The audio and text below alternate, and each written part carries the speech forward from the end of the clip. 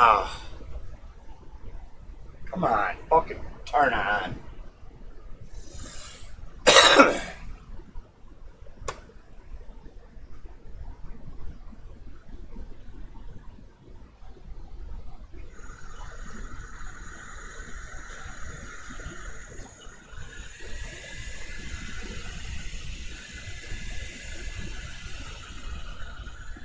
Good job. You're gonna piss everybody off.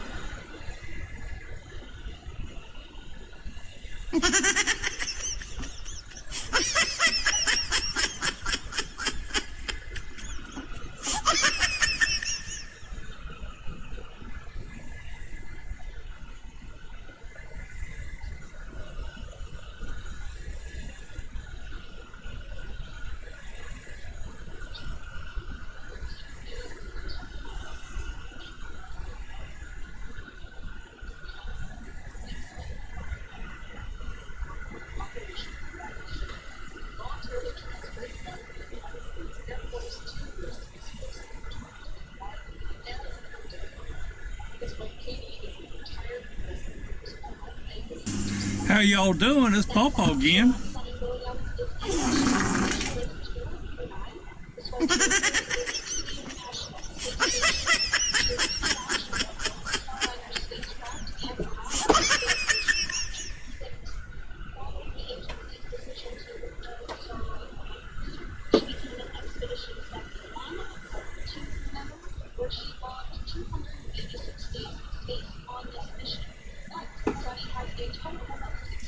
Joshua was first.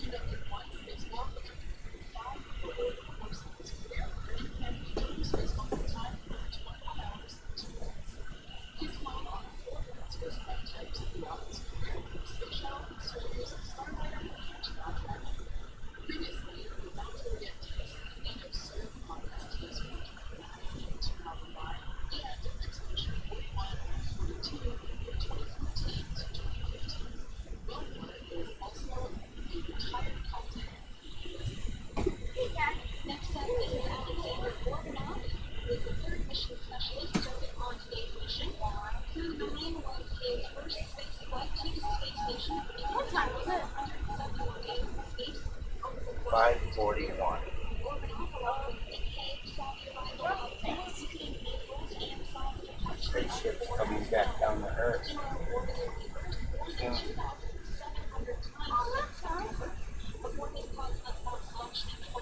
Garbage.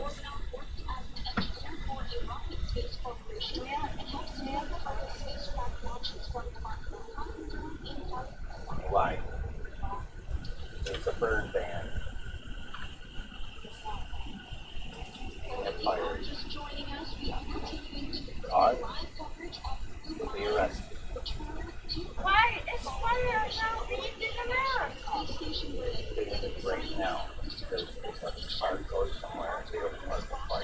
Oh, because how long? Yeah. 2:57 p.m. Pacific time. The next major milestone that we're looking ahead towards is what we call loss of signal, or LOS. Yeah, open the door. We'll get lost in the hall. Because they will be re-entering the Earth's atmosphere. And during this process, there's plasma that builds up around that heat shield. So we are not able to communicate with the crew, but we are anticipating to regain communications with the crew at a short time from now. I didn't want to fucking wake up, man. Fuck's sakes.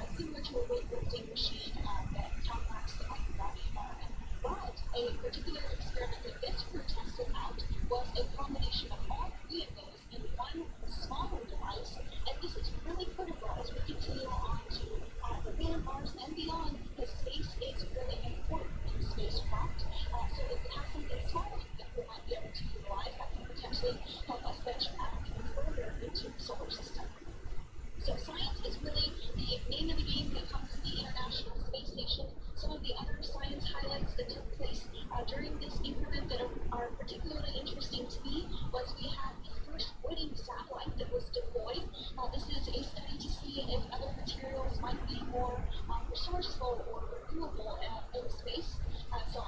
excited to see the results of that one as well.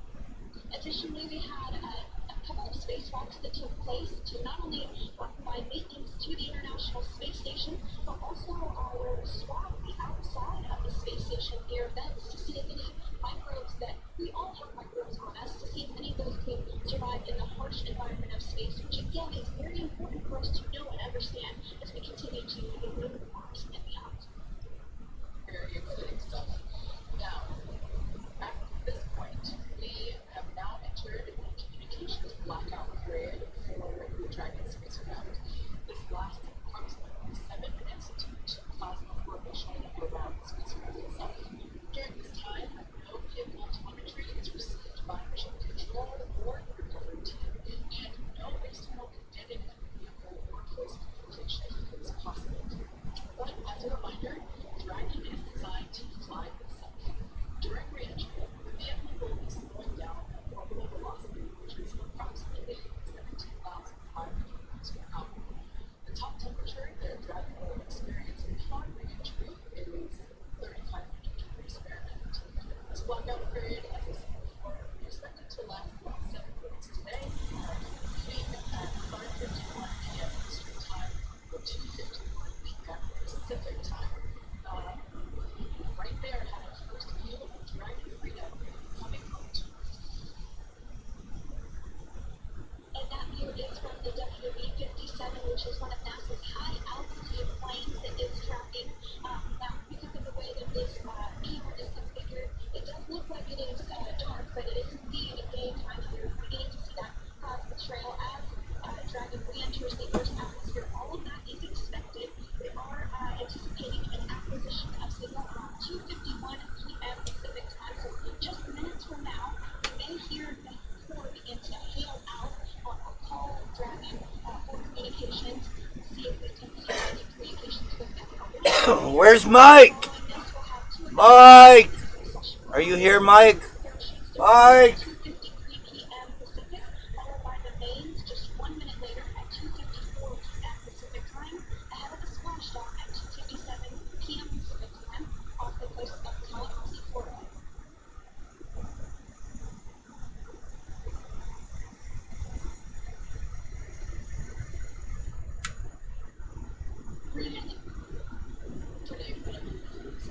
Hey, Billy. Dragon spacecraft making its way home to planet Earth with the 9 astronauts on board.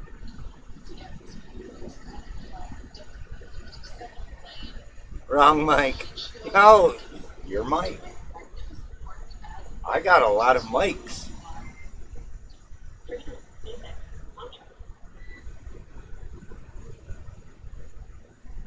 We got another mic, Jamie.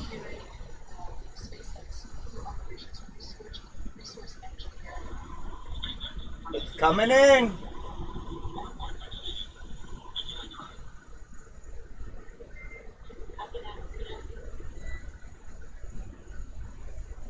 Great news there from Commander Nick Hayes reporting that with the help of flight computer, expect automated chute deployment.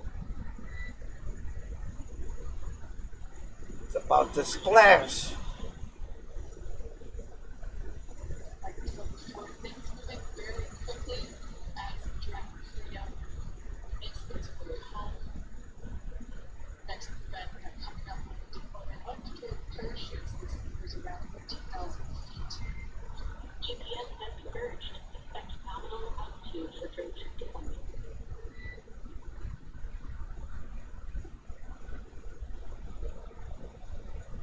Here we go. Chutes are going to pop out. We're about 2 minutes away from deployment of those deployed parachutes.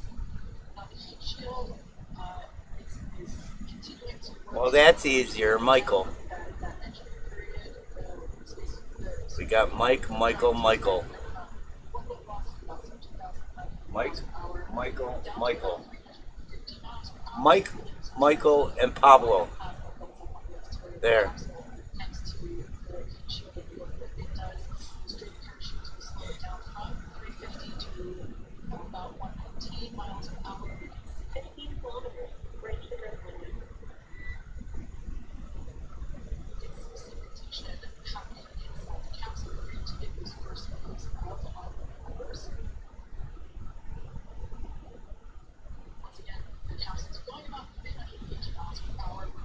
wonder if Mike took a nap too. Those durable parachutes manufactured here in-house are mostly the spacecraft down to 19 miles per hour. And that's when there's some H parachutes deployed, and that is about 6,000 feet above the emergency surface. And we are expecting drone deployment at 2:50 p.m. Pacific, so we should see a pretty second now and there. You are getting a great view of Not inside Dragon Freedom as it returns back to Earth beyond the Here it comes. This view coming from the WB-57 high altitude plane. There goes the chute. Same road deployment with great volume.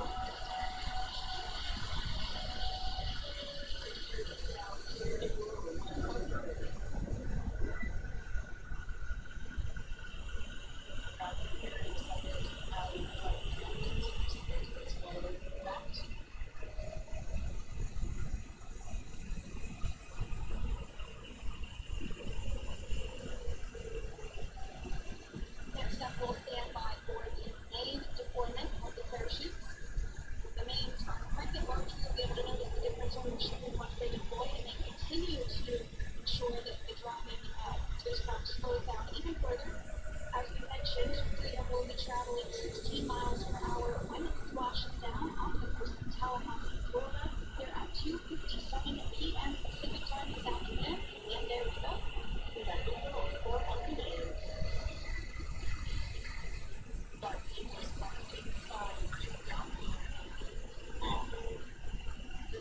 Inside one of the compartments where the parachutes are located, so moving on to parachutes, and as those parachutes four health plans. Now awaiting visuals of the splashdown.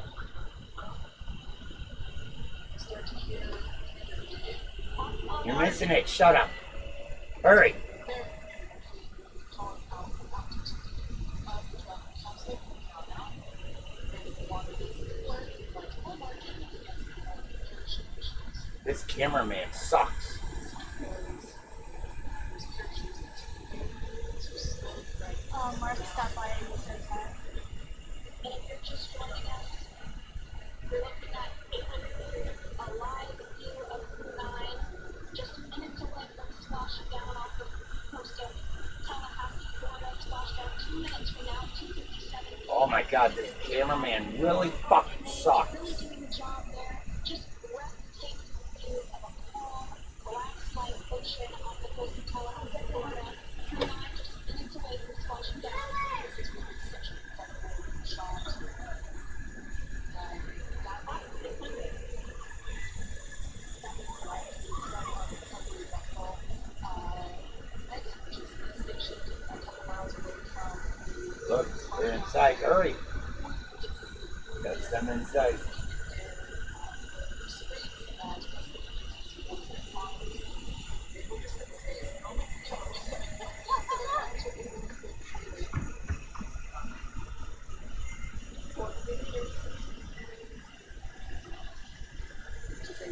Splash down in the ocean down by Florida.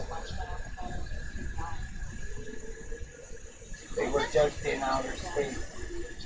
Let's get back down. Listen.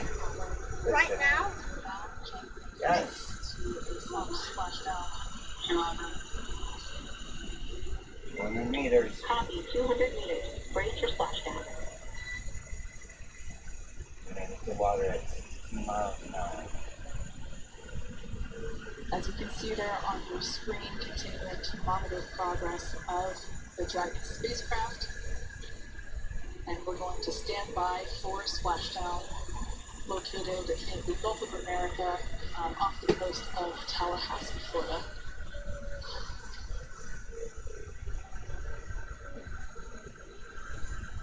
And splashdown. Crew 9 back on Earth.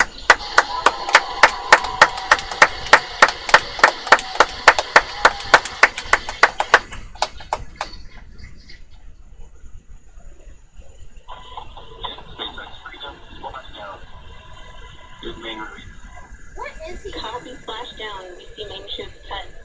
Nick, Alex. Welcome home.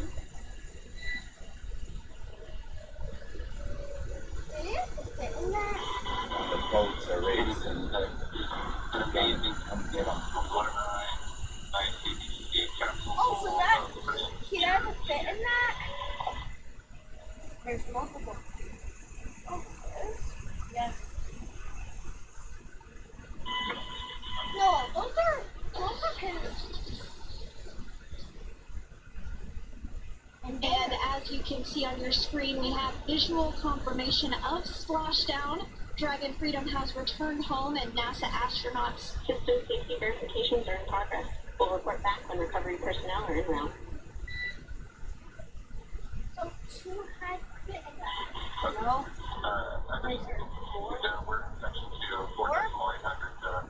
Wow. It might be pretty tight in there. Nice. The rescue folks, they're racing. In the distance, we can see the recovery vessel making its way. Copy, you're in section 2 for the environmental assessment in 4.800. That is not necessary today.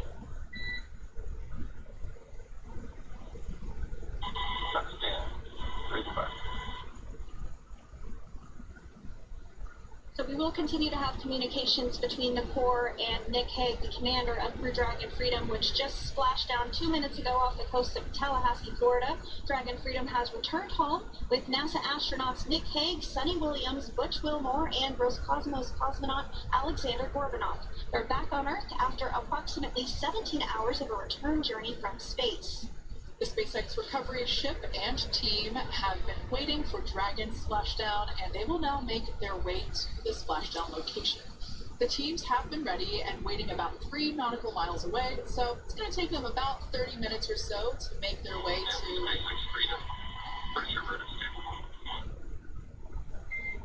Copy, Stable 1. We see the same. It's going to take about 30 minutes for the recovery team to make their way over to Nick, Sonny, Butch, and Alexander, who are still seated and secured inside that Dragon spacecraft there on your screen. Incredible views there of that thermal protection system, or TPS. That Dragon capsule was pristine, white color before it departed the station. We can see how the re-entry phase, the thermal protection system did its job. Now, if you're wondering what that hole, that like bucket area is, that is underneath the side hatch. That is where the main parachutes were stored. So when we saw the Dragon capsule docked at station, it looked very different. The panel that protects and covers the main parachutes, that was still intact, as well as the panels that close where the drogue parachutes are located. We can see those fast Freedom, boats. SpaceX is go for recovery personnel to approach. Expect personnel alongside in the next few minutes.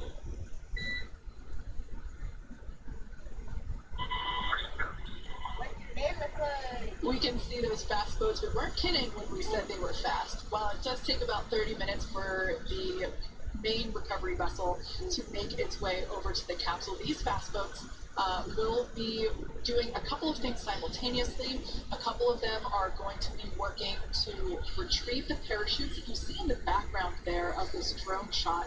Those parachutes will be retrieved from the ocean surface. We want to make sure we are able to pull those out. The recovery vessel there closest to the spacecraft is going to be performing some safety checks. We can see there they're using an instrument that is basically working to detect if there are any hypergolic vapors or fumes that are still residing in and or around the Draco thruster nozzles or outlets. The hypergolic fuel, which is necessary for on-orbit burns to maneuver the spacecraft. Unfortunately, those hypergolics are unable to breathe. They are toxic, and so this team here is doing those initial safety checks to make sure that it is safe for the rest of the recovery team to approach the spacecraft.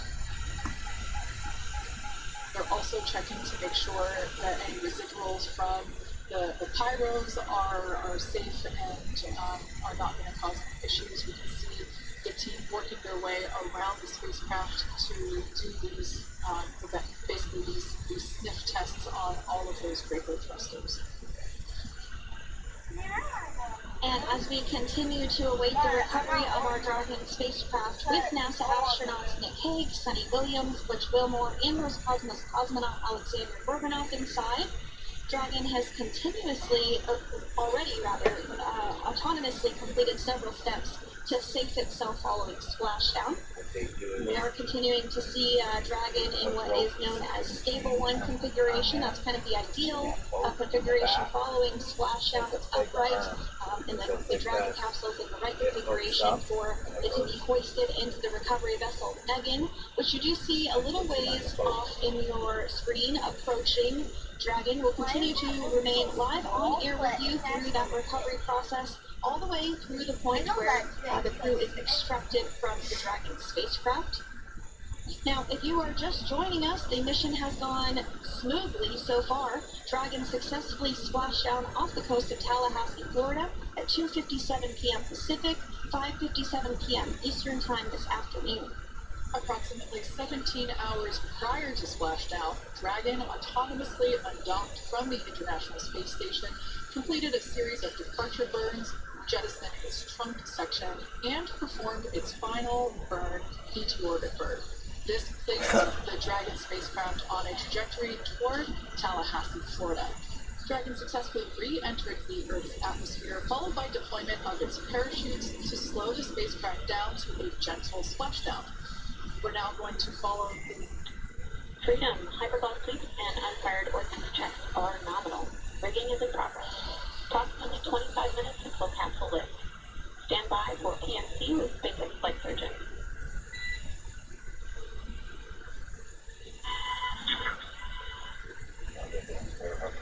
And so what we did just hear there was communications that those hypergol checks were complete. They didn't find any of that upon those checks, so we'll continue to move through the timeline.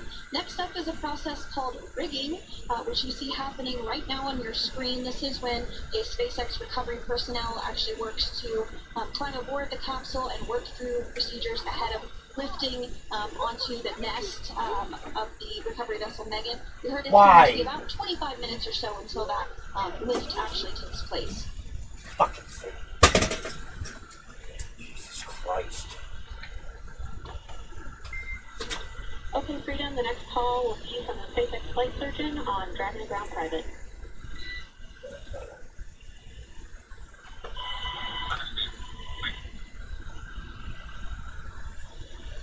call-outs there indicating that the crew will have the opportunity to do a quick check-in with the SpaceX flight surgeon. This is standard procedure for every Dragon spacecraft when it returns to Earth. It's just an initial check-in, make sure everybody is doing okay. They will also have another check-in with the flight surgeon once they are on board that recovery vessel that you see there in the background. We can now see that SpaceX recovery team member, they're on top of the Dragon spacecraft. They are going to be working to install plugs in the Draco thrusters to ensure that none of those, and to ensure that no more hypergolic fumes or vapors come out from the spacecraft. They'll also place harnessing around the spacecraft that are required in order to lift it out of the water. Go ahead. Continuing to get some views of the recovery personnel, both the main recovery vessel Megan, as well as some of those fast goods that we've discussed previously. Looks like just a beautiful day there out off the coast of Tallahassee, Florida. Weather was pristine. We were able to get undocked from the International Space Station as expected at 10:05 p.m. Pacific time yesterday evening. The Crew Dragon has since completed steps ahead of its splashdown at 2:57 p.m. Pacific, and we're now stepping through procedures to get Dragon hoisted up onto the Megan recovery vessel and get the crew extracted out of the spacecraft. And you did see some of the parachutes that were near the spacecraft. Upon detection of landing, Dragon automatically releases those main parachutes to prevent wind from pulling the spacecraft. Dragon then automatically safes any pyrotechnics that may still be present on the vehicle and may automatically perform additional minor system reconfigurations. The astronauts will remain seated and in their suits at this point, but the onboard air conditioning keeps things temperature controlled inside the spacecraft so the crew remains comfortable, and the communication systems freedom, basic, contract.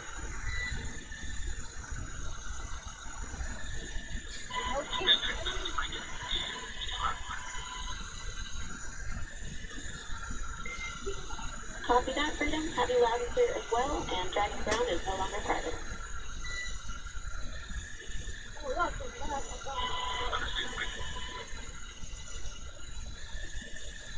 As we saw there on the screen, we have a couple of fast boats in the recovery fleet that have quickly moved into the splashdown location.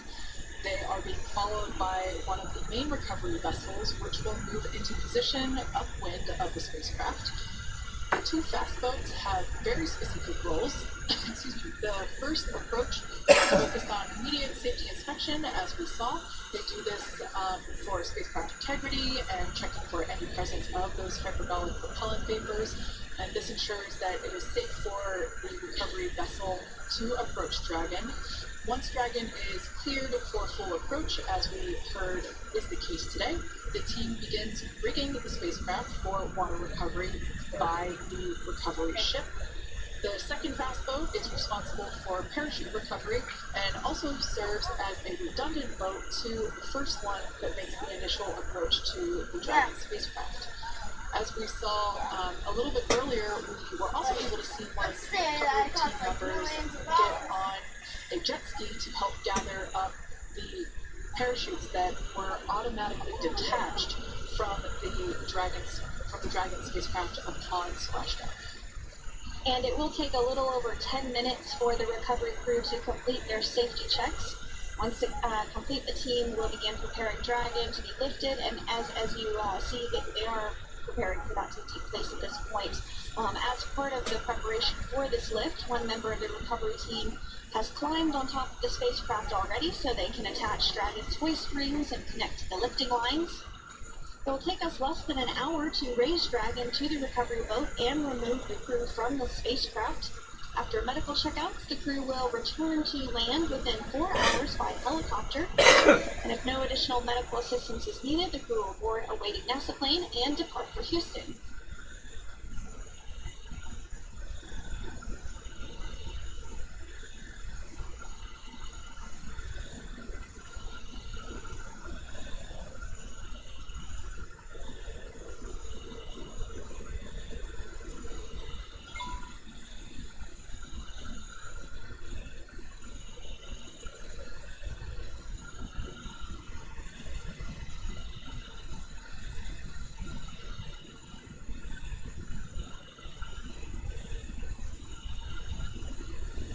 And as we continue to await Dragon to be hoisted up onto the ship, we have a very special treat. NASA Public Affairs Officer Jaden Jennings, who is actually on the recovery vessel and had a bird's eye view of the splashdown today. Jaden, how are you? How was the view from the recovery vessel?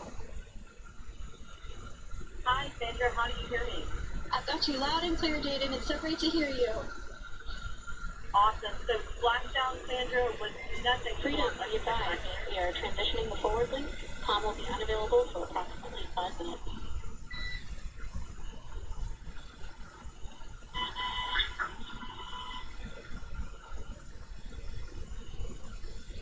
Thanks so much, Jaden. We did just have some communications letting us know that we'll have about a 5-minute period where we won't be able to hear from the crew. So please go ahead, tell us, how was the view from the recovery vessel?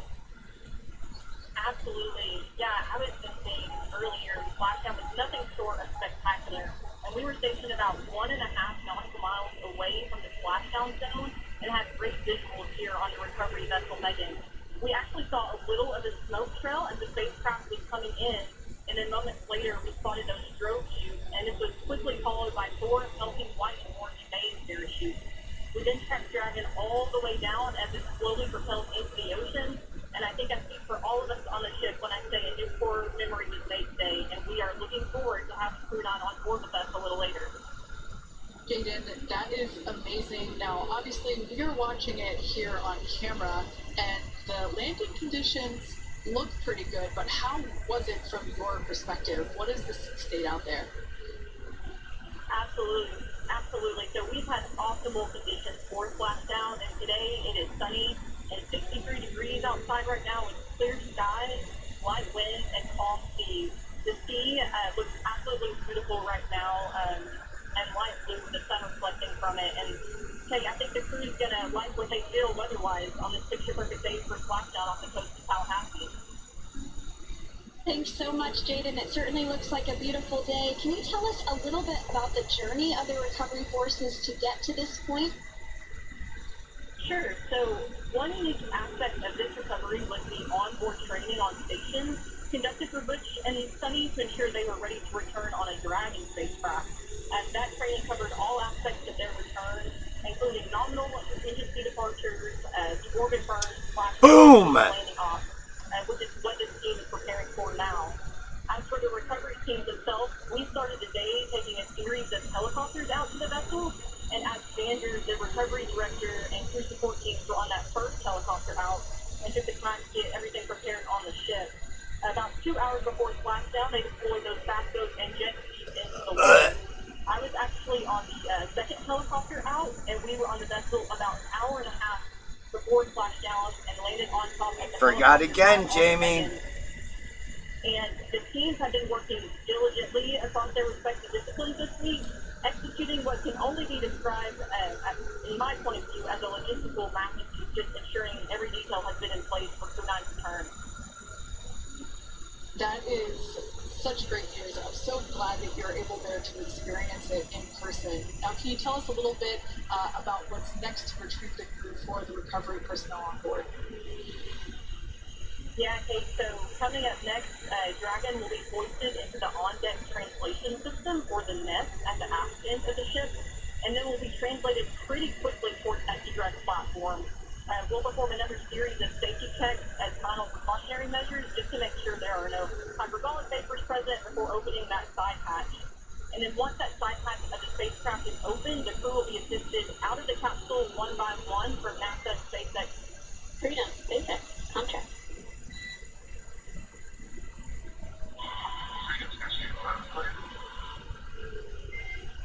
Instinct convention line clear as well. We have completed our forward link transition.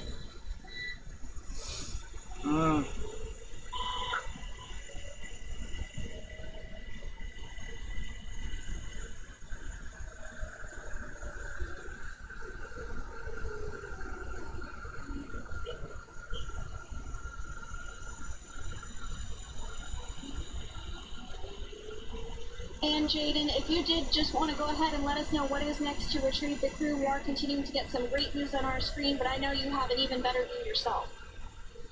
Oh yeah, and Sandra, this view is absolutely unbeatable. So just to kind of finish off what I was saying is, once that side hatch of the spacecraft is open, that crew will be assisted out of the capsule one by one from NASA and SpaceX medical personnel, where they will then head to the med bay. And after those medical checks, they will get on that first helicopter out and arrive at the airport, where they will then board a NASA plane and then head back to Houston, Texas at the Johnson Space Center to begin their post-flight period. And we're eager to see the Crew 9 astronauts back on Earth and keep you updated on every moment of this process. With that, I'll toss it back over to you guys at Hawthorne. Thank you so much. That was Jaden Jennings, NASA Public Affairs Officer, who watched Freedom splash down firsthand from the recovery vessel. Megan, thanks so much, Jaden.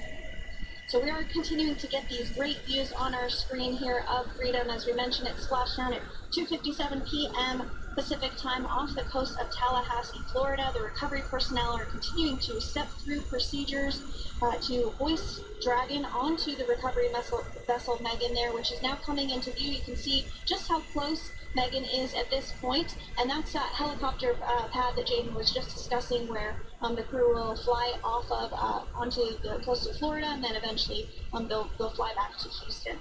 Just underneath that helicopter pad is that translation deck where we will see the nest once it is loaded up with the Dragon spacecraft on board. the nest will be translated to the forward end of the recovery vessel, and that is where our crew 9 team members will egress from the Dragon spacecraft. Now, here on your screen, we can see dolphins, actually, who want to come and play with Dragon. Now, one of the fast boats there in place, working to assist the recovery team member. It's incredible. I just love these views. We really see them even better in daytime, but just seeing the recovery team work in tandem to step through each step, to step through each operation. You know, obviously they're getting quick assists from the honorary part of the recovery team, those dolphins in the water there. Now, the recovery team member that is crawling around the Dragon spacecraft. Earlier we saw a view where it was like a spider monkey pose. We can see that individual now standing in the bucket where the main parachutes were stored while Dragon was on orbit. Obviously those main parachutes were utilized for splashdown today. They were deployed and cut from the Dragon capsule.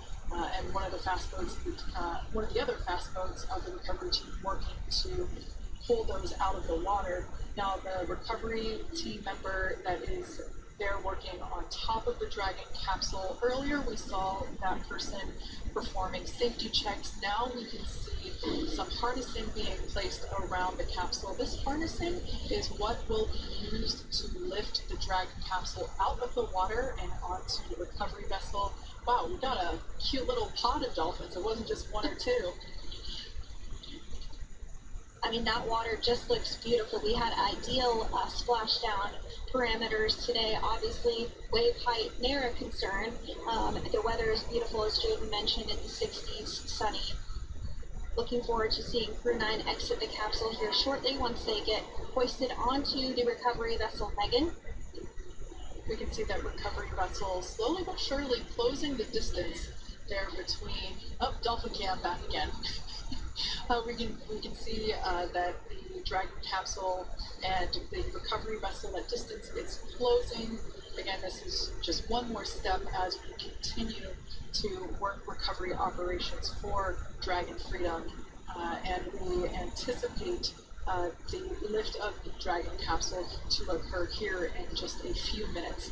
Now, once all of the rigging is on the capsule and it's hooked up to the recovery vessel, we will see the hydraulic arm, which is that kind of like bridge-like structure there at the aft end of the recovery vessel. We'll see that articulate backwards, and that's a good sign that we're getting even closer to pulling the capsule out of the water. It will then move forward, and the capsule will be placed inside of what you can see there is basically a basket. We call it the nest, Dragon nest, where that's where the capsule will be placed in order for it to be translated to the forward end of the vessel and for the astronauts to egress.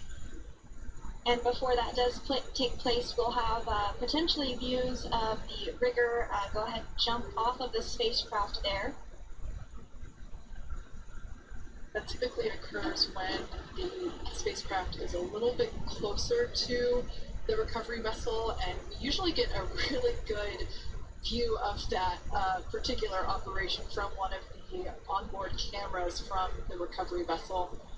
That is an operation that I have a lot of respect and admiration for, that individual that does that.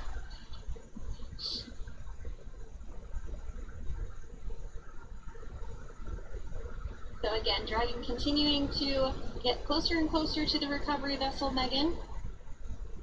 You see some of those ropes now coming into view as well. You are just joining us. Crew 9 splashed down off the coast of Tallahassee, Florida at 2:57 p.m. Pacific time with NASA astronauts Nick Hague, Butch Wilmore, Sonny Williams, and Roscosmos cosmonaut Alexander Gorbanoff. They're now working through procedures to hoist this spacecraft up onto the recovery vessel Megan. We just saw that hydraulic arm get lowered into the lifting position. That arm will the mechanism that is utilized to lift a dragon up and out of the water and into the nest located there at the aft end of the recovery vessel. And the recovery vessel being used today is, as we mentioned multiple times, named Megan, but that's actually after NASA astronaut Megan McArthur, who flew on Crew 2 a couple of years ago.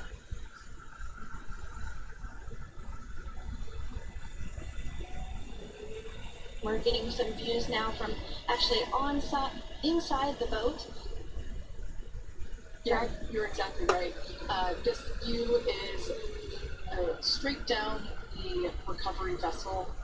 That platform that was closest to the camera, that is the egress platform. Freedom, rigging is almost complete. Approximately 5 minutes until capsule lift. Great news there from SpaceX Board. So about 5 minutes left until we see Dragon Freedom get lifted out of the water. That hydraulic arm, as I said before, is the mechanism that will lift it. It's quite swift, actually, the whole process of getting the spacecraft. Brace for capsule lift.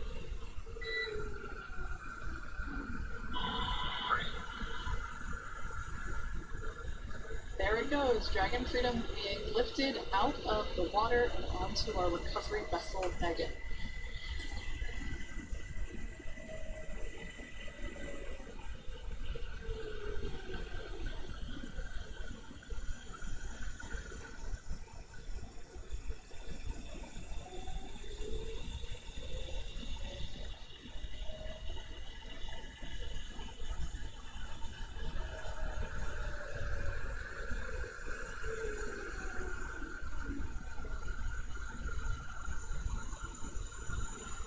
So once securely on, Welcome aboard the recovery vessel. Recovery personnel are completing final checks and stand by for translation to the egress platform.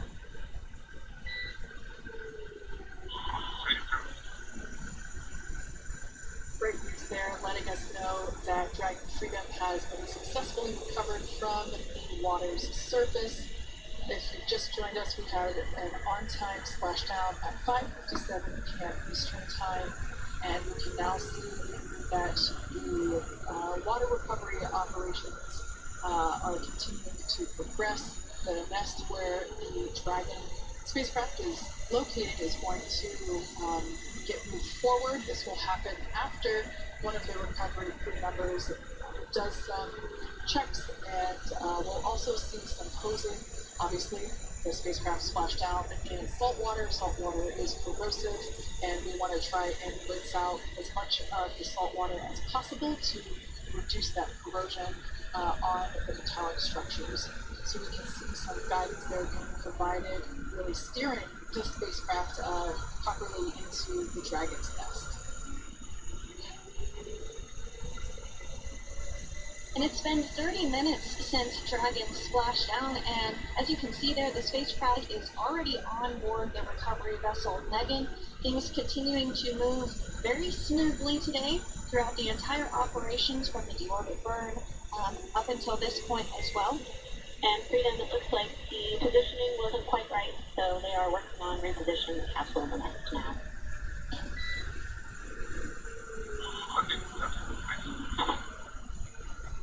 And with that, the team is just going to adjust the Dragon spacecraft a bit so that it's in the right position ahead of translating up a little bit closer ahead of the side hatch. So the team is now going to step through the procedures to ensure that that takes place.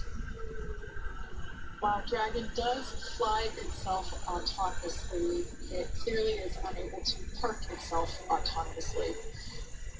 We want to make sure that the Dragon capsule is properly seated there in that nest.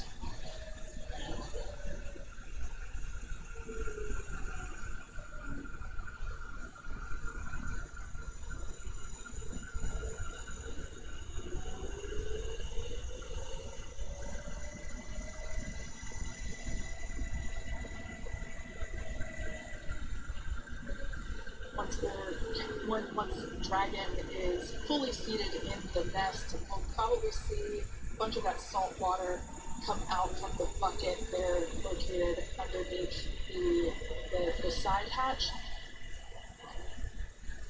do some saltwater splash out. As I mentioned before, one of the recovery team members will begin hosing down the exterior of the spacecraft.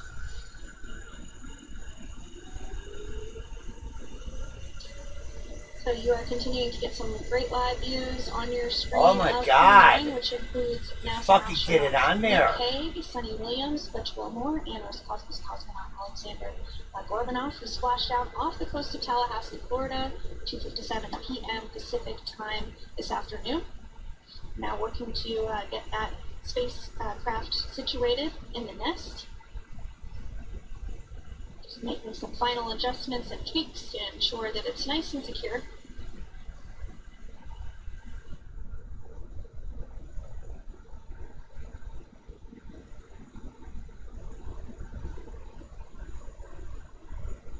Once the spacecraft is seated and secured and oriented correctly in the nest, Dragon will be moved into the hangar located underneath that helipad that we saw earlier from the aerial views during recovery. All right, Freedom, looks like you are settled into the nest now. Team is working through hyperball sweeps.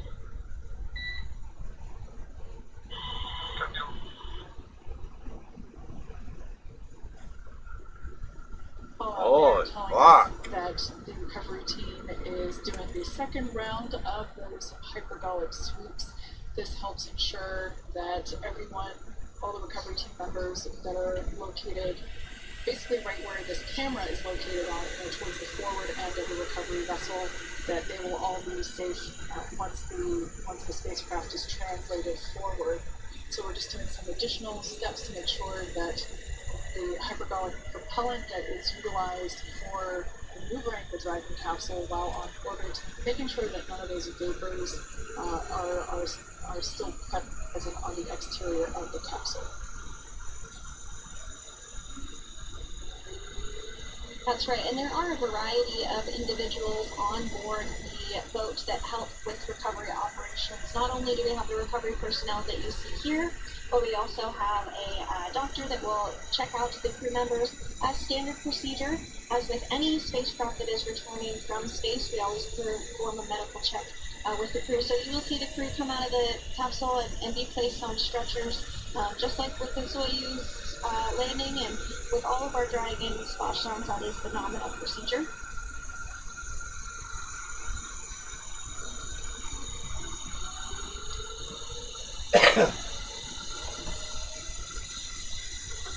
We'll stand by to see Dragon Freedom translate or scooch up a little bit closer to the camera angle that we're seeing right here.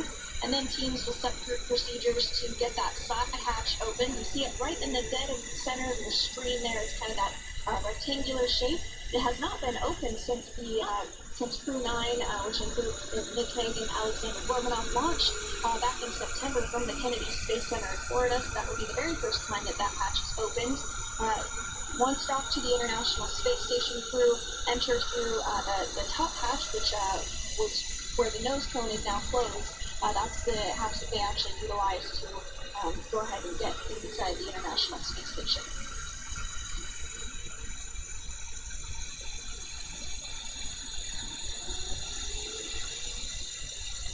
So as we get a little closer to that hatch opening procedure, you might start to see more individuals come into frame for some of that support. The ship has a maximum capacity of a little over 40 people on board, and it takes a variety of roles out to support. Also, the chief of the astronaut office, Jill Canada.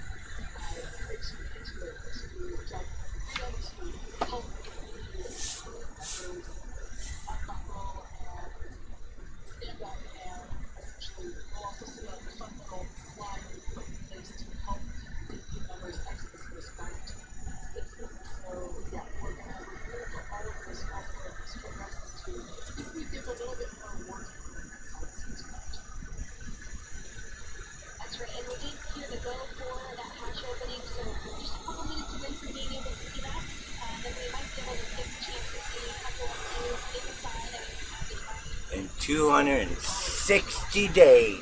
Yep.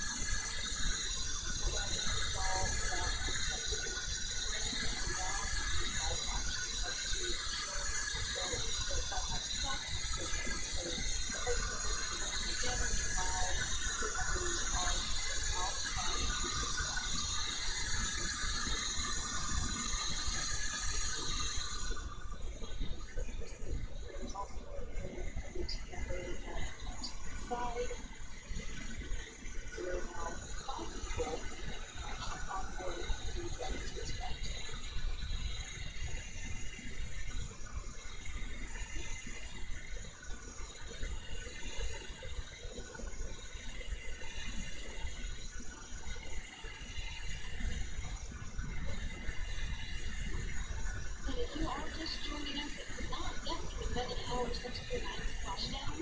The coast of Tallahassee, Florida, 2:57 p.m. Pacific time. The crew is now on board the recovery vessel Megan, and the hatch is open. Next major milestone that we'll see is when the crew will actually egress or exit the spacecraft. But before that, they'll continue to, the recovery personnel will continue to install that protective area around the hatch, and then we'll move the footrest. So we're a couple minutes away from seeing the crew egress, but not too long.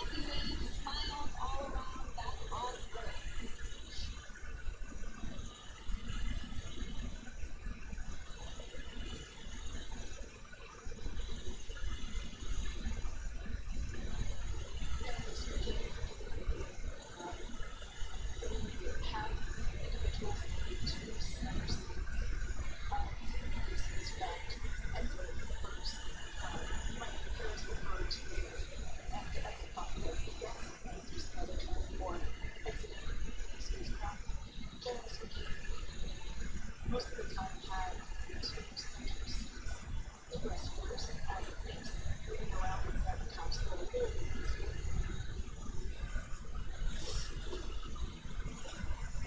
See if that one still. We believe we entered you. Yep.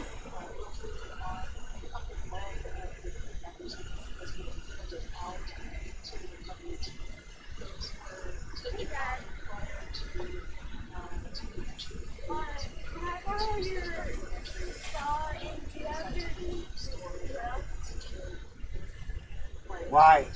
Because I need to put this in half, which I don't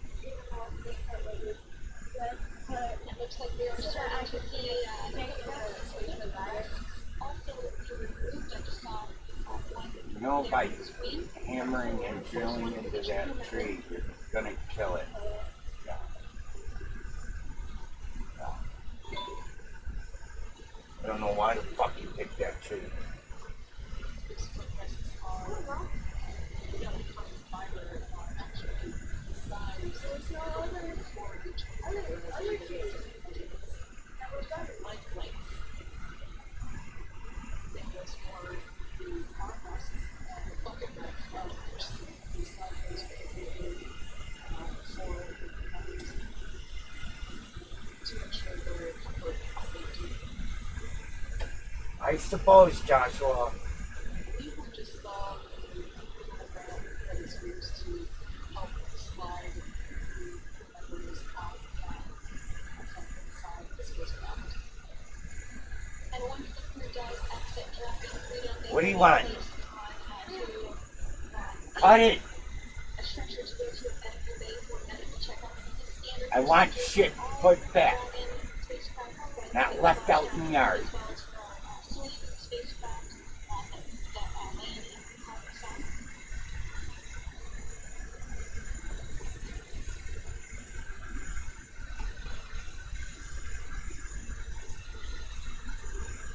You can see the exterior of Dragon Freedom quite clearly in this shot, and it's such a beautiful sight. I personally prefer the capsule when it has some of that short from atmospheric re-entry. It is the signature sign of a capsule that has returned to Earth.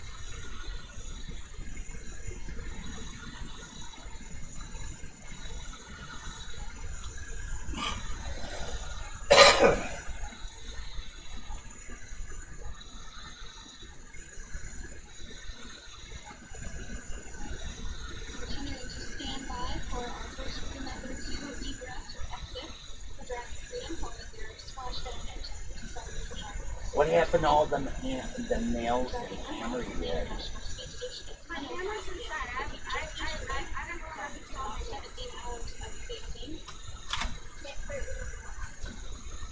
You spilled them all? No, I don't think so.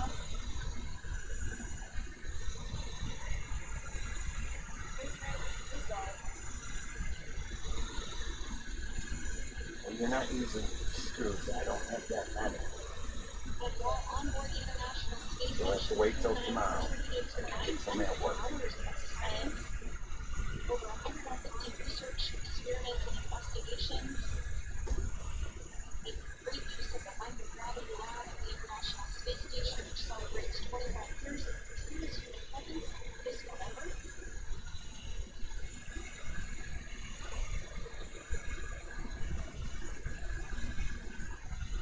So we're about to get our first crew member here upon egress of the Dragon spacecraft.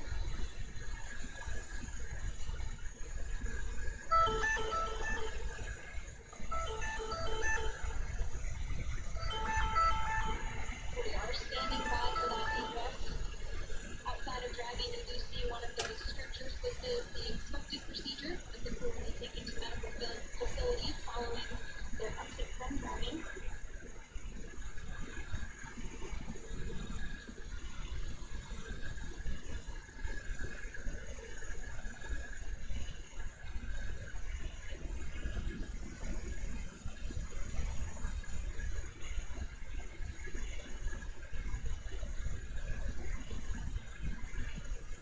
Folks on board clapping as we first crew member.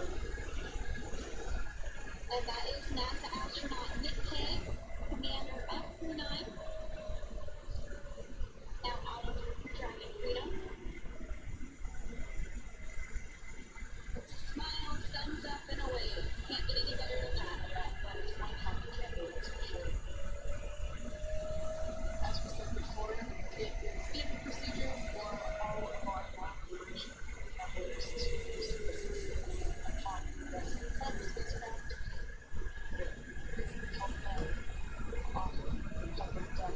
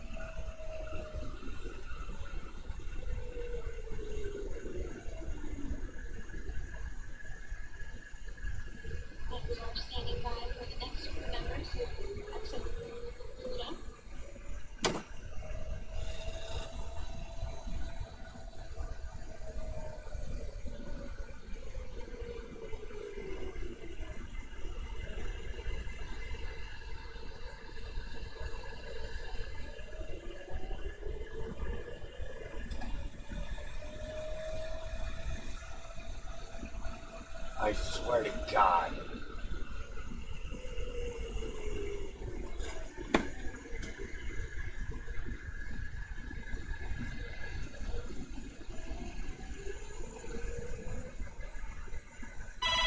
Next up, out of the capsule, we expect Roscosmos cosmonaut Alexander Gorbanov. His first space flight. Spent 171 days in space alongside NASA astronaut Nick Cave.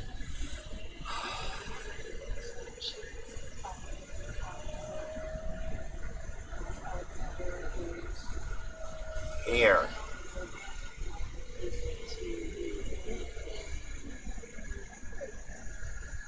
I knew I sent it.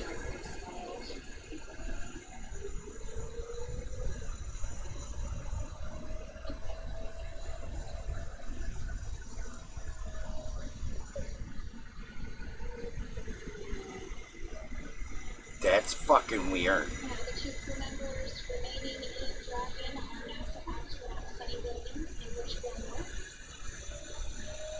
They completed 5:48. I sent that original message.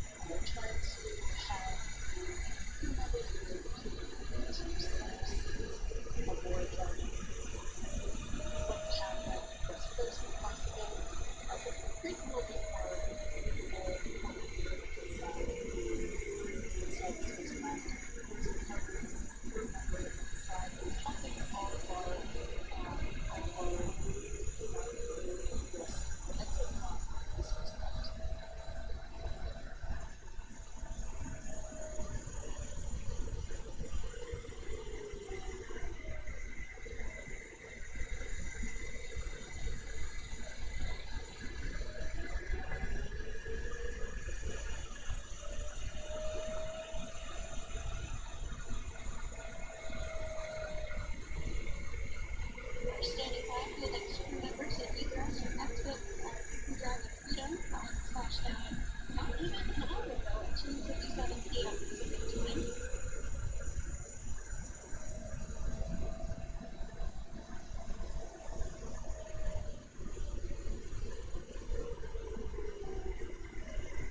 Really have the recovery operations down pretty quick at this point.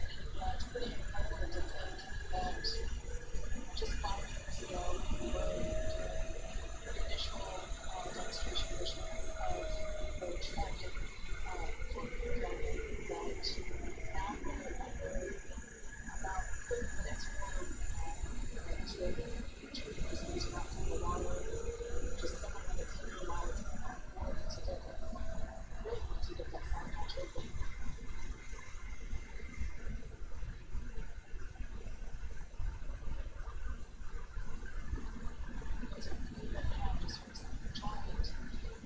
Dragon had an on-time splashdown. I would say we get my next crew member here.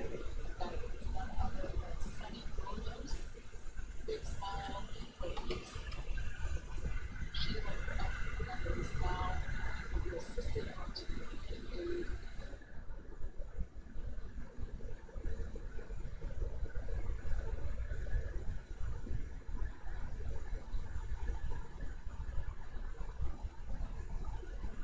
There we have it, some waves, some thumbs up, and some smiles.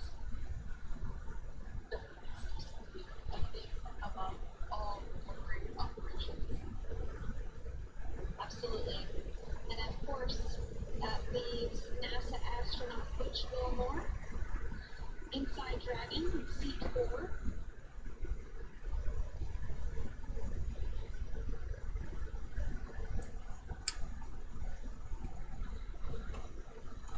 We're getting some views of him now as he egresses or exits the spacecraft.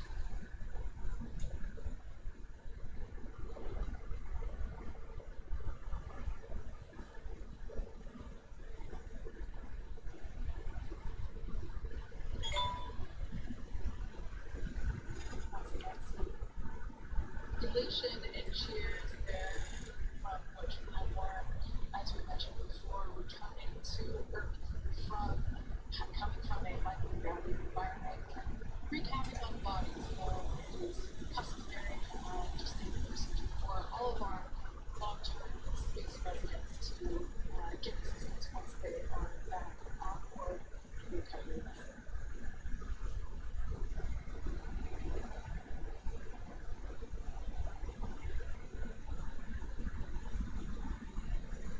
Well, now that Nick, Butch, Sunny, and Alexander are safely back home on Earth and getting checked out by the NASA medical team, we're going to wrap up our live coverage of their return.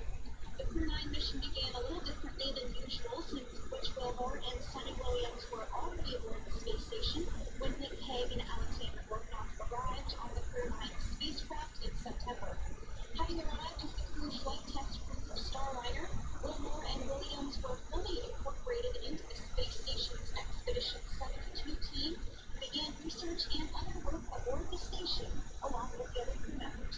Williams commanded the orbiting laboratory for much of the expedition. After a successful liftoff and separation from Falcon 9, Nick and Alexander made a short flight on board Dragon to the International Space Station. Veterans of long-duration space station missions, both Williams and Wilmore conducted spacewalks during their 9 months in space. Like all crews on the station, Crew 9 had the ability to leave at any point under an emergency. With their full-duration mission coming to an end, the crew began packing up their personal items for their return to Earth about a week ago and worked through tasks and shared lessons learned with Crew 10 teams as they arrived at the base ago. Their journey home began about 17 hours ago when they closed the forward hatch to the Dragon and undocked from the space station at 10:05 p.m. Pacific, 1:05 a.m. Eastern. After 4 successful departure burns and a phase improvement to line up their orbit, Nick, Butch, Sunny, and Alexander rested for a few hours before waking up to prepare for re-entry this morning. We jettisoned Dragon's trunk and performed our final on-orbit maneuver, the approximately 7.5-minute long orbit burn that occurred at 2:11 p.m. Pacific, 5:11 p.m. Eastern Time. And that sent Dragon on its path home. The spacecraft entered the Earth's atmosphere and slowed its descent with successful deployments of 2 drone parachutes and 4 main parachutes, with the final splashdown occurring off the coast of Tallahassee, Florida at 2:57 p.m. Pacific, 5:57 It's not fucking rocket science.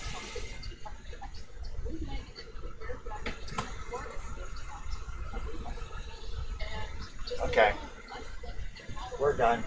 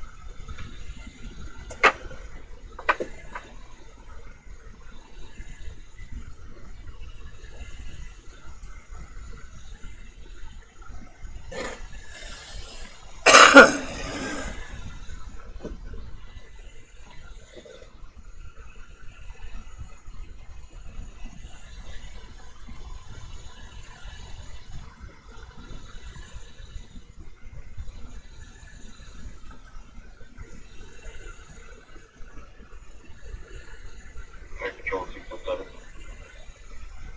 What? Transport still returning. Mercy's going to transport us to Blackboard. Hot clock for transport still returning.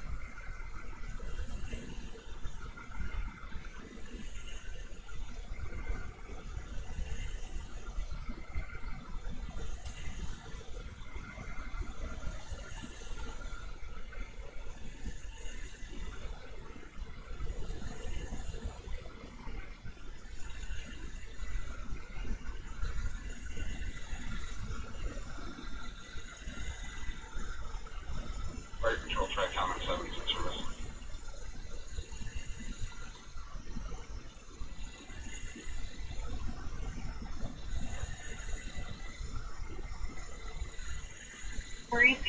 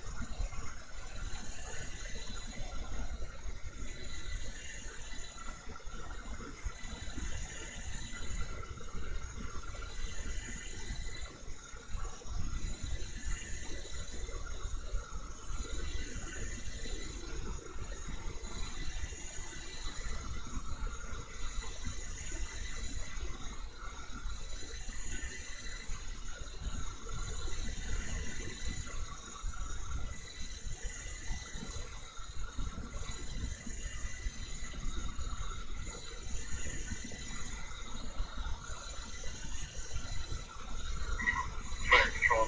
Planet 60. Item 60. We're back. Crazy.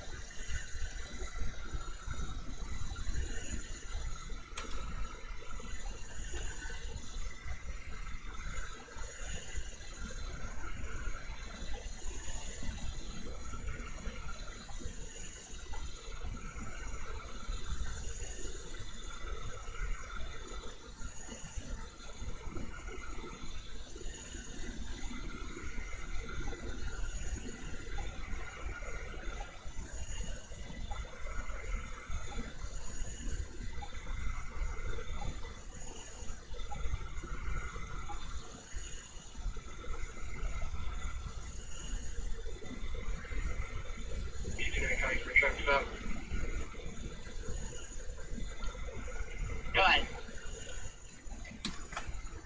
I'll be at Ryan's and Field Tree with Killing in Town 4252 LLT 4252 Graham. Ryan and Mitchell.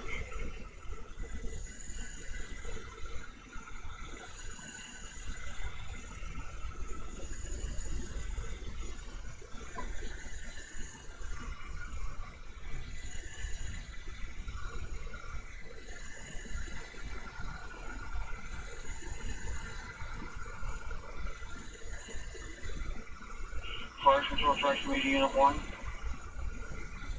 1. We're back in service. You can clear the call. Have a good evening.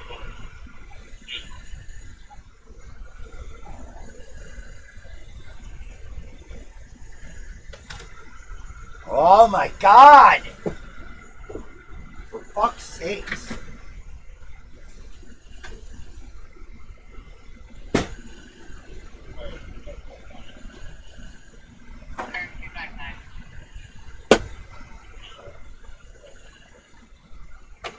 Fucking head hurts now.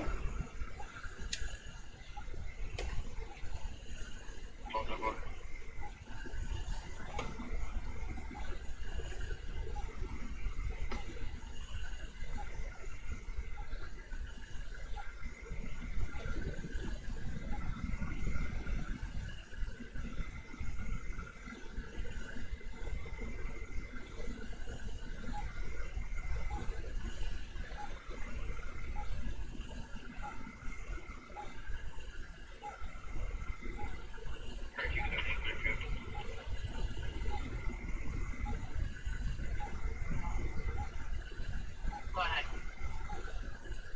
31 Buffalo with Engineering John 4130. LH 4130. Test with my.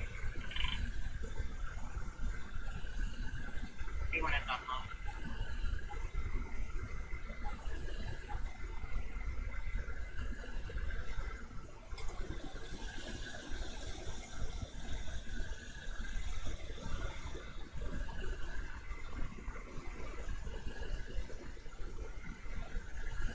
Lieutenant MT 229 checking your status.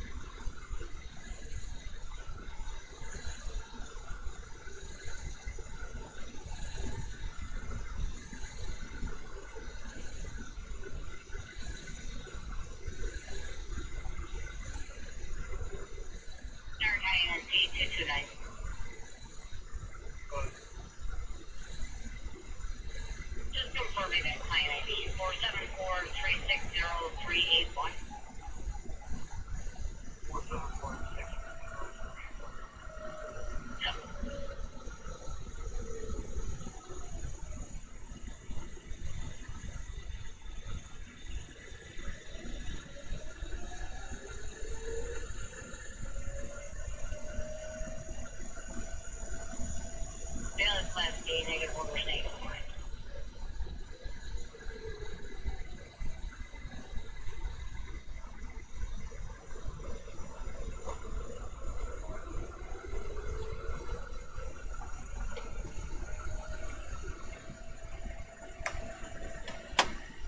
Fucking piece of shit.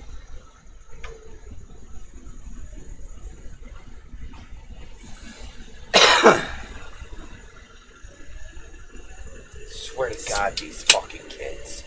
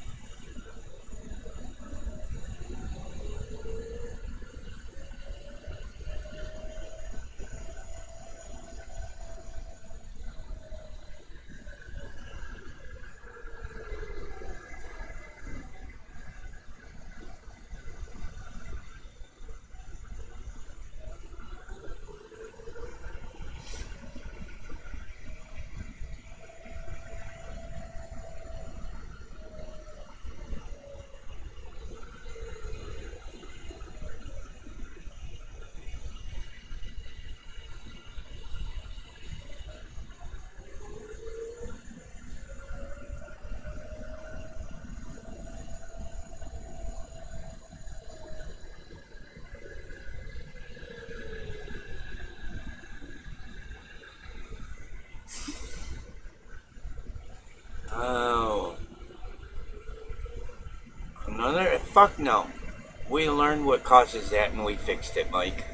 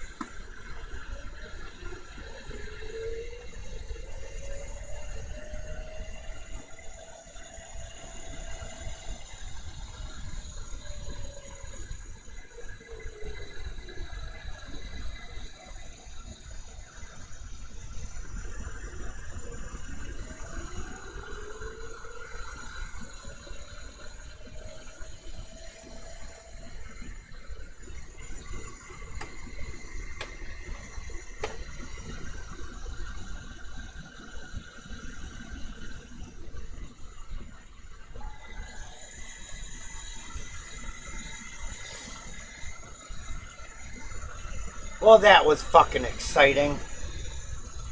What the fuck?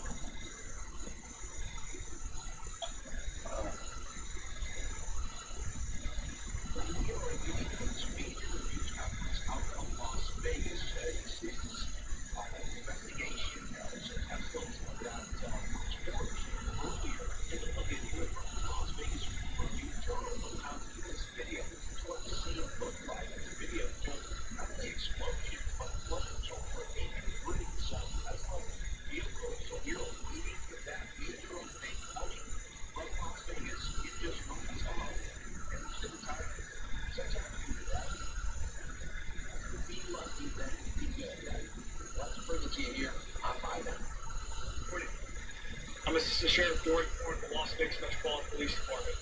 I oversee our Homeland Security and Investigative Services Division. With me today, Special Agent in Charge Spencer Evans with the Las Vegas FBI Fucking Field Office, unreal.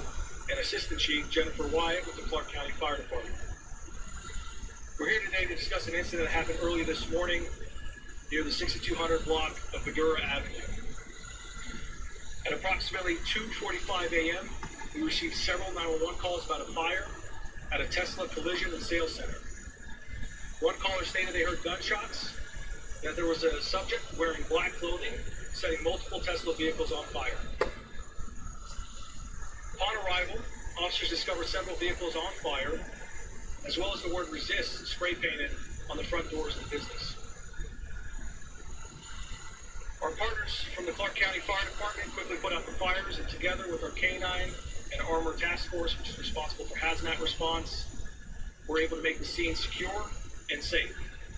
You'll see in this drone footage here, this is one of our deployments of our drones, just providing an aerial footage of the scene and some of the damage caused, to include the spray paint on the doors. We're still very early into the investigative process, and the details may change as we come across more information, so I ask you to please bear with us as we continue that investigation. As of now, I can tell you that we believe the suspect approached the business wearing all black clothing, and he used what appeared to be Molotov cocktails and a firearm to conduct his attack. At least 5 Tesla vehicles were damaged, to include 2 of which were engulfed in flames. As I mentioned earlier, we're still in the process of collecting evidence, but it appears the suspect fired at least 3 rounds into different Tesla vehicles, so we do believe the firearm was used. I'm going to take a brief moment and just show you another video here. You can see that the suspect, it's a little grainy, we're still in the process of collecting additional footage, but you'll see a Tesla vehicle catch fire momentarily. You'll see the suspect pop up right next to the Tesla vehicle. That individual then appears to be reaching into some kind of bag or backpack, and then he'll walk back and forth from that vehicle that's already on fire to another vehicle. The loud bang that you just heard, we believe, was a gunshot that was fired into one of the Tesla vehicles. In a longer version of the clip, there are 2 gunshots in addition to that are heard.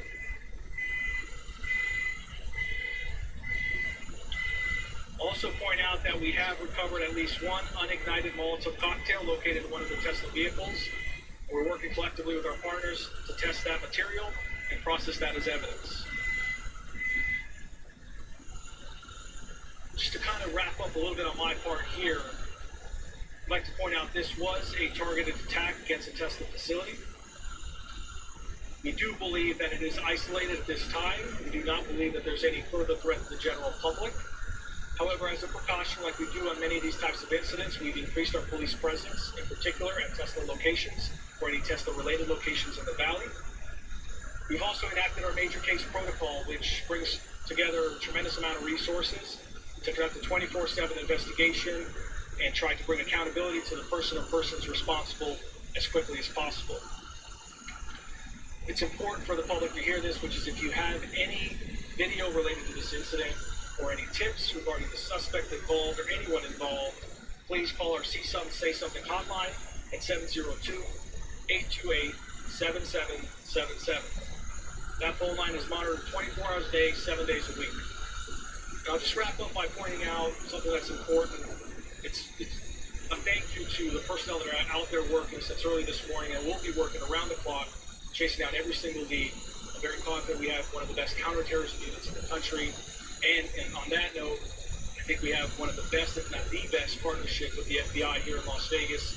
Big thanks to Special Agent in Charge Spencer Evans, who will be speaking here momentarily, but he took the initiative just a couple of years ago to station FBI personnel here at the Fusion Center, more than we've ever had before, and to strengthen the partnership more than it's ever been. Just like we have personnel over at the FBI office, and because of that, we work hand in hand on all these types of investigations, and it usually produces results pretty quickly. So with that, I'll pass it on to Special Agent in Charge, Spencer Evans. Good morning. My name is Spencer Evans. I'm the Special Agent in Charge of the FBI's Las Vegas Division.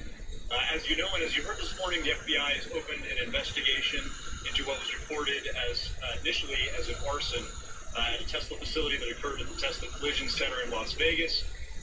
As Assistant Sheriff Warren noted, the FBI is working hand in glove with our partners at the Las Vegas Metropolitan Police Department to investigate this incident. This is being investigated by the FBI's Joint Terrorism Task Force. We are working tirelessly to gather all the facts. Our agents have been on scene since early this morning. I would note this is where the Joint Terrorism Task Force really stands out, because you're bringing the collective resources together of all the departments that contribute to that task force environment. On the FBI side, that includes special agent bomb technicians, weapons of mass destruction technicians, special agents who are conducting interviews, technical specialists who are conducting analysis, and everything else that we might need to collectively bring this investigation to a successful resolution. One thing that I wanted to highlight and make crystal clear, especially in light of reporting that's been ongoing around the country about similar incidents, targeted attacks at Tesla facilities, is that violent acts like this are unacceptable regardless of where they occur. And specifically to those who might think that something like this is justifiable or potentially even admirable, we want to let you know it's a federal crime. We will come after you, we will find you, and prosecute you to the fullest extent of the law. I encourage anyone that's considering something like this to seriously reconsider. We'd like to remind, as Assistant Sheriff Warren said, anyone in the public that has information about this attack this morning or any other incidents around the country, you can contact the Fusion Center Watch here in Las Vegas Metropolitan Police Department, or you can also contact the FBI nationwide, which is 1-800-CALL-FBI, or you can submit a tip online at tips.fbi.gov. I'll now turn some time over to Assistant Fire Chief Jennifer Wyatt in the Clark County Fire Department. Good morning. My name is Jennifer Wyatt. I'm a Deputy Fire Chief with Clark County Fire. At approximately 2:44 this morning, our Combined Communications Center received multiple calls for a car fire. Our protocol for this is a single unit response, which Engine 21 went en route. After realizing the address and the location, they added another engine for water supply issues. 2 engines responded. The first arriving engine arrived at 2:54 and successfully extinguished both car fires. Vehicles before anything extended to any other vehicles or the business itself. The fire was contained to the 2 vehicles.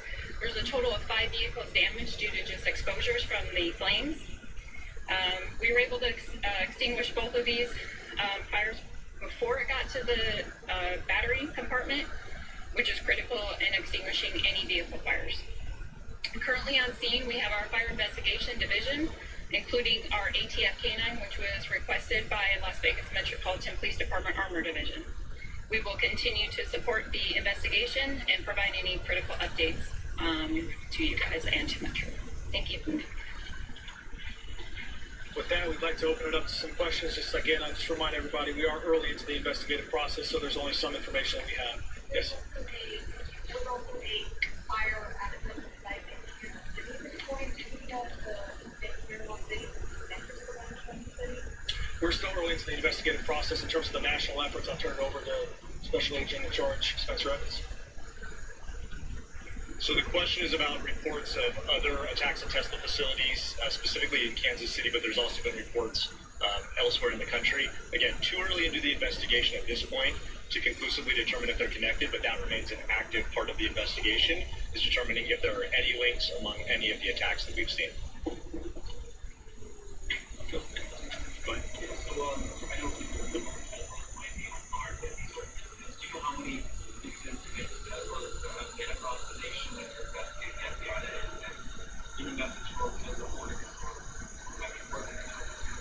So the question is, second part first, any messages for Tesla owners, and then the first part is, am I aware of the number of incidents around the country? So in terms of the number of incidents, I don't have a number off the top of my head for you. I do know there's been reports of attacks in multiple states, ranging from everything from graffiti and vandalism to actual targeted attacks where people are, using firearms, firebombing, a vehicle, arson. It runs the gamut. I guess the message is for people to be vigilant, but not fearful. We want them to contact law enforcement if anything seems suspicious, and we're committed to collectively work together to mitigate the threat in any way that we can.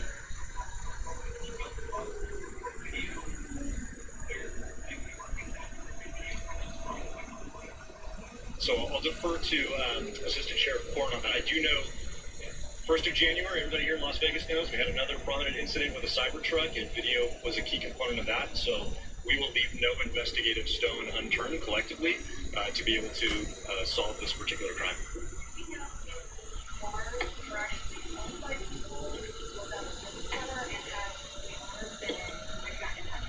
Oh, that's crazy. So first, before I get to that question, just to wrap up on the question in terms of the video recovery on different Teslas, we are in the process. Teslas that were in sentinel mode, that video record, that is being retrieved, and we are working hand in hand with Tesla company to be able to retrieve that video. We also have a lot of community partners that are providing video, including cell phone footage video, as you saw in some of the examples, as well as from businesses. To answer your question, I'm sorry, repeat it one more time so I answer correctly.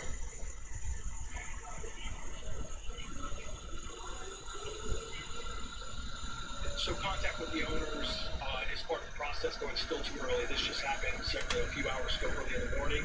We will follow up shortly and figure out who actually owns each vehicle that was damaged and follow up with that person.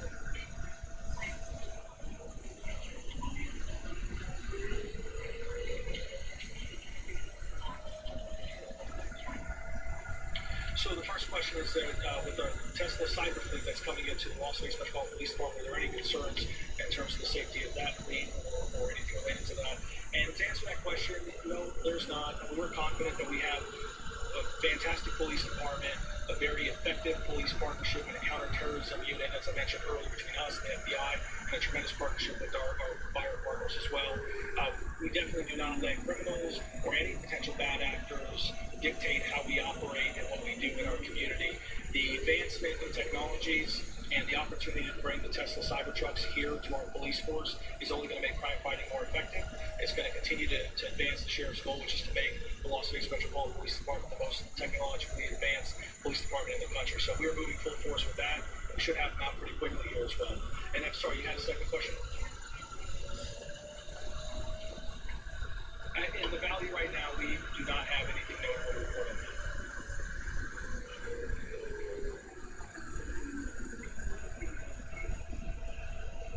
So I'll turn it over to the FBI Special Agent since there's a question about the Joint Terrorism Task Force. So the question is this being investigated as an act of terrorism? The investigation is still in its infancy, but the investigative arm that is looking into this is the Joint Terrorism Task Force, so that we can get to the bottom of that question itself. Was this terrorism? Was it something else? It certainly has some of the hallmarks that we might think. The writing on the wall, the potential, political agenda. There's active violence. So none of those factors are lost on us. And so we are taking the full, brunt of all the FBI resources we have available with Las Vegas Metropolitan Police Department to make sure that we have an understanding of who did this and why.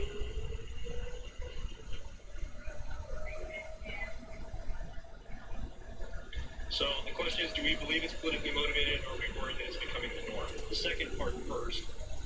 There's certainly nationwide been an uptick in folks who feel empowered to commit acts of violence. In this case, against Tesla facilities and vehicles and their owners, for some particular reason that might be their political bias. That is absolutely unacceptable. In terms of how we're investigating, again, this particular case, it falls under the purview of the Joint Terrorism Task Force, so we can bring every resource that we have to bear and get to the bottom of what happened and why.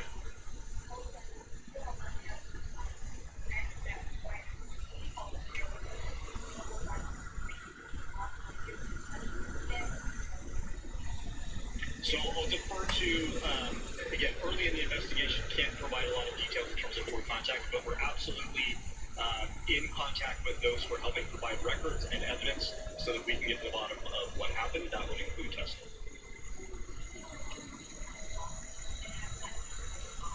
So it's still too early in the investigation to describe how many people are involved. I'll defer to Assistant Sheriff Warren and give you any other details on that.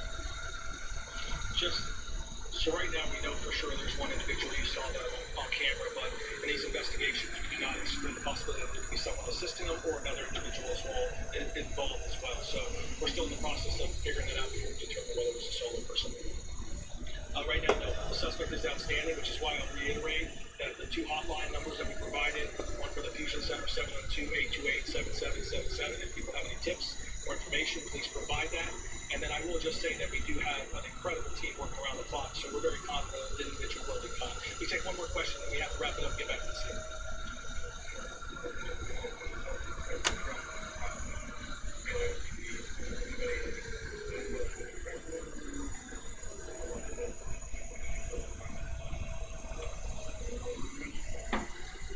So at least for the Las Vegas Metropolitan Police Department, at this time, I'm not aware of anyone who's spoken directly to the President of the United States on this incident. I can tell you that we are sharing information with all of our federal partners, and at this point, the Special Agent in charge, Special Evans, pointed this out. We're not ignoring the fact that there are clear factors that this could be politically motivated. We're going to investigate all aspects of this and not leave any stone unturned, and not leave any possibility or theory on motive untouched. So at the end of the day, we are exploring all options at this moment. As of now, I'm not aware of any more. When with that, I'm sorry, folks, we do have to get back to the investigation. We'll have an update to you as soon as we have more information. Thank you.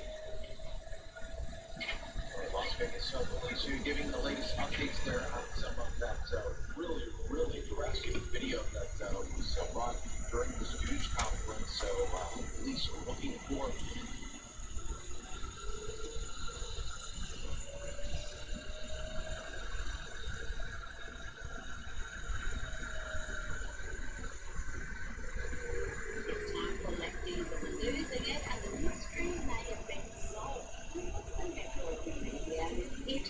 Donald Trump in the face with a mic. Let's play the incident from the weekend, and Trump's reaction here is priceless. This is how I look at my son when he forgets to put the milk back in the fridge.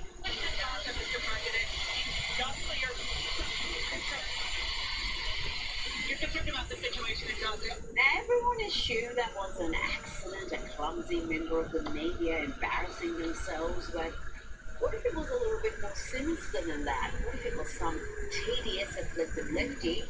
Well, perhaps both things can be true, but the woman who has been named as the culprit by various internet sleuths is this one. She is a lefty activist masquerading as a journalist. I like the bulk of the US media, she's not special.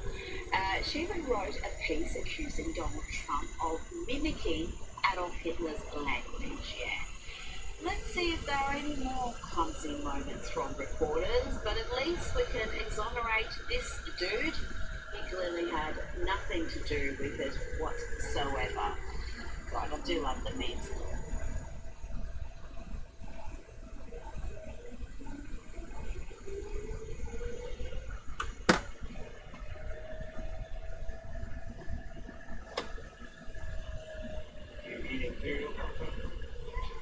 Brown. Just how much you just legally and stuff and money to this. And it's not going to work out there. PG&E, on life insurance, banks, just a bunch of stuff. So I have anything significant to discuss. yellow. Yellow. Purple. Purple. Red. Yeah. Black.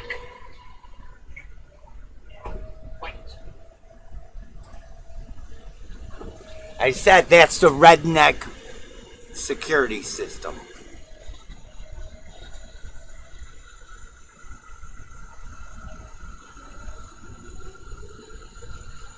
Look around, City.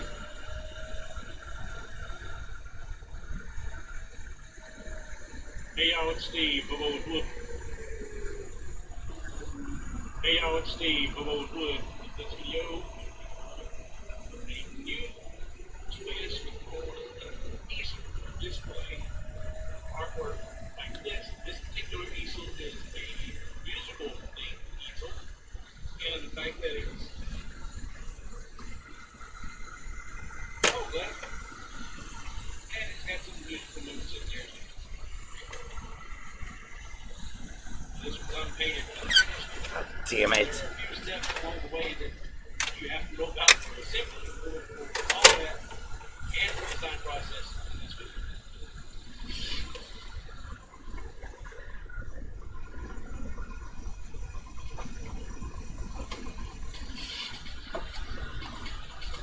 It's ridiculous. You set it into the microphone so I would actually hear it. No. Not, What? You on the floor? not fucking yelling. You're on the floor again. So, Sunday after a Crazy. And why do you have the tiniest little bucket? It's the baby bucket. It's so cute. I showed it last night. I was sleeping. Yeah. Yeah. It's my That's cute. It is cute. That's a baby bucket. And he needed an easel to display a piece like this. She put a plant in it. And you can already see The main reason they did that is to make cement for North a chimney. piece like this on an easel. They didn't need a huge one. You So I'm just like, needed like another. Jeremy, where are the fucking baby buckets? We couldn't find them. So we asked, and the lady's like, You know what you were talking about? Was paint aisle. I got me. Over where the paintbrushes are. He emailed me in the morning. I didn't get it until about 6 in the evening. I had some ideas immediately come to mind. This guy that prints teeny tiny fucking littlest buckets, like this big, but they look like a 5-gallon bucket. So let's take a look at the actual easel design, how it works, how it goes together. It is designed so that it will work with this 3mm material, but it's also accommodating for larger and for pieces. So how many coasters are you making? My dad wants 22 dozen. 24.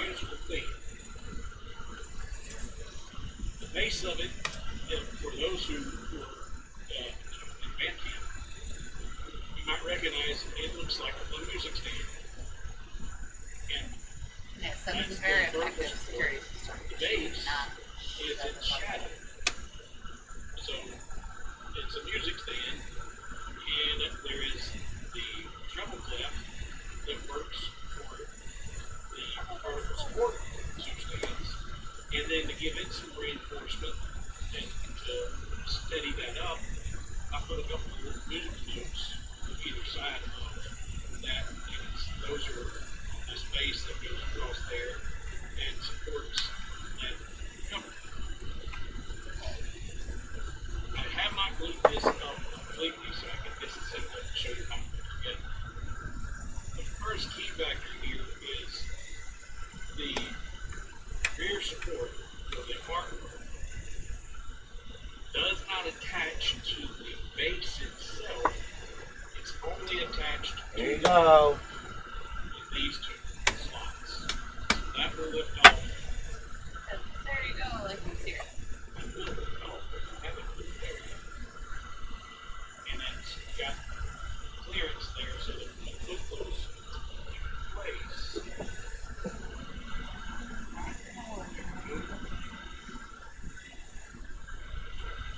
it clears that raised pad there and just kind of sits on that base.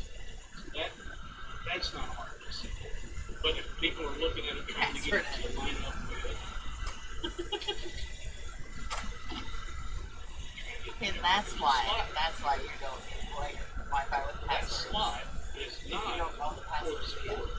That slide is for, in this case, for the guitar pick or any thin 3mm material that kind of comes to a point. You get one of the guitar pick, maybe you want a diamond shape or a heart. Anything that doesn't have a flat bottom that you need to have it come to at that point to sit. Well, that layer is, as you can see there, it's 2 layers on top of the base. It's got an oversized slot in there that's larger than 3 millimeters. It has to be larger than 3 millimeters because this is going to not just sit in there, it's going to sit in there and then lean back. So that sits in that slot and then leans back against your support. No, I So, didn't. and that will keep that in its position without going anywhere. So the idea, Oh, yeah. Coordinate the problem. no. Besides that, I don't give a shit if you say yes or no. That's the way it's gonna go. I don't want you affiliated. Oh, look, there's Jimmy, and there's. This piece here Where's that going? on the front.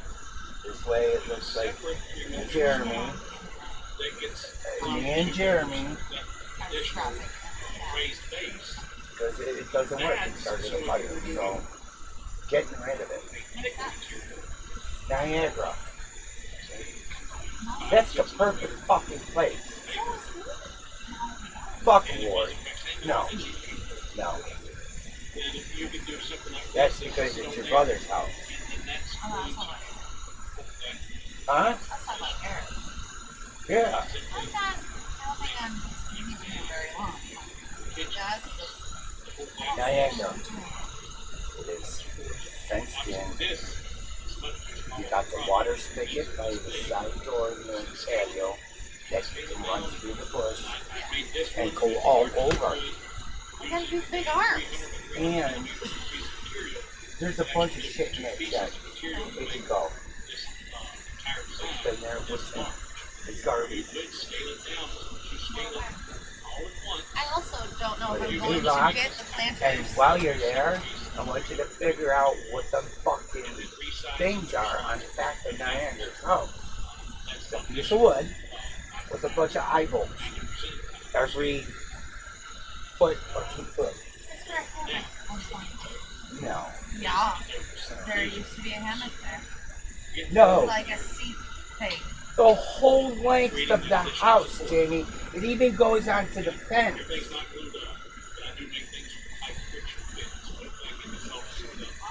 We wanted to say it was a kennel, but that's too close. They're like this, apart. There's got to be like 20 to 30 of them eye hooks. Even the dude that, what dude was there? The fire inspector, I think. I said, I have a serious question, and I'm not trying to be stupid.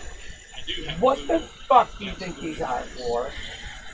You He should goes, just text him and be like, I have a real serious question. Or ask Sarah Lori. I saw her first. Those are obviously 2 tabs. we were thinking maybe a awning or something. No, it didn't make sense. How high are they? Notes. Telling you. It was some I'm kind of telling you, seating. when you go over there, look, I'm, pay attention. I'm telling you, I'm going to ask Timothy. They go His number never changed. the whole back of the house and on the fence. I wanted to give this, It's like, I didn't want to make it so small and fragile that we thought it was like a dog kennel. Maybe they hook the dogs up But that slides or hook the clients up for a day. Don't say that. That's terrible. They come out. But now They're gonna hook up the clients. I don't know. how do you get it in there? How do you get that piece of trouble back? How do you get it out of there? You don't know what they did back in the day. I do. And it wasn't that. Attached. If anything, you put the staff up. Notes are individual each other, not attached at the flag of the note. And I can Hi, Mike. rotate that. That I can't actually see that, but my glasses are in my bag. so if we go in this fat area, you can line up like a slot. See the new one he's making? He's on this guitar. Oh, yeah, they did it. And then The blue one? base. And there you go. Object. Alright, cool. That like Go that. with this Now mad you've got pattern. 4 Yep. points of contact. Each of the pieces, each of the bottom of the drum plate. These are 2 tabs that will fit in the base. Not as Two far tabs as like on the each side. bag. I have to go fucking back to Lockwood this week. Locks in those 4 slots, making for a pretty secure base, pretty solid base. Oh, guess what Don gave me? Put that in. What is on that? the Now, going over, you get mind you, yes, I could use it to set them up, here in front. but after that, I have no reason. Ring camera now? Yeah, it's like, and it was fucking annoying. And as I fuck. got signed out of mine, and I can't sign back in. It was annoying the shit out of me because it kept on going off at Ward when I'm trying to talk to Eric at the same time. I said, Eric, fucking stop it. He's going through my phone. Okay, I think I stopped it. I don't know. Hey, you're just gonna turn the alerts off? I'm lost. That's what I eventually did because The alerts? as soon as I left his office and put my hand on my fucking truck, it went. I'm like, oh fuck no. I'm just turning the whole fucking notification for that program off. Don't want to hear that. Yeah, it was really frustrating the I first said- few days. Wildlands got me. I said, Don, I don't give a shit about the fucking camera app. How about giving me the GPS app? You know, hey DJ, we should really invest in this because it'll keep track of the oil changes and mileage and all that maintenance stuff for you. But did DJ get it? He goes, you should have been the first one to have that. I said, yeah, really, Don. It's like that brand new maintenance truck. Yeah. I almost asked to borrow it today. Thought it would have been funny. This particular design for the easel all shapes, even you like some stuff is fun. So, Just the hard diamond anything that comes to a singular point. okay. So I'll have 2 sets for This will be how the file will be Yeah, because you definitely use posters. currently set up. And This nested is ivy. 7 pieces out of 2 pieces of 300. Oh, so I get it. And this is just Look, one anything. idea that you might be I don't really have many. You do. You're not gonna make a full inventory until you book something. By the time you book it, they're gonna be full. This is And your you know I'm right. I thought about when I stay home from camp or something. I'll put a table up front. That piece is Lots of people check up your road. right at 10 inches tall. On that You piece, have better looking ones. Do you know how many yard sales at 10 inches. Juliet and Larry go to every weekend? If you were to use it to display something that was less than 10 inches Make tall, a sign, you don't want to see Dragons Laser Engraving, and people will go, what the Laser fuck is engraving. that? You have a sign already made. Who's gonna see that? I can't see that if I pull up. size is. What'd that sign say? I'll have to pull over and look at it. So if I was let's say we're to use the same guitar pick. Is Pablo on? 6 inches tall. I don't think so. I'm gonna group all this together. Fucking fell off I'm his gonna scooter. ask The guy. in 6 Yeah, he's definitely not getting a motorcycle. You can't handle 20 miles an hour without busting his ass. That looks nasty. Oh, is that Taco Bell? Yes. Oh, that's gotta be and you talk about my pizzas? That's Their gotta Mexican pizzas are good. ugh, Like, pre-made fucking frozen shit. So I wanted to do it with a 6-inch piece of material. Soggy is all fucking hell when it comes out. I'm going to copy actually ungroup it. And I'm going to only copy them out. you know what I miss about Taco Bell? The little dog. I think I got the And bring that over. I think I got the hang of it.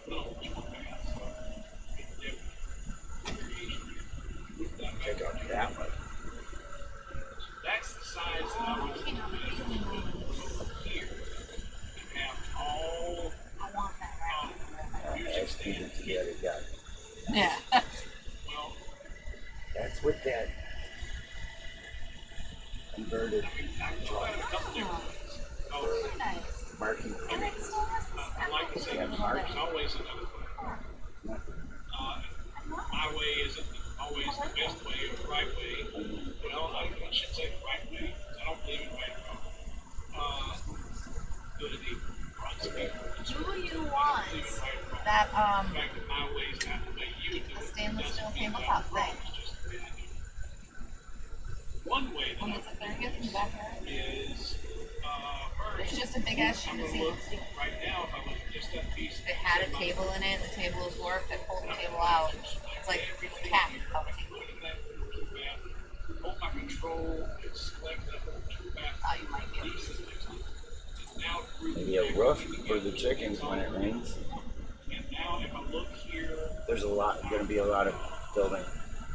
let's do this. The goat gate that took a beating this winter with all that ice. It's like, Now let's go to the bottom. Have you seen the trees? fuck the trees. You say that like you're not afraid of the trees falling on your house. Got two more that gave no. Okay? The one near the back door, that's, So you it's that. got a big split. And then I'm going to start experimenting. I think I'm going to bring home the extension ladder this weekend. Do a little bit of Try out my new chainsaw. that's 152 minutes. Don't say it like that. I know. Is 154. Then around, let's say it's 50%. That aspect ratio locked to the height compared to the percentage. So it might be a chainsaw string. It's actually bigger. So undo. And how many people? He's going to kill himself. He's going to kill himself. Like some trees are dicks. 60% is not enough. Undo. You are correct, Mike. I like that better. Yes. What do you think about a chainsaw stream this weekend? I can now undo. How are you gonna do that? You barely get service in your yard. Turn off. Smart. See what you did? Mike! Now select this. Baby. Every bit of And aspect ratio lock until it change. Let's go. When did I clean this floor? I don't know. I've been here. Mike, how long's it been since I cleaned this floor? 3 days? Did I do it Saturday or Sunday? I was on double phone. I have no idea what day it was. You gave it 2 days. Or I did. Still kind of clean. Thank That's you. the mud. It's cleanish. Clean enough that I would sit on it. 55%. There we go. So now I got try everything down. one of the strawberry beds broken down. Look at Dug out all the bulbs. see that's I like that. There's no way I'm Now getting what you 100 do year old is babies I out the down ground. 55% to be able to get a 6-inch easel. I can take this. I can move it over here. And I can take this. Had Tara come right with the trap stuff. When did she stop by her fucking sisters in the red house and grab her chairs? Grab everything I out. can get that entire thing out. She's calling me. Of 3mm material. I don't know, whatever chairs they replaced in One the of red them house. is 3mm material. One of it's 2.8. Cheryl's or somebody's? You got Mike's. Yeah. Whatever material I it is. do know Now that you've that resized It's like, yeah, that's number one priority. Literally. I do know that was the funniest shit I've ever seen in my life. using the resize She slots. just kept shaking her head with me. She was just What? like, Resize she the was like, slots. you just gotta clean that. I was like, that sucks. Ricardo slots and tabs don't mix over computers. Even if we select it, Interrupted him so many times. Like it was first thing I look at, I say wow. I got pieces. And I can tell by looking here that this is Maybe Diana will actually see. Holy fuck. because these are just Yeah, she did have a lot of plants there. and these are You're at 5 years with plants. so I done. Now I got everything under Steve maybe was like, that's it's such a great activity for the guys. I was like, yeah, I used to run the community garden. No one can. I did not go and look and see what those new dimensions of those slots Which is why I was thinking Lockport for some of it. straight to resizing slots and Because the selection. guys there will actually What participate. size to look Yeah, if Justin don't kill it with weed You won't be killer. allowed to touch it harder. Yeah, I'm stopping from spraying weed killer all over the flower beds. And they mark them. I thought about that. I can see it's 1.65 millimeters. And that Oh should my be the gosh, I same had no idea. within I'm talking reason. to the right person All of about the this. I slots was like, that you really are. here. Here's 1.6. Listen, I'm going mute for about 5 minutes.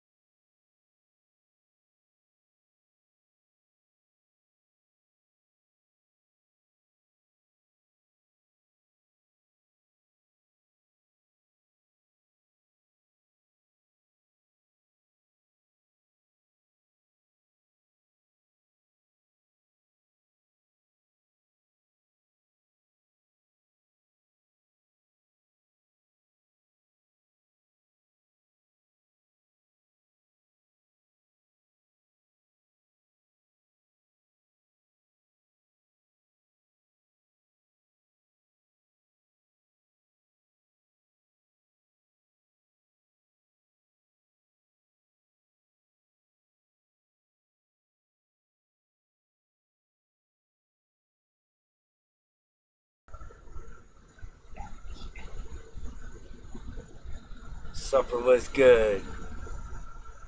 Are you still muted? Nope. One, two. Stop. They always fucking do that.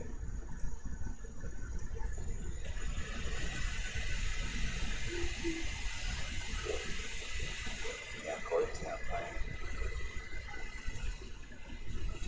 Corey asked me, how do you want these purchases to work? I said, you're supposed to fucking, hey, call me, text me. I'm going to Home Depot, I'm getting this. No, Justin, you don't have to, we got that at 30.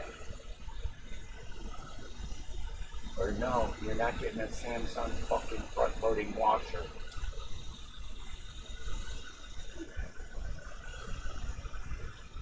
I said, any major purchases, they go through me first. Corey goes, that makes sense. You're the supervisor. I can't remember what month he was hired. I don't know.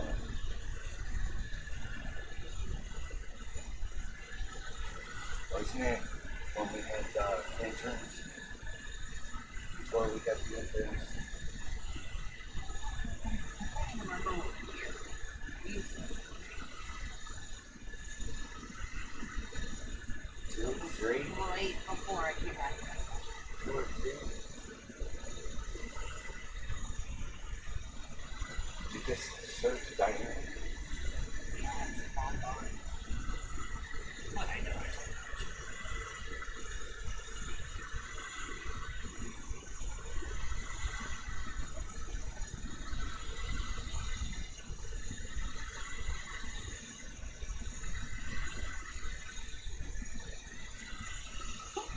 I have a screenshot from you where we were talking about a dryer. I know. I don't know why. He needs to introduce himself to the new hires that he hired as the supervisor of maintenance. I found it! Or I'm thinking, what the fuck is it? Going like that, like in the same department. The fucking people are gonna get.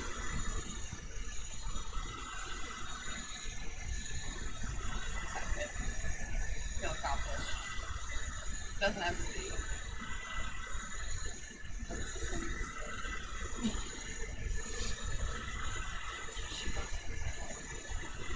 Right, Mama? She said right. I think I'm gonna clean out the other huts. And during the day, I'm gonna show her again. Did you hear everything I said? You're gonna clean out the red hutch, and you're gonna throw her in there. I pay attention. That's exactly what you said. Fucking rewind the tape. You're so old. I don't care. Still way younger than you.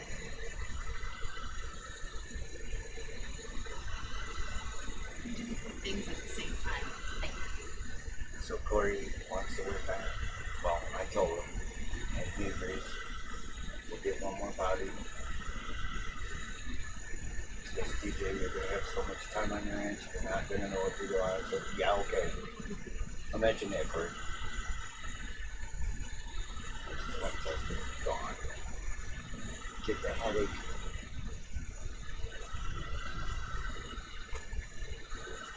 I get tired of answering this. Trying to explain to people. I'm really This curious is what they're gonna Justin was here and he did this. Why? Hell no! The windows broken at Lockport. What? Windows at Lockport, new price. Yeah, okay. So, He said we're waiting for the yeah, bullshit. Because we would buy $278 for just a fucking handle crane. But let's work on getting new fucking windows for that price. Shit, that reminds me. Watch your elbow. That's why your shit's on. I heard a commercial today about windows.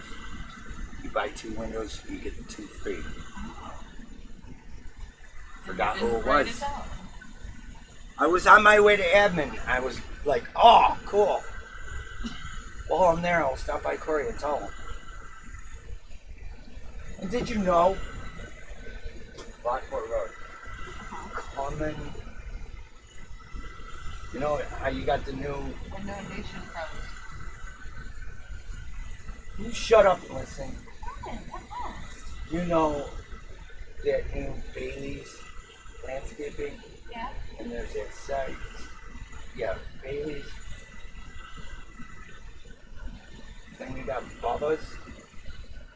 Or Buddha's. You know that business next door? The green and orange sign? They're gone. You know you did. I did.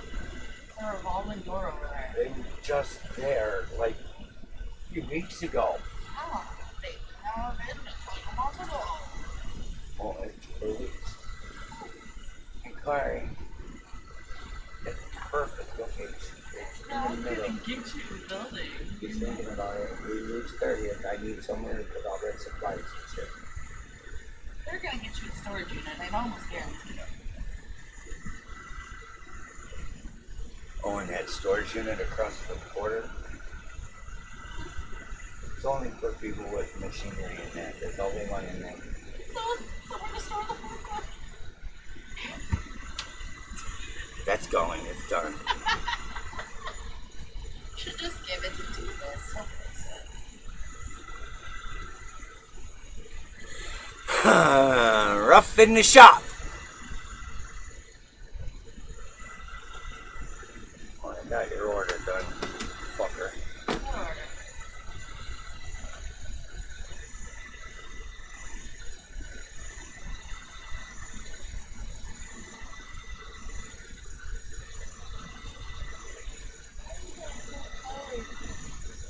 Fucking sucked.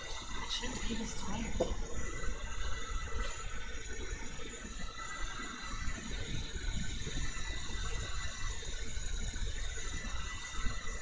Your order's done. Oh, there's a lot of places that have that deal with that. What? Champion Windows, Are they Universal local? Windows Direct, Indonesia. I think that's what it was. Indonesia. Pay nothing for 2 years. That sounds like us. That sounds like tomorrow's problem. Kick the can down the road. Corey, you got 2 years to get the grant for these windows. Get working, buddy. Poor guy. Writing for grants sucks. For the record, I've done it before. It's terrible. So I started my morning running around, then I came back to Corey's. All this shit's happening. All at once. Everybody's coming to Corey's office. What'd you do? Like Jeremy has to take staff to West Seneca or something. Oh, he had to do the OPW So run? we're sitting in Curry's office. I'm just drinking away. And Curry's just going, what next? I said, Corey, this is a typical morning for me. Welcome to He Tuesday. goes, you leave my office. Not too proud of him. I said, Corey, this is a typical fucking morning for me. I can make a plan and not go. Yeah, never goes to plan. That sucks though. He got stuck doing the fucking. No, he didn't. No. Because I guess the manager that wasn't going ended up taking everybody and didn't say nothing. So Kristen's like, Jeremy, you don't have to go. Don't ask, you just don't have to go. It's east and west in West Seneca. It's far as fuck. What the fuck? What state offices?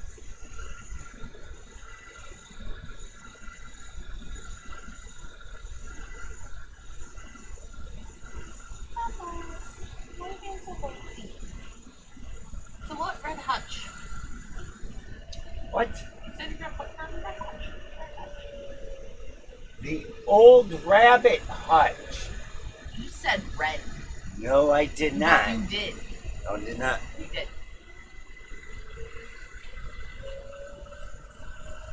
That would be nice though, so she gets outdoor time.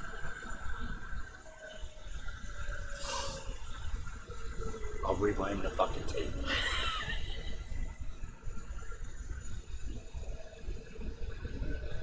Really surprised these children did not come outside. You're too busy fucking playing games. They ain't sure.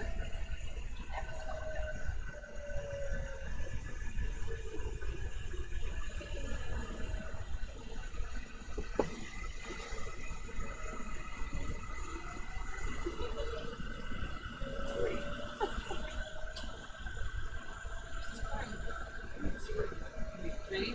You're making like 7 more. 1, 2, 3.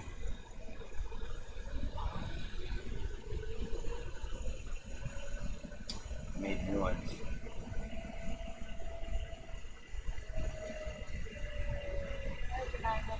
Mother-in-law likes the known cowboy.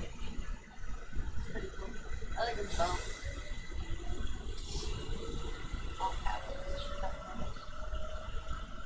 Don't lose your waterproofing spray. This is what It is wedged into your Pac-Man machine, and I can see it from here, and you're gonna forget it's there.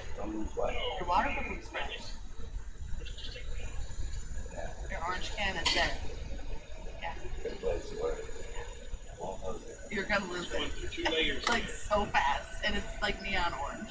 It's going to be I had a whole shit ton. I don't know. I think it's there in there. Yeah.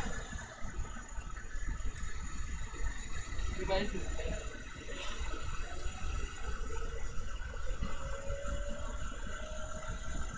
Rachel. But no, I'm still pretty positive Kim thinks Fuck him. those veg trucks Gloria. are hers. Gloria don't like it. Most people don't. It's like every time I see her, her fucking plans are changing. Like she don't tell me. Hello, that wasn't part of the plan, Kim. Tell her that. So,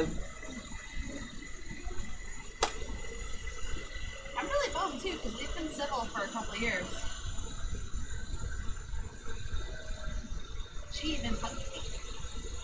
yeah.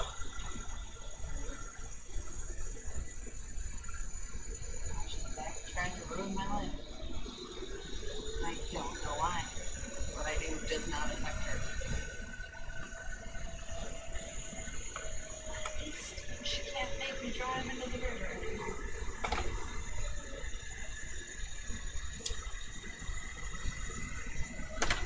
They're hanging T192, checking your status. Fucking bitch. I hate that bitch on the scanner.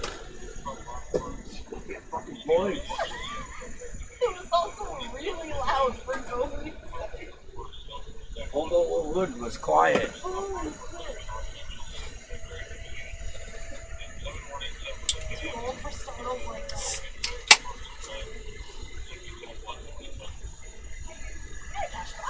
Hi, Jamie. Go get Boy Boy because he asked. He asked when I was going to be here. Oh, I'm going to say brown then. Hi, Jamie. Hi, Dylan. We made our own garden. You did. I was just about to ask you if you could come outside. Ah! Fuck off. Why do you got to make the noise? Guess what? My knees are 30, unlike someone's. Let's go. Let's go.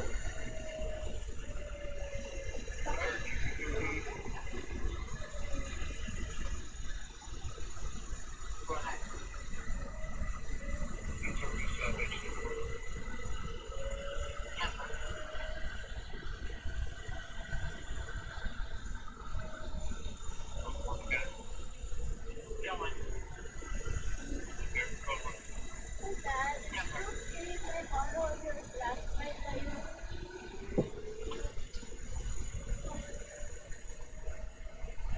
Make sure you put it back.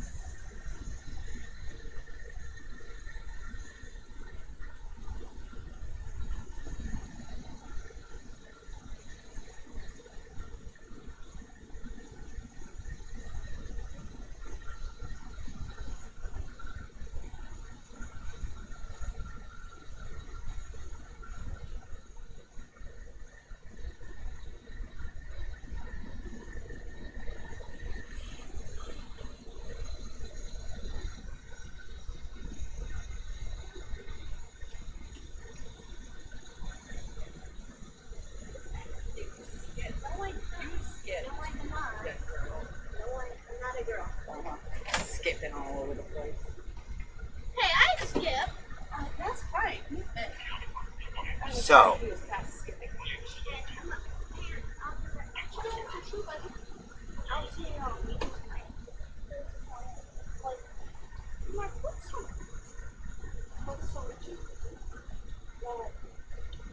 I gotta go out of sport mode, so.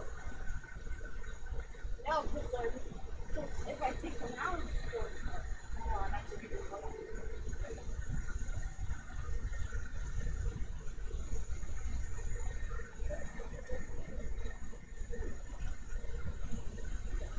It's a very nice third. You got somebody close and cool stuff. yeah, I'll farm and stuff. You're gonna become farmers. Well, You're gonna become farmers.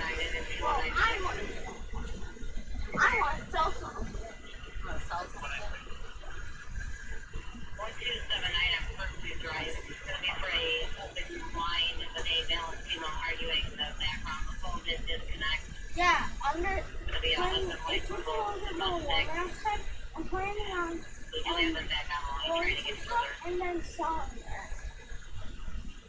for $10. That's pretty cheap. So you will get more money. Yo, Josh, when we make our little remember our garbage? No. Should we, when we grow some of this stuff, should we sell it? To make money. Oh, but you ain't a girl? yeah. You love pink. That's what girls love. Pink. I mean, Mike loves pink too. That isn't the girl. Some boys turn into girls and they're stealing it. The reason why I don't want to sell it is because we get it at the egg station. That way They've got big plans, apparently. you said it! No, you said at one point that you let me if we get a lot of eggs. First, you need to take care of the chicken. Hey, Dad, remember the Not like, can't Juliet do it? Yo, The Dad. deal was, you hatch chickens, you take care of them. I have to take Right or wrong? Can I take care of the bunny? Everybody wants to take care of animals. You guys are on Who's to- taking care of them? We did speak with the male half. He stated that everything there was fine. It was all just a argument. Well, it's just I have to be careful when I feed the bunny. He said he will be waiting outside to speak with the Give it a treat. I don't care. I'm not taking that country. I'm the one that. You can give it after him. My God.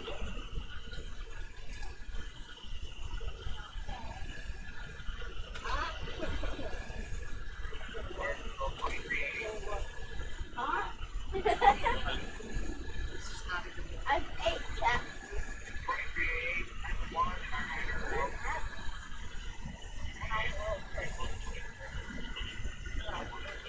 It's right there. Is it them hearts? Huh? Is it the hearts? Yes. Fucking, I gotta repeat twice. Everything. Auditory processing delays.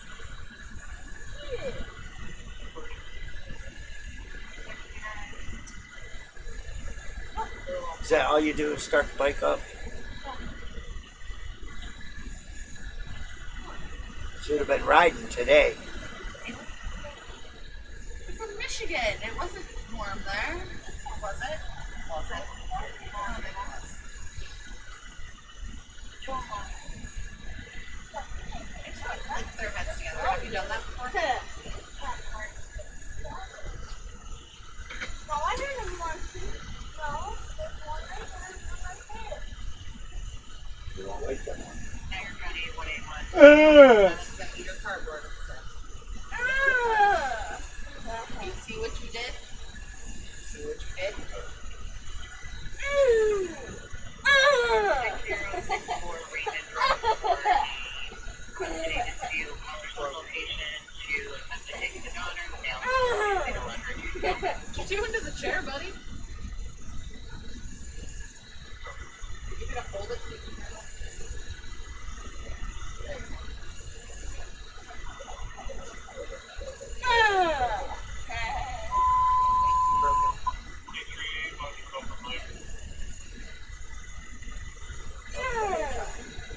How about you give her some fucking hand?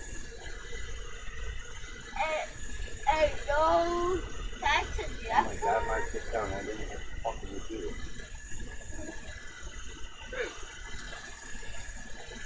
Hello, that's a different bag. No. Bring the bag down. otherwise it will rain pain. Open the door. Put the bag on the door. Don't do that. That's mean. That's what Put the bag on the door. money in the bag. Put the money in the bag. Put your hand in there, put it in there. Fucking bitch slap you.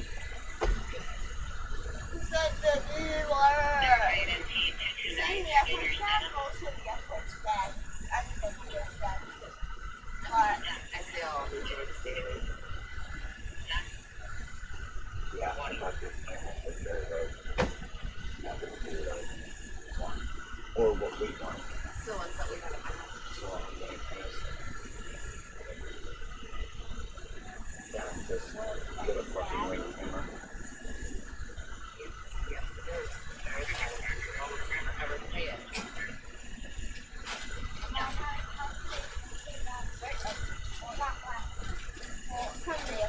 Keep the chickens from the next week.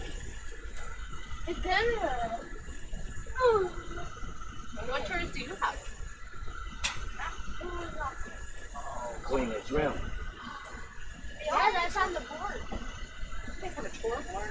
Well, there's nothing on his. It's like a calendar. It's just like on the notes I give. Mom's getting a dry erase. A big one. I like it. Things are changing. I like it.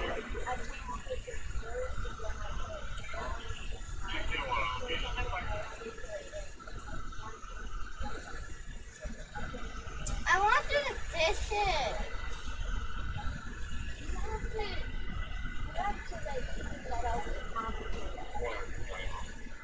No, in Dad's garage.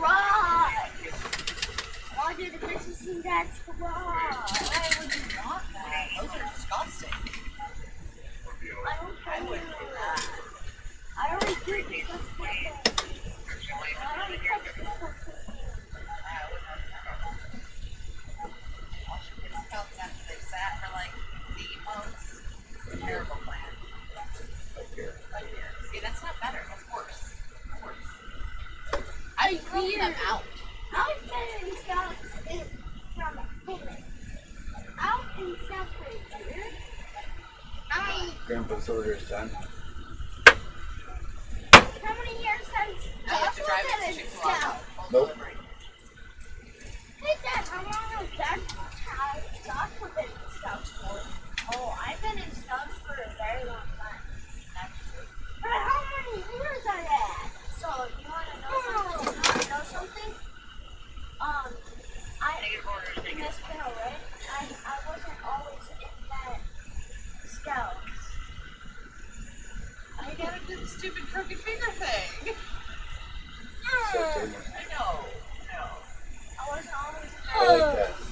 Yeah. Put this together with this. Okay, man. Oh my goodness. You guys have weird fingers. This finger's on there.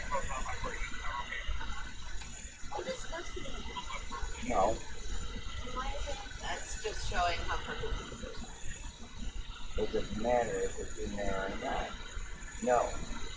Oh, I wanted to hang it up on my door outside my room. I want to even hang it up in my room. No, I said outside my room. I mean, it's on your door.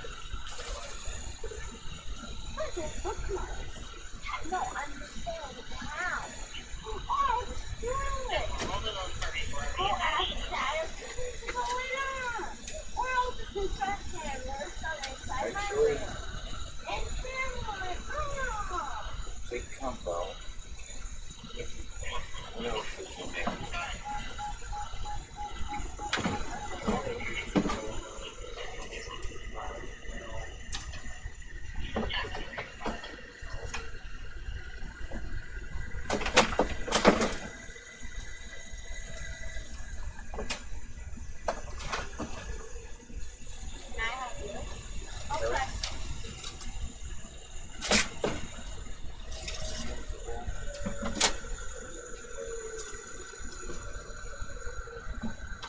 Why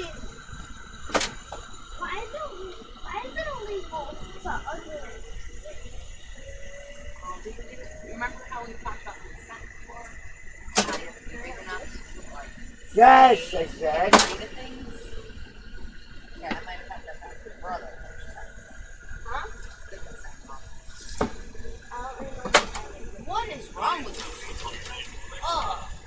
So you have to be a certain age to agree to do stuff. Your brain has to go up.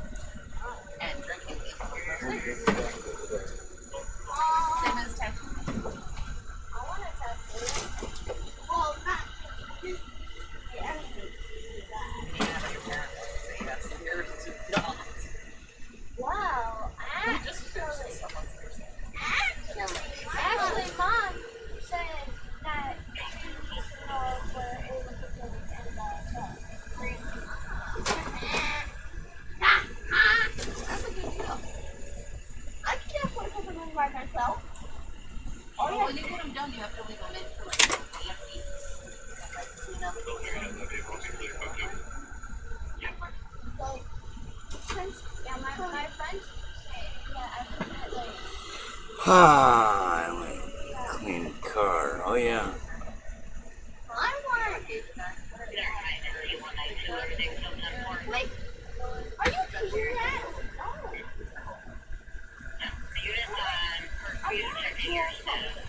Where's that one bit that? And right now it's holding gas.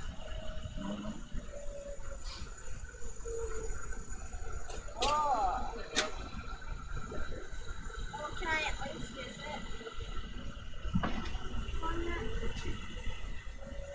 Wait, what? Dad, I thought you want to get your taser. Oh, cigarettes. Oh. Okay. Wait, what happened to your old lighter, Dad? What happened to your other lighter?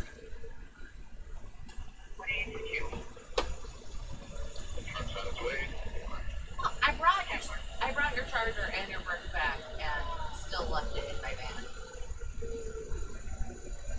And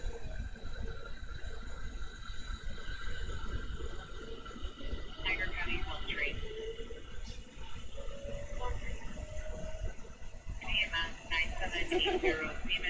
That's an actual lighter. Marijuana. She's now semi-responsive. I can touch it without being hurt.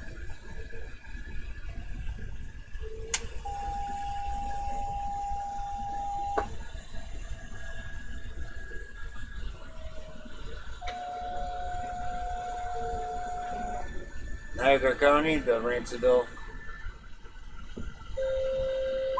you're in the wrong field.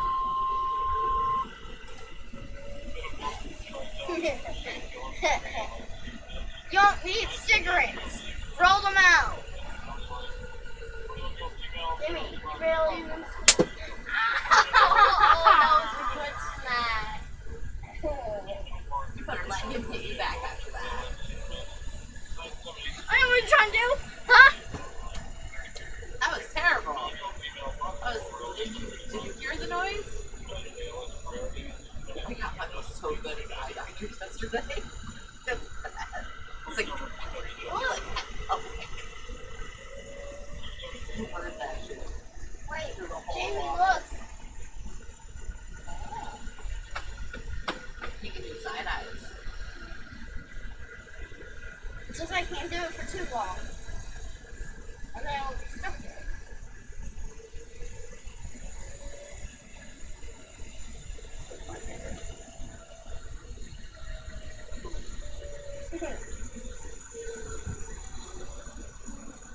What you doing? One wheeling like Mars? Hey, Dad. No. Can you make one of these, but like just have like a big thing of Biden so that I can shoot it with my big gun. But you can go get the rest of them if you want to back seat of my truck. Can I paint this? All the big pieces of wood. No. Why do you want to paint first? Because the paint. Oh, man.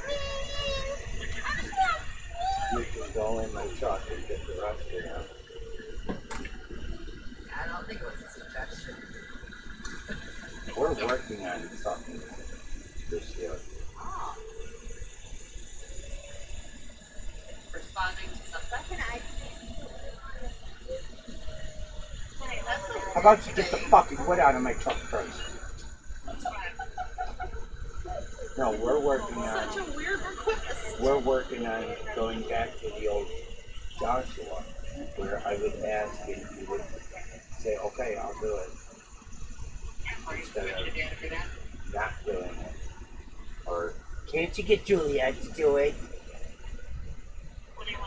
we're trying to get the old Joshua back right because that's not the thing. Yeah, usually that doesn't happen until after puberty slows down, but good luck. Well, I should teach him a lesson. Not the lessons where he gets.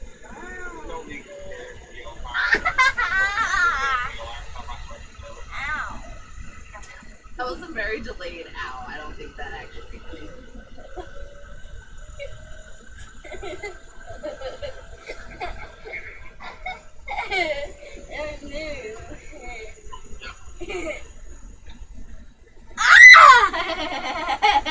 Make the child scream.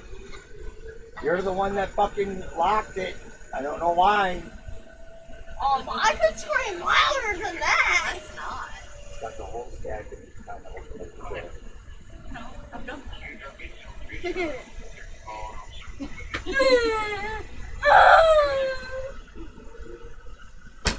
Don't be stupid next time.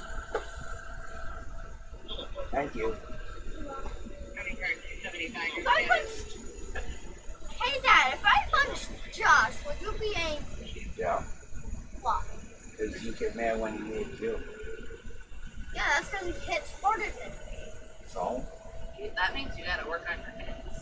No, it doesn't mean we hit, period. Patience. Well, then why does Joshua hit me?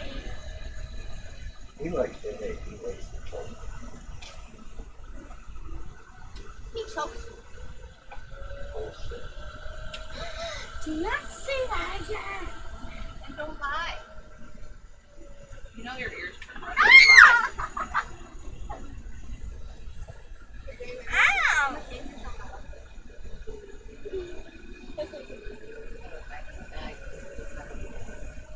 Yes, it's done it, let me know.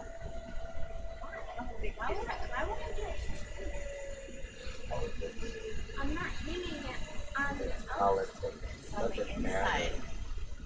You can hang it inside your lock.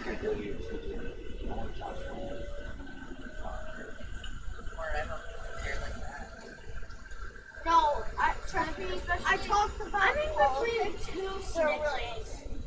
You're also like, it's second grade, third grade. I don't know what grade you're in. You're second. I was right. Okay. Yeah, you're a little young. Yeah, Trump is the best president in the world. Can I? Oh, look. Can you make me a mirror and put Donald Trump on it? Because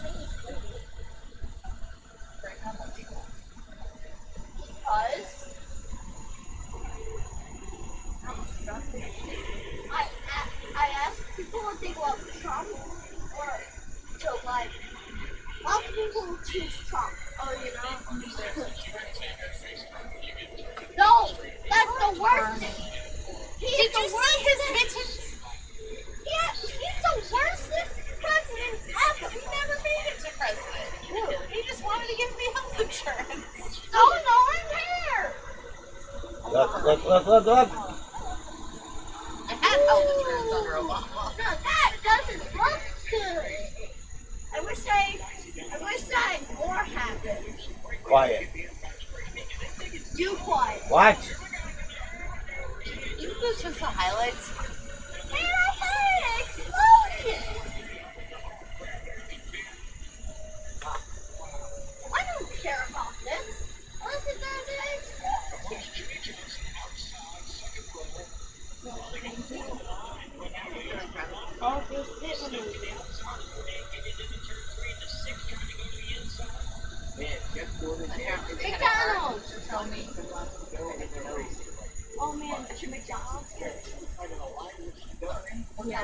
Hi. Huh? He put his pepper plant outside. Nuh-uh. When I didn't. I tried to warn you. My Mother's Day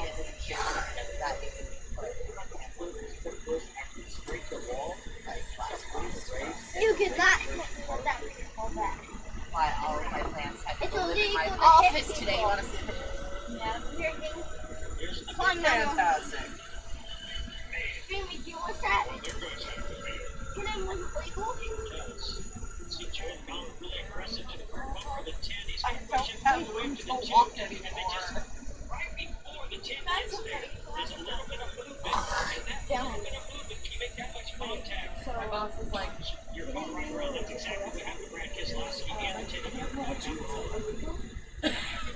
And your top. they were like, this one's gorgeous. I was like, how do you understand? And I chopped it up and it made new plants. You gotta tell me when I'm pushing that car that's gonna make contact with the car. Promise what that No. I have to take that. Because illegal. It's illegal to hit an obstacle. It's illegal that. Guess I am now, and it's mine. Get over here. Wait, Mother's Day where I'm not with in like a month and a half.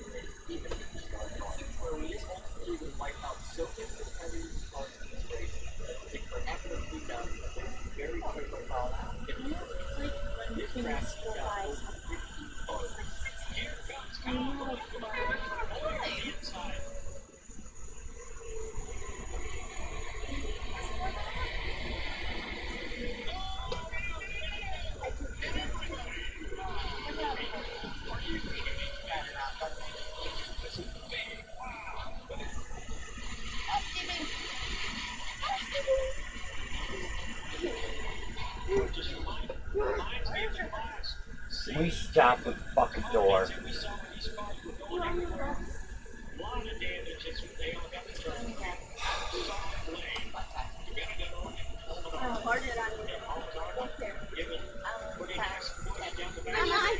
In the book, he engraved it on. So what are we gonna do first thing in the morning? Clean up all the boxes. Oh, I know. Close. Close. Let the dogs out. No. So things are coming together. I love it. Make sure the box is I was close. This morning I had to race to work with the sheriff. I come home, goats are screaming, the chickens are fucking still locked up. I'm thinking about things. How do I sell that? And then, you know, It's I gotta dead. put the batteries in. Battery pack. It goes. maybe you should get one that Maybe my daughter should take a look outside the back window and go, okay, Dad did it.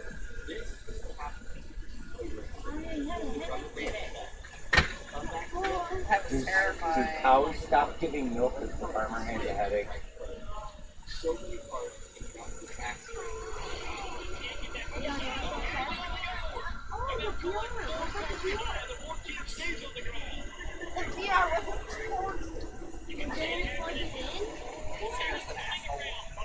I could let you play on Tags mine. me in this. Oh, okay. Alright, you have to chase me.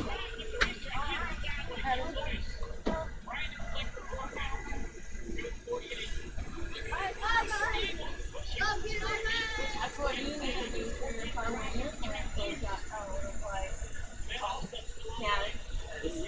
Right back at That should do it.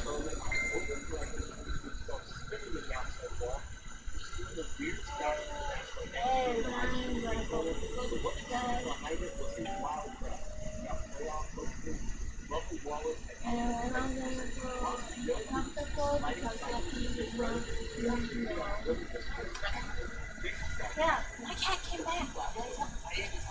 So I thought he died. Like he just ticked for a few days and he became sick. So I was like, well, maybe he should let him to go die. He came back healthier than ever. What happened? What was going on?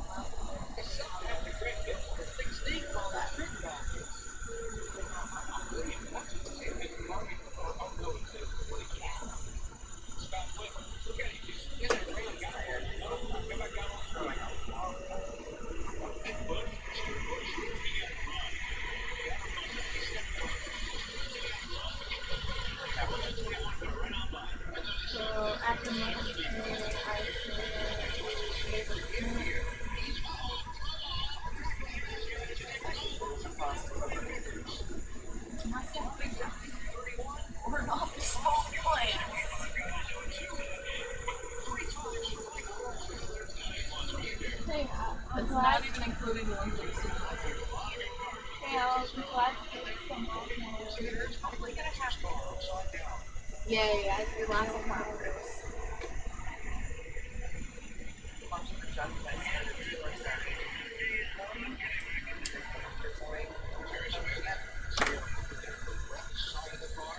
And when you're in a situation like that, you are some of these cars start running each other. Here you see, it looks like Johnny saw this little 30 car, 18 long, here's the 45 chain reaction. Yeah, that's Michael talking. Yeah.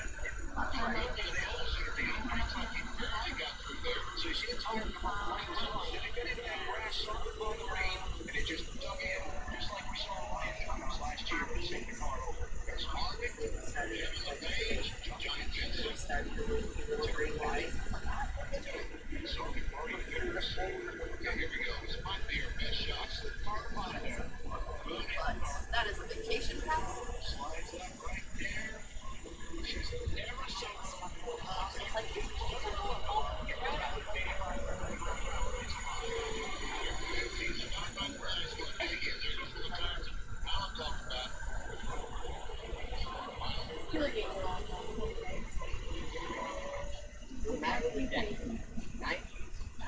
Patience is the key to this one.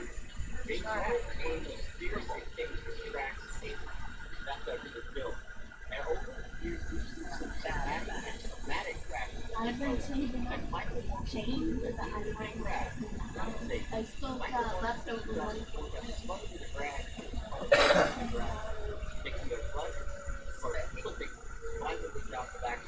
I just don't know what to do.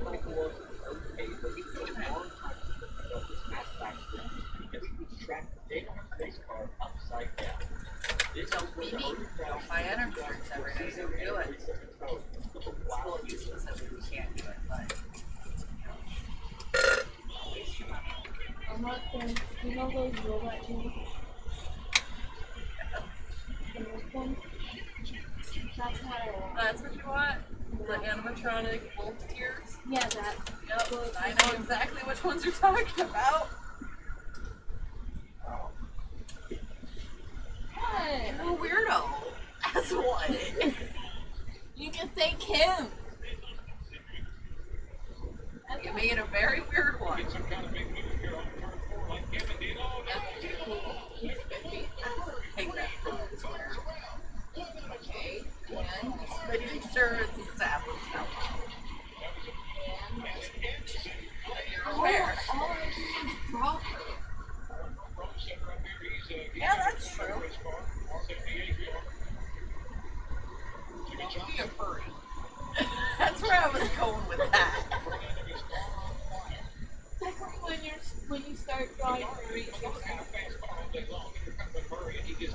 and my whole beautiful mind is so.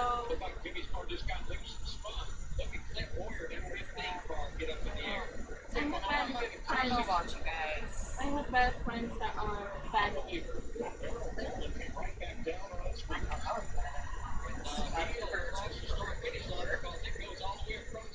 You don't want to work with me and my friends get furry and school.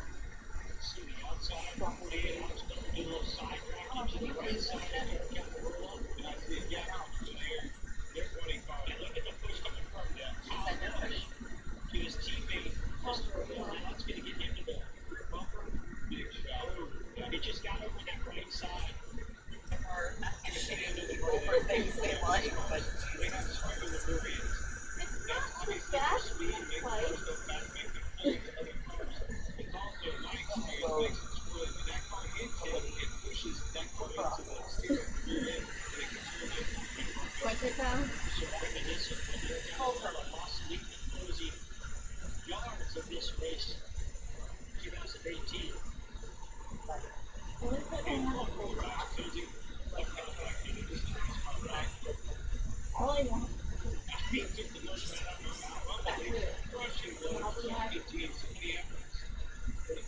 Like, are you hearing this shit? Suffering my kid. I think I have to. No.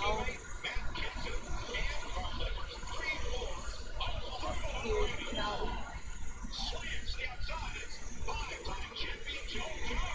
At least stop to know what I'm feeling. And actually respond to call. So feel it.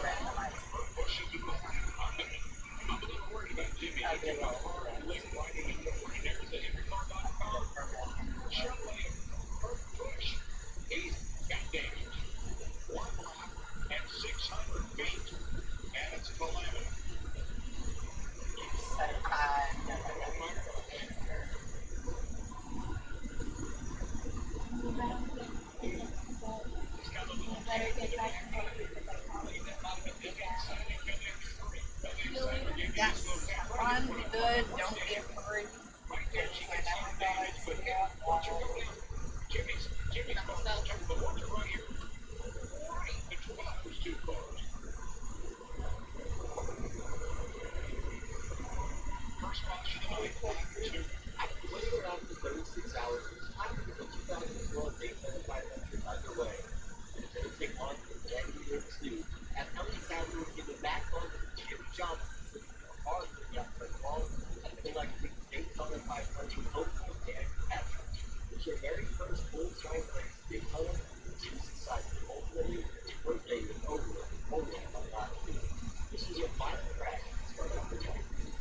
Hi, Bill.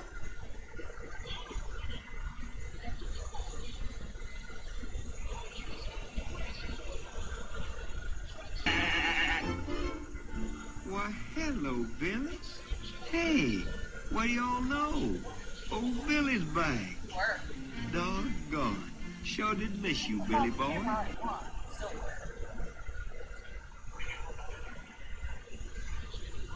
At least I don't have cheesecake breath.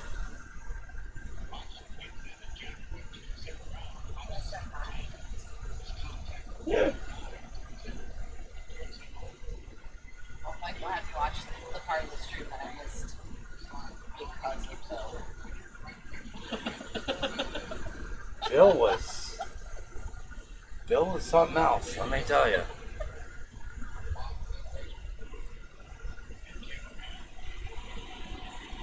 Bill, how'd you sleep last night? With all those daydreams.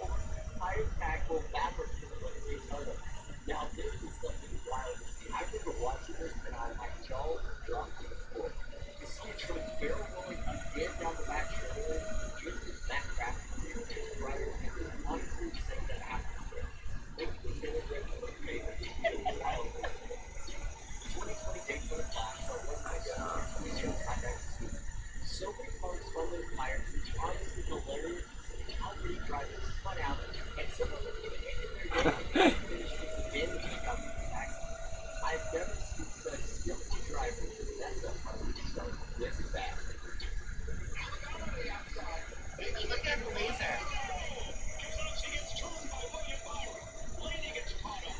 What? We kept looking at the laser. No, I look underneath to see if it's going through.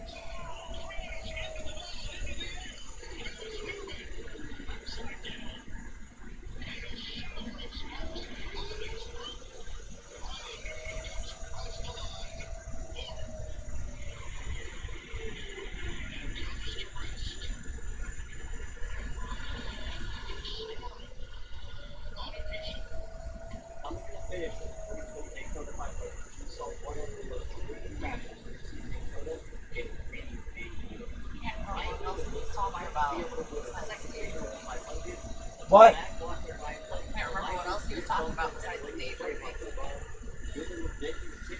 He was telling some fucked up jokes. Upside down, no one goes to the flower game for exercise purposes. This was prolific crash the final act of Daytona they've probably ever happened to the GLT. Thankfully, after the scariness of waiting, forever it felt like, riding in the okay was walking to the hospital just a couple of days ago. Hey, now, these guys, their job, you're off the deal. Look out, I'm doing everything on the bottom. I'm firing on the outside. They're all trying to build that road that Keselowski did. There goes the 3 car.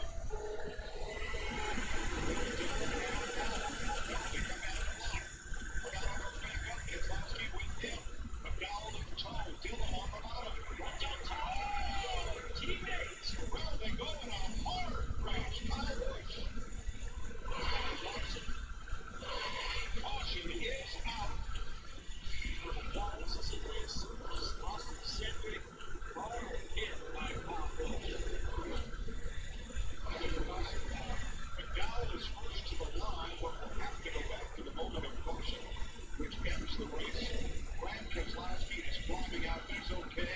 Joey Logano we see taking off the gloves and the steering wheel. McDowell, the winner of this race, guys. He was first to cross the line. NASCAR will review. And after the tunnel, the finish at the moment of caution.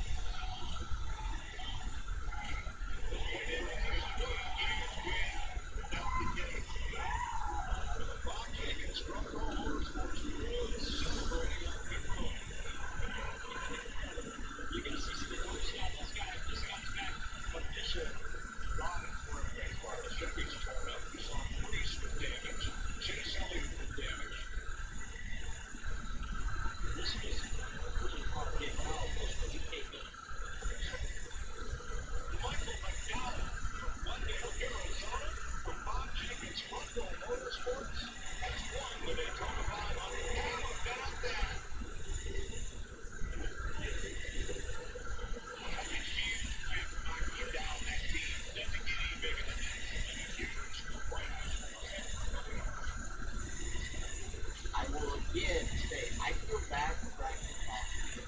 Third time in this video, coming so close to take the lead or the win, but a very, very great back out.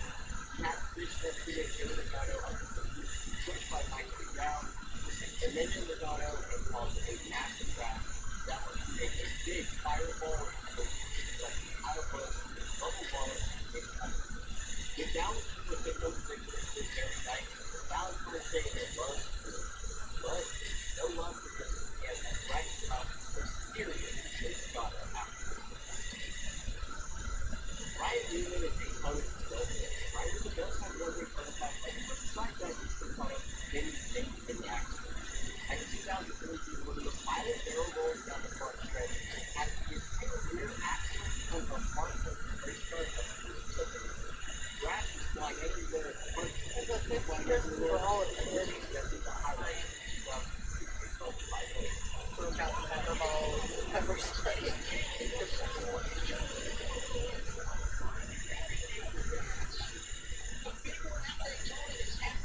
How many people do you think will not be at work tomorrow based on that plan?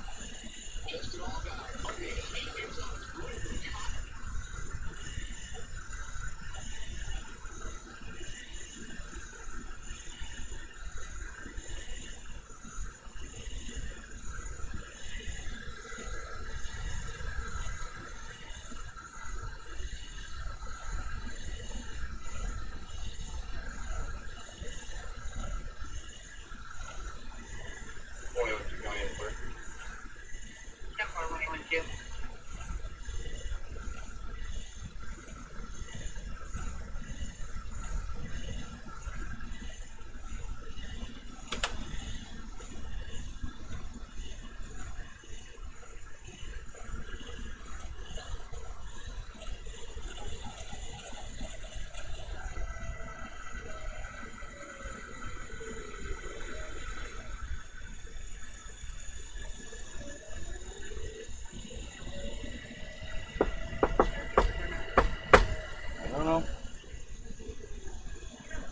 Twinkies. That sounds like a great idea, actually.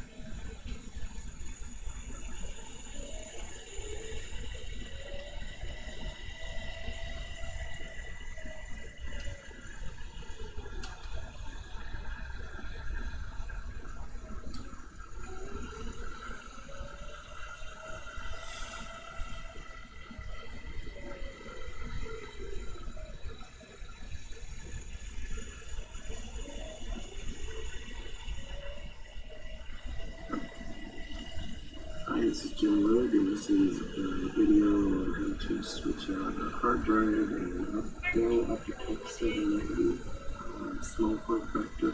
I believe this applies to Dell.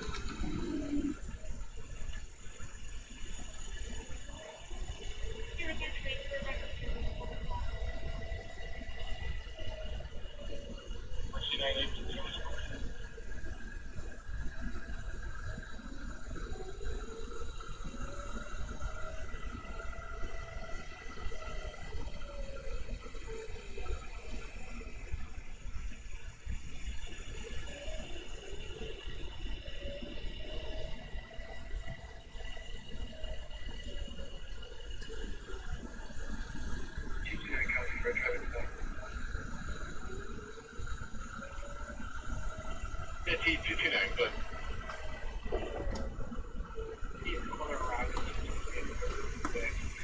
King, Victor, Adam, 814, KDA 8814, White Chevy. Different.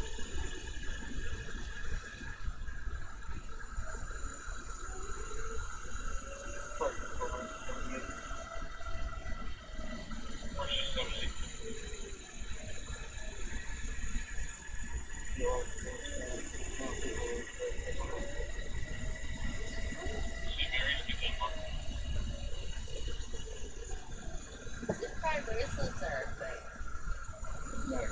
$800.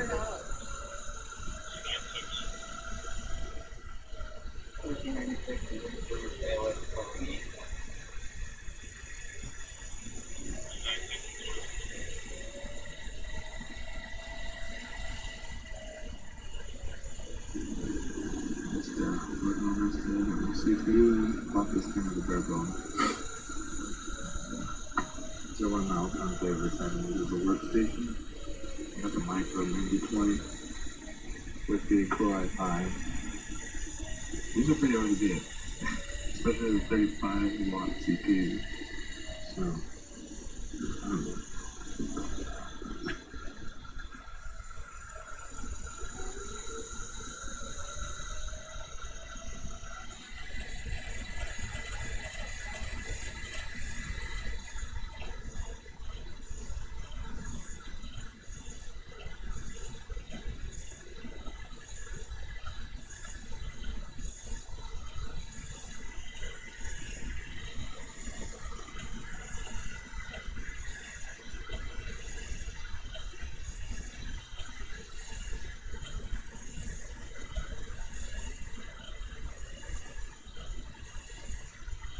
Hey folks, like a Sonic fan here. I'm just working on repairing my Dell Optiplex 9020, I think it's dash SFF, if it's the micro under the desk version, or whatever you want to call these, the mini PC here.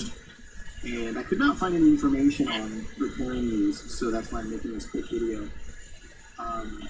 Long story short, I had power light would come on, be white for a second or two, and then it would shut off. Fan would turn on, otherwise seemed fine. This only happened with the blue. I had been running a space heater in my room, so it was a little longer than usual. Maybe that's what it is.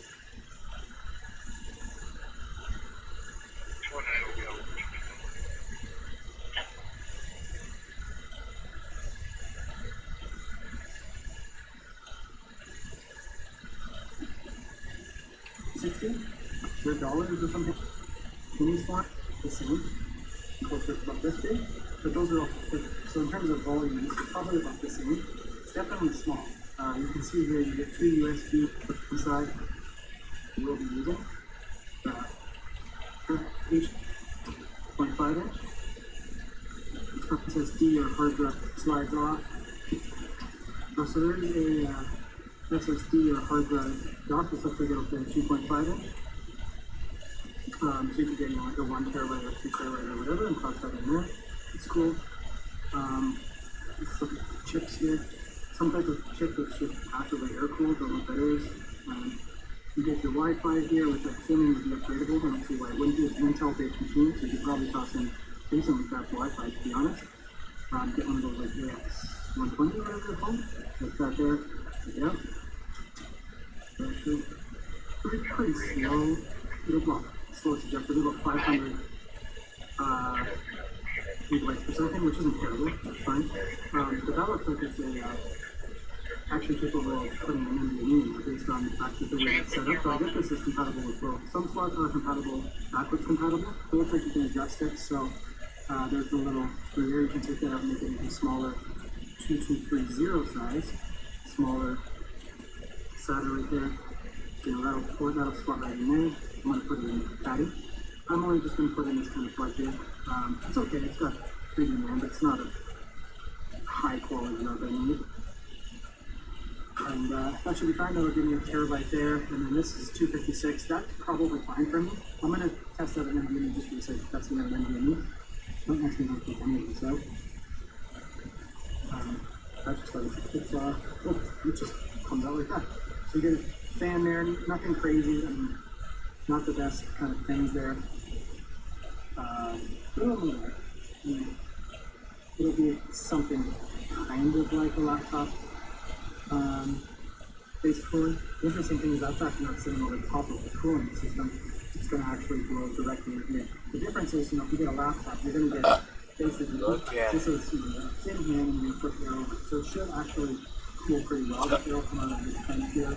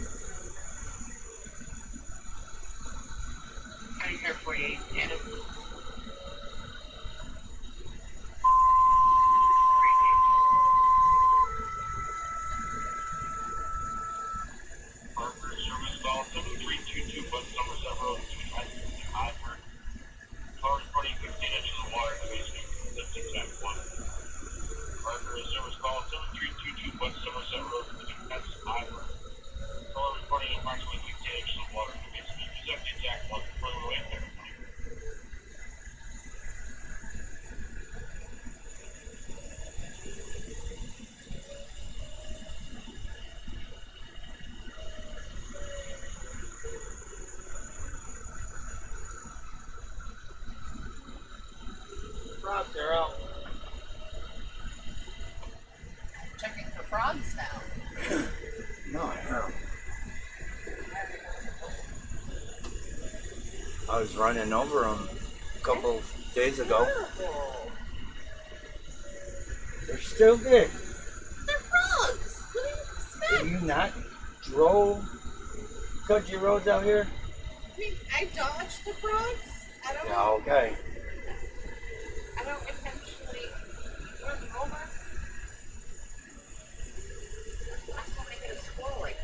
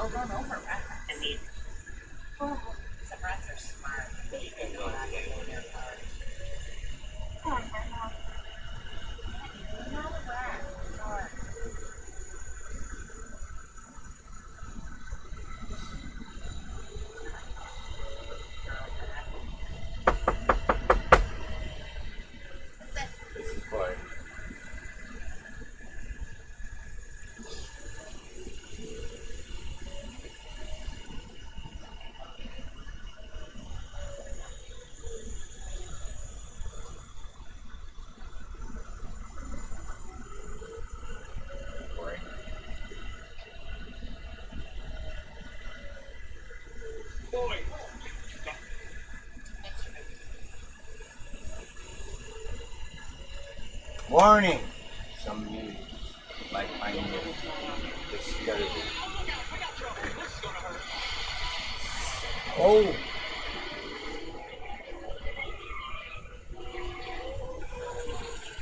They just don't stop.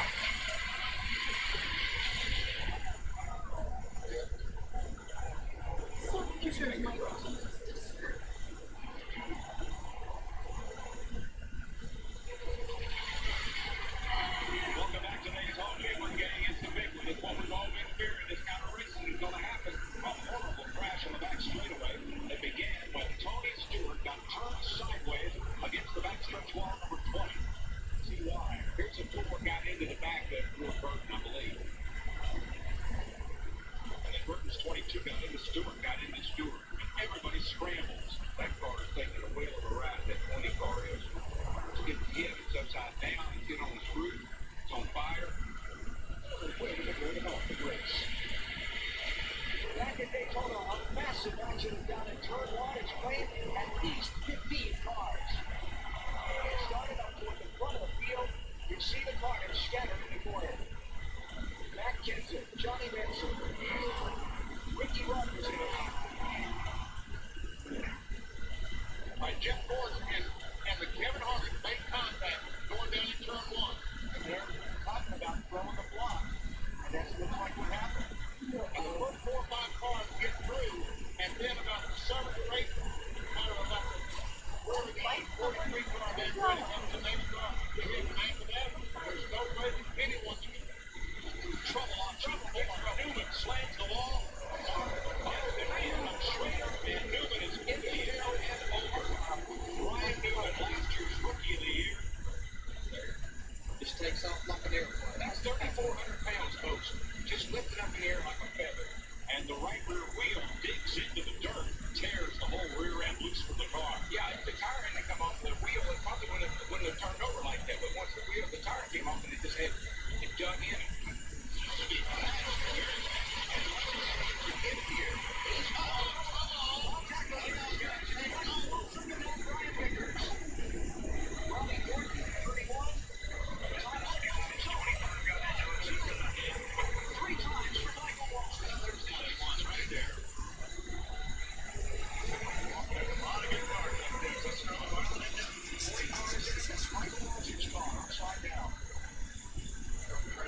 Here you see, looks like Donnie Sauter slid up with the 30 car into Brian Vickers for the 25 with chain reaction.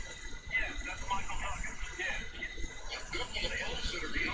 He barely got through there. So you see the tire come off the Michael's car, then it got into that grass softened by the rain, and it just dug in, just like we saw Ryan Newman's last year. He'll save the car over. Kevin LePage, Johnny Benson, Terry Lottie. You saw Brian Vickers. Okay, here we go. This might be our best shot. So far to Honda. Little yellow car. Slides up right there. Just never so little contact. It doesn't look like a lot when you're running up 85 or 90 miles an hour. It's a lot. Yep. Alan talked about. Yeah. Yeah, you're pretty boring today. Yeah.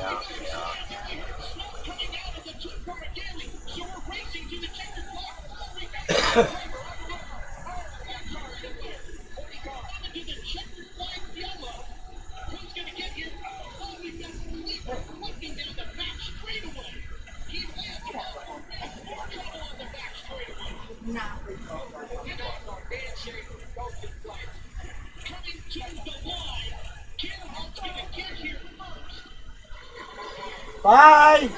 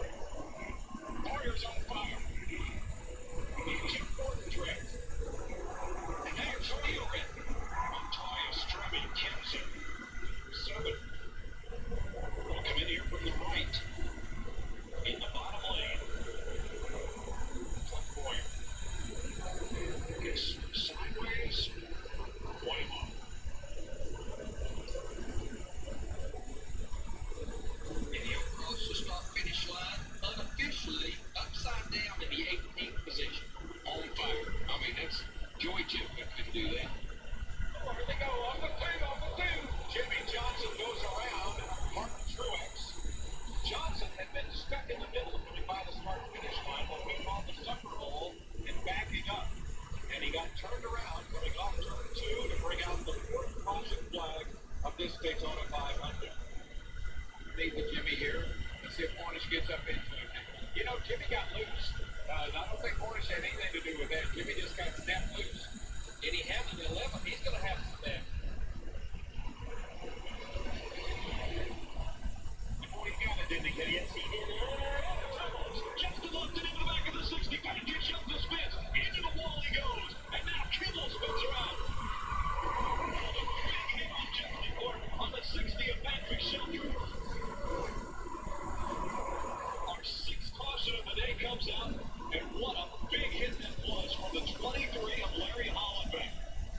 All the way around, that could be Jill George. Yes, it is. Jill George in the number 48 comes rolling to a stop. At the entrance to pit road, that car just snapped. I mean, it literally just snapped around, went straight into the outside retaining wall, and it flipped over. You see, that's just oh, I see what happened. He got down on the 48 got down on the apron. The 48 got the left side tire down on the apron, and lost control over and the car shot right back up across the track into the outside wall and flipped over.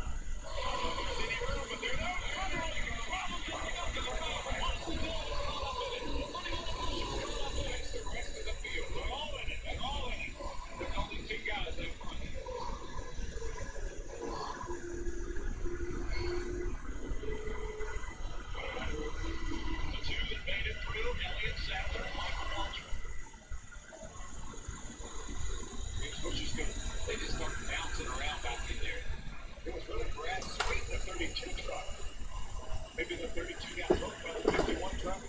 Broken line is out. That's kind of what it looked like. They just started moving around. They were wobbling as they were going down toward turn 1 there. The truck is really free coming through the trial over here, especially when you get them 3 wide like that. It's 3 wide in front.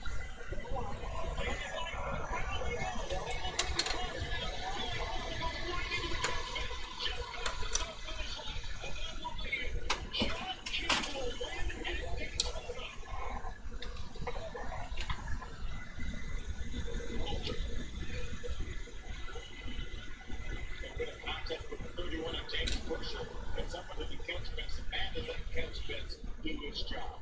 But of course, Tyler and slip right here again. See Tyler in the truck with the bright neon orange just sits right there. Just by the post looking, that was wild looking. See where it ripped that back of that truck apart? And James Busher in the 31 got it in the 22.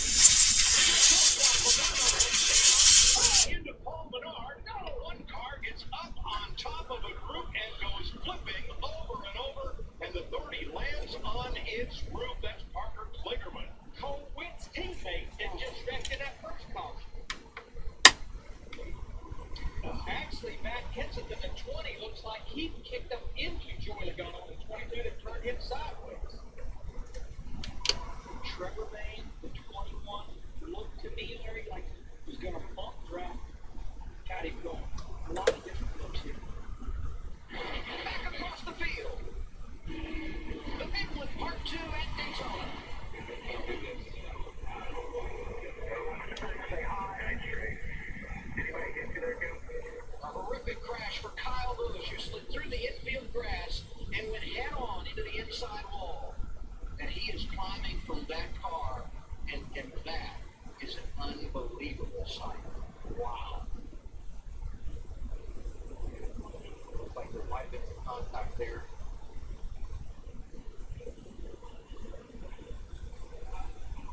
you see Kyle top of your screen. Kyle bumps into Marsden and turns it to the left. Having to get there by get it on. And there's the 54. You saw the impact. They're sorry with a big run. They're crashing. Christopher Bell upside down.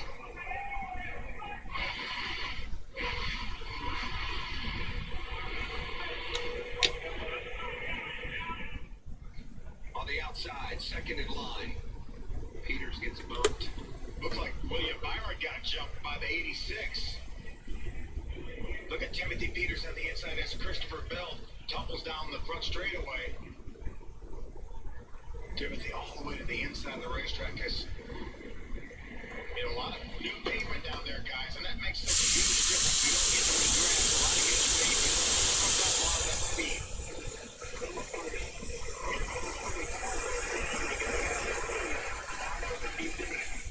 Crash, baby. Rolls into crappy days. Damn. Crashing up and over. And Cam Bravo looks to be like will win this race. Very aggressive push. It looked like Grant Edvick was trying to help look at that Crafton up and over. Johnny Sauter up in the middle of the left. Grant Edvick was pushing right there with the track flattened out, and around goes the 27, catches Crafton, who thought he was home free. Exactly in that spot where you said you didn't want to be pushed where the track changed. Elio slam into the wall. Are you kidding me? Anakin Patrick, Casey Kane.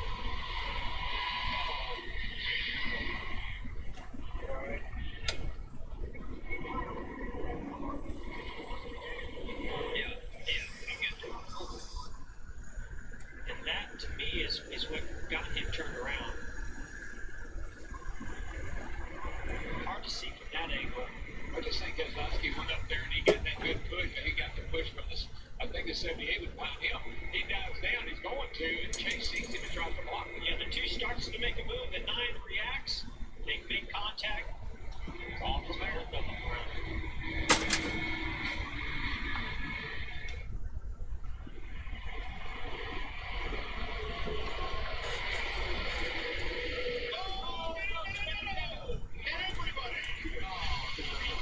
Are you kidding me? This is big. Wow. What is it?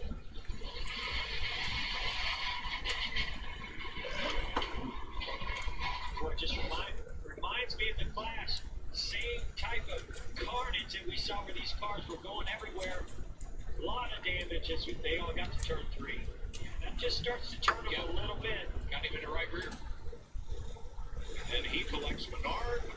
Logano just misses it with the whole outside lane and half the inside pile up. And this is exactly what we were just talking about. At this stage in the race, you can start to taste victory in the Daytona 500. You want to see that checkered flag, and you'll do anything to get it, and you know you've got to be more aggressive with those bump tracks. That looks exactly like the flag.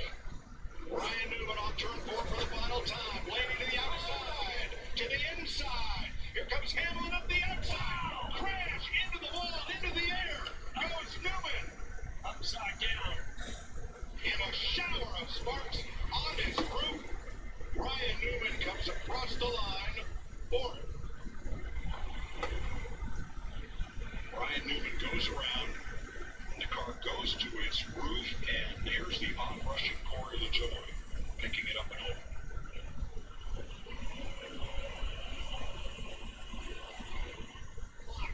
Logano goes back up, Keselowski with him, McDowell in tow, and Dillon on the bottom. Runs on top. Teammates. Around they go in a hard crash. Kyle Busch. Larson. Caution is out. Wallace is in this. Austin Cindric. Hard hit by Kyle Busch.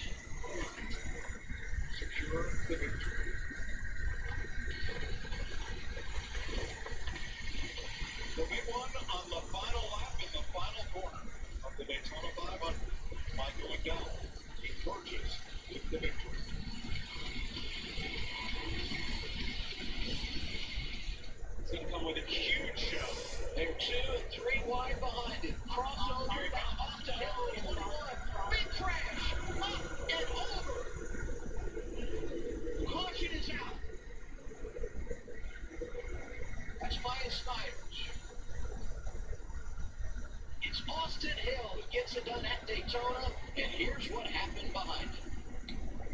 That's just a bad scenario. Once you get turned around backwards, if he doesn't get hit in the front end, it probably doesn't get airborne. But it's just, you got the car wedging underneath the front to get the lift there. But it's great to see, like Chad talked about, the safety innovations of these cars.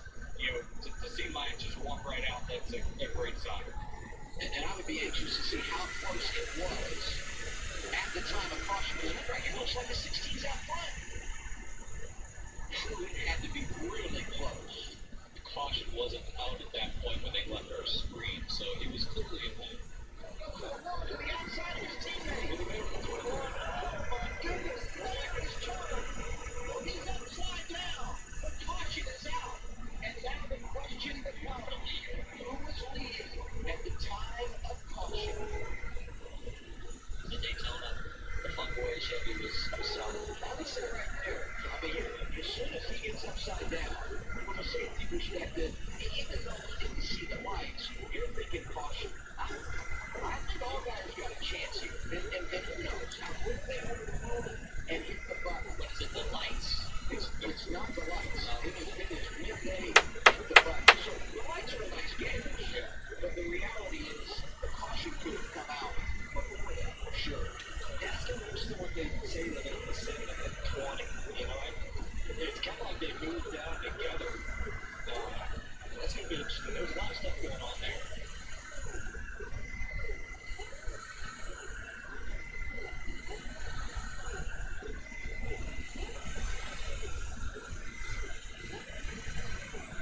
You're an NASCAR fan. What's the best reasons to watch the rival? After trying to reflect on the track, they have punches where they get huge altercations on pit road with the entire team going out your back.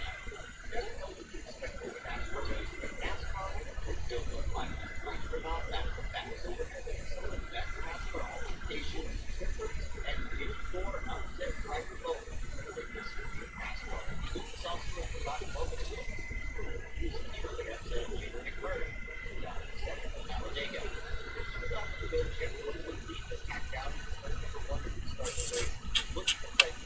Talladega. In the back, Cody Stewart had one of the fastest cars that day. He was trying to move the back straightaway. A record supervisor bring down the caution flag. As that happened, Jimmy McMurray took a flip from the skid down the back stretch. Zippy been crashing at the inside wall. Cody Stewart was getting out of his race car, working with McMurray, and back around the white flag. He showed McMurray how much that so he didn't start there. Cody Stewart being one of the greatest closing race interviews I've ever seen. Take a look at this.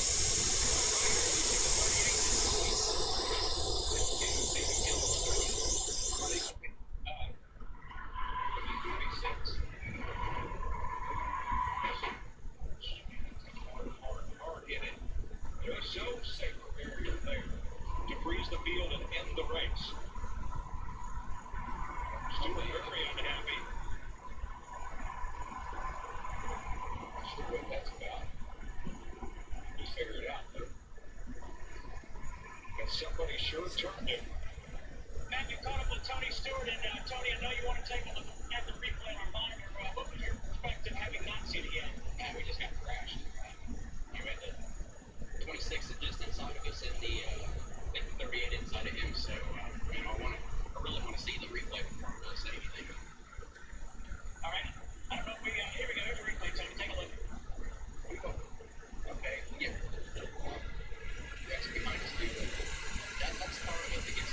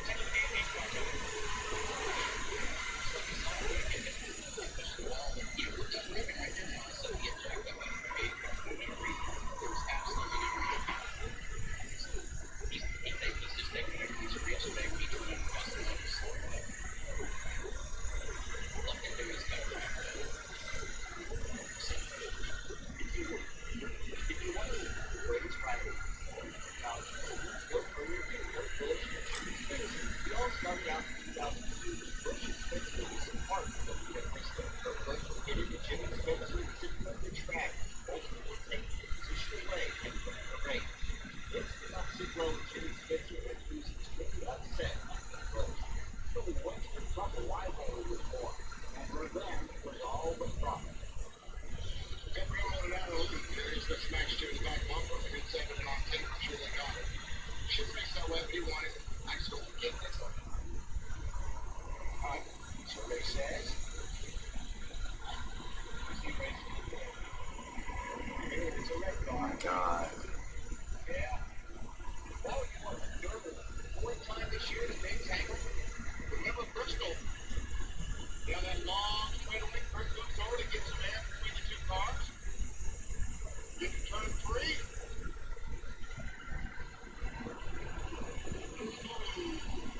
Moving him out of the way. Wow, that's not good.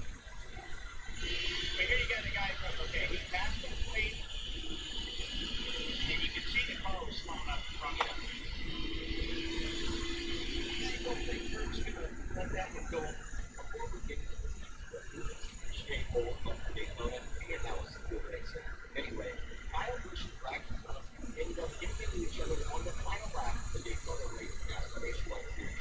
And now that wasn't sure about as he was thankful. They had all those moments to wait and damage, and they just went to Stop. He get any help? Not right now. Now he's going to look low. Here comes he. Oh, he got a crash. Kyle Busch, the 22 of Keselowski.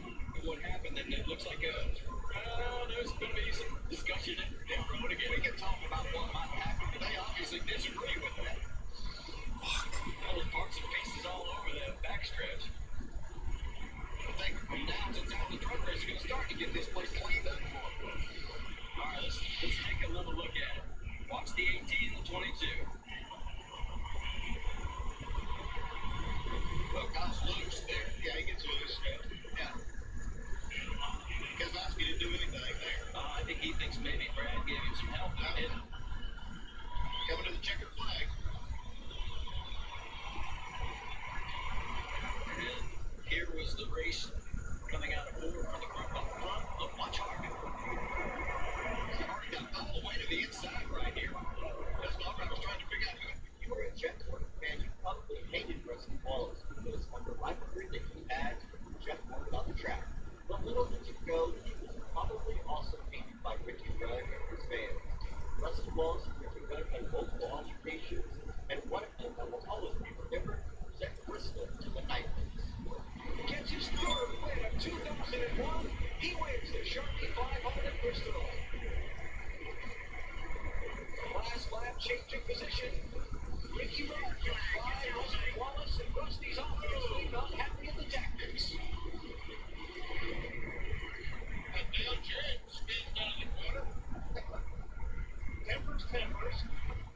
Right to the very end. After the race with you and Ricky Rudd, what happened at the end of the race? I just got racing order, turn 3, I got a little bumper behind and lost the position. That's about it, just a Bristol racing. Retaliation? No, I'm just gonna get stopped. And Rusty Wallace, very kind with his words, very politically correct. Hellos for the 5th place finish, and he is on his way to the ones to come for talking to today, Burns. After a couple of races where Ricky did not finish well at all, a good rebound tonight. Tell us about the, some are calling it the incident on the last lap with Rusty. Well, I'm not really sure. I didn't know his brakes went out about 3 or 4 laps ago. I was able to catch him. Got into him a little bit, and I guess the race is over. His brakes really didn't work. Well, sort of faded away right now. Dale Sears, I hope he would make a bold move to the racetrack with the other drivers in jeopardy. But one of the most horrific crashes that he and Darren Walter ever had was at the West of the All-Star race at Charlotte. Kevin and Walter were hitting each other coming off Fort Charlotte, and ended up actually breaking Walter's brake to his accident. It wasn't the first time either. On the final lap of one of which the race was in the 80s, Darren Walter and Dale Sears raced apart down the backstretch. They came together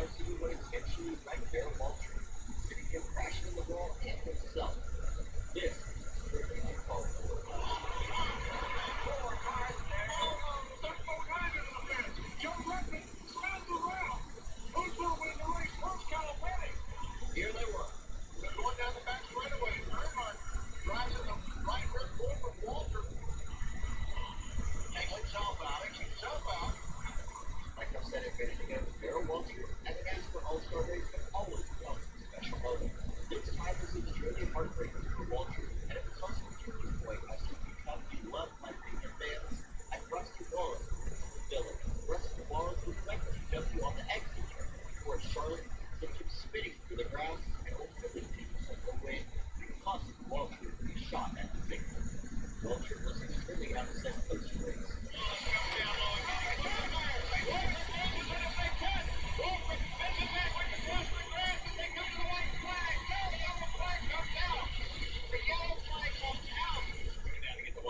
He just drove in under me up there and just turned me around. It didn't take a lot, but you know, some people, you know how they are. So if you open the door, I guess you get what I guess you can expect something like that. It was uncalled for. I could never race. I could never walk through this garage area. I haven't done it for someone, but some people can. More power to them, I guess.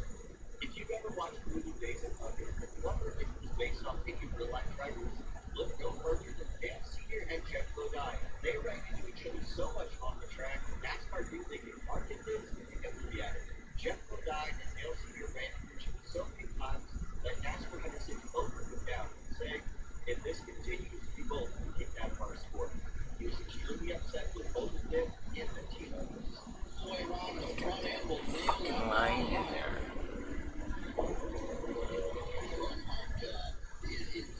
On the radio states that he never got watch the night again. It's getting kind of hard to accept when you got sponsors and crew here that work hard to put the car on the track, and 2 days your car gets taken out for no apparent reason. And then when I touch coming off turn 2, I get there like we did yesterday, and I was going on the outside of down the back straightaway, and I guess he turned right for some reason. You know, when I need to ask him why, but I guess I always didn't answer. I saw what happened. They penalized 5 laps. Robbie Ford was definitely a character in NASCAR these days. His aggressive driving was shown on the track, and it made a lot of other drivers upset. So, what time you got together for it? Jeff Ford, maybe. On the final race in the 2001 season, he ended up breaking Jeff Ford out of a great finish with a shot in the way. Ford was upset. He would make Ford Robbie Ford. That's an action race. See, everybody thought you could make me mad. You can make me mad. I can. Everybody. You know, anybody really, but that 31 certainly did today. He should be embarrassed right now to win that race. It was going to be a heck of a battle. I mean, it was between me and him anyway, you know, and I just wish it would have been done fair and square instead of just knocking the guy out of the way. We had some live traffic to go through, and you got to be patient. I don't care if there's 15 laps to go. You got to know how to be patient. You know, it just didn't happen that way. I was mad. You know, I mean, at the time, hey, I understand why guys do that kind of stuff. I just wish I would have taken his you know, tire down or something, at least so he wouldn't have won the race. I just didn't do a very good job of it. But, you know, it's not what you want to do. It's not sportsmanlike, I know. But, hey, man, I didn't think it's sportsmanlike what he did to me, and they didn't penalize him. So. All right, Jeff Gordon, obviously with a smile on his face, but still a little disgusted with his 15th place finish. Alan, in my opinion, if you've ever wanted to do the bump and run on somebody, this is exactly how you do it. A closing Jeff Gordon on Rusty Wallace in the 2002 Bristol Night Race, you can drive into one of the turns, bump Wallace up the track, and you can go on his way. Gordon would ultimately pick up the victory, and Wallace was extremely frustrated post-race, and rightfully so. Nowadays, the bump and run is so honestly ready to get that turn. But Jeff Gordon showed that it's possible to lose somebody without regulation. And this is probably one of the most iconic moments in Jeff Gordon's entire career. Years ago with Jeff Rusty, what do you have to say about this? It's just racing, I guess, you know, it's just, I would like to win. It's been a long time since I won, but it's been a long time since Jeff won too, and I know he won it real bad too. You think that, I mean, that's obviously why it was such a fight. You guys are both hungry for this win. Yeah, we're real hungry for it. It's been a long time since I won. I guess my day's coming, but man, I've tried real hard, and to get nailed in the rear, the last lap and turn sideways, I didn't expect it. But I got behind that 25 car, just couldn't get around him. The lap car slowed me down, and when I got to him, I knew I was going to have a problem. And I lost the air at the front, and allowed Jeff to get up on me, my rear end, and just snuck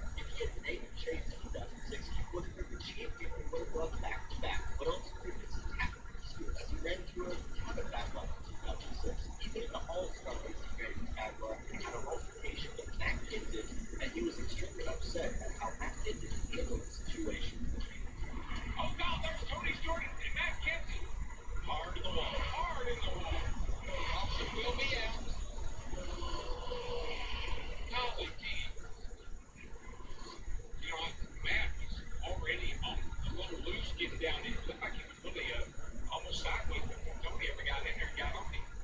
Have to look at that again.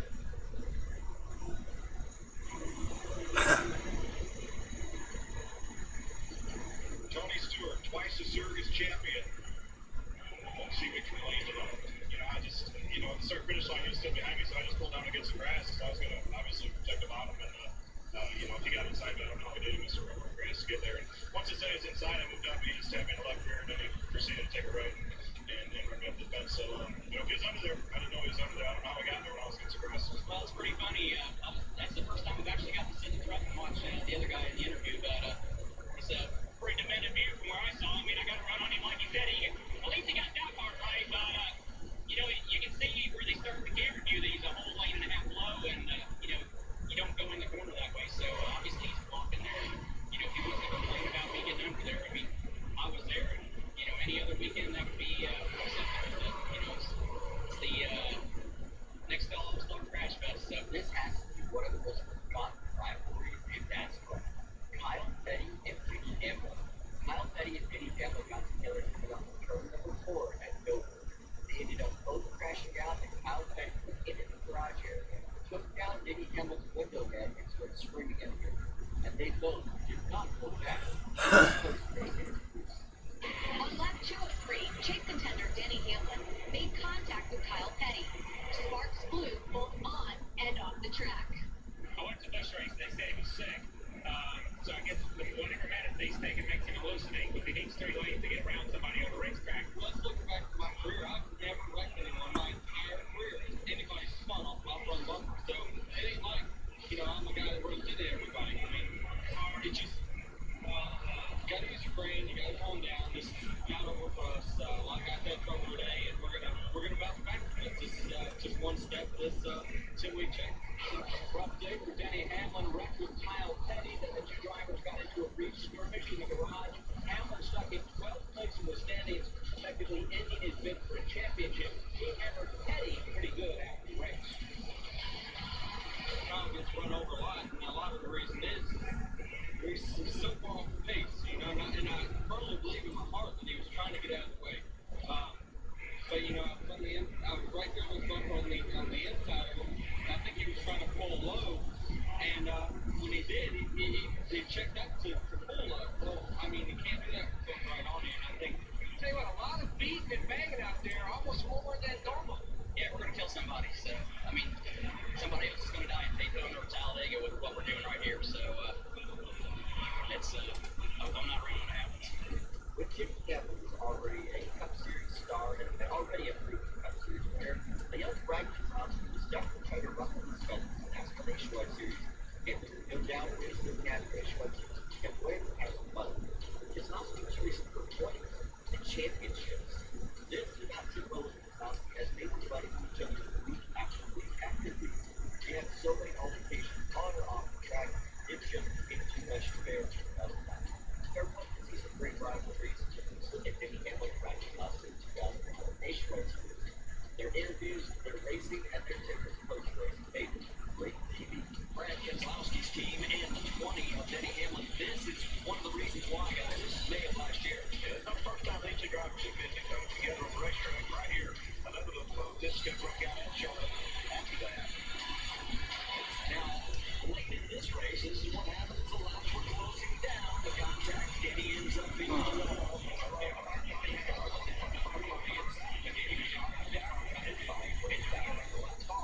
After the race, just a few moments ago, and now let's check in with Jamie Little. Well, a little reminiscing there, Brad. You watched it too. So first of all, I want to know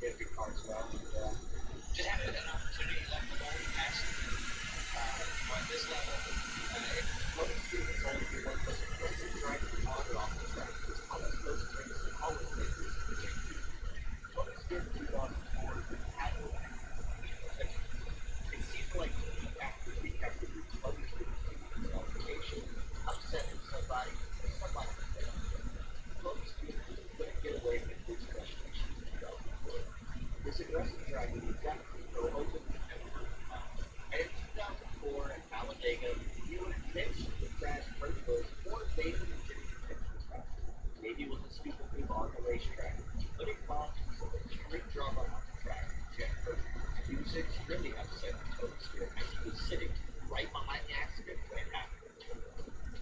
But he wasn't the only one for sure to this accident. So was King Wallace and Nick Cage. This proves how multiple drivers were upset the coach to press the track in 2004. But honestly, we were still thinking the other way of this later. Frustrated at what happened? Listen to him. Big time, big time. Do something about that. Please, that is ridiculous right there. He just freaking wrecked it. I mean, he wasn't even, that wasn't even close. He just turned and made it 3 wide and just wrecked it. That's pathetic. Sounds like Stewart started off, and he started off mixing shares. I guess you're meant to. I don't know about that. He came today 9 good points. Gonna take another hit for the second straight week, Jeannie. Well, Kenny, well, I was looking at a notebook, and I guess you like the numbers that you see there because you saw where the car was going. I guess the frustrating point now is where the car is at. And frustration, I guess, with the 20 car as well? You know, I'm sure, I didn't watch Kurt Busch's interview, but I'm sure he probably spoke first on, Tony Stewart's a very good friend of mine. So I believe the fifth, my friend. I believe the fifth because I like Tony Stewart. But fairness to you, early in the race, some of your fellow drivers pointed the same race. Your take on the whole aerodynamics in particular. I mean, I got an 18 minute and got him in a driving position. I started back out. I just hit the back to get him out. Everybody can say what they want. Fans can say what they want to. I mean, this is a product of racing. If they want to script us a script and tell us where they want to script each time, it's fine. We can do that too. I get on good. Sure didn't want that to happen to him or anybody. There were some issues here. Once they put 20 to 15 leaving, I'm trying to think who I told us, man, at the 15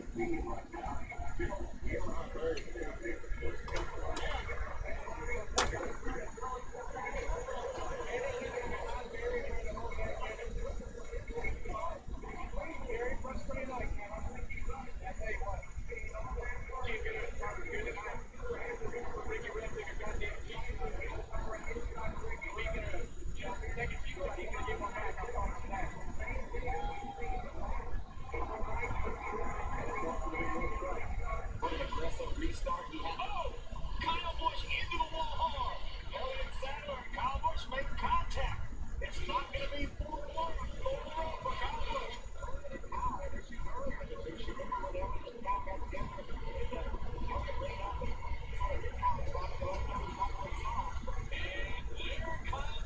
Retaliation. Hits the 24 to the outside. Saddler goes around. This time the caution comes out. Holy cow. This is seeing a NASCAR Cup Series driver take out a step on the Truck Series on purpose. They were wish judged by accident. This is what accomplished in every Saturday at Bristol in the 2011 race. This eligible for the hot approach.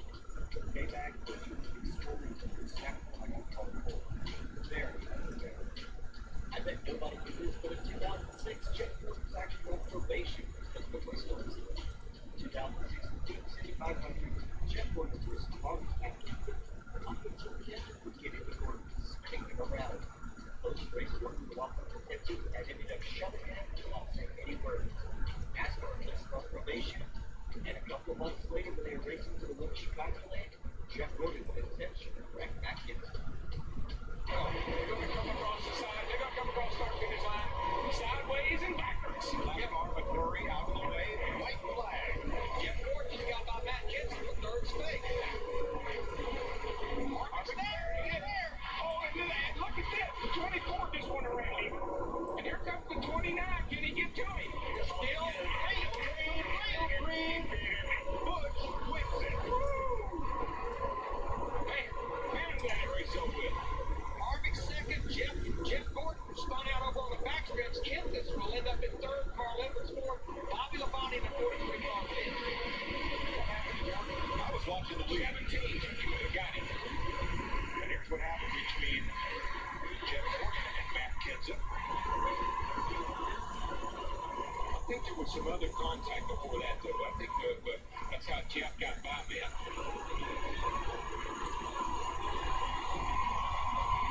Almost involved in that one.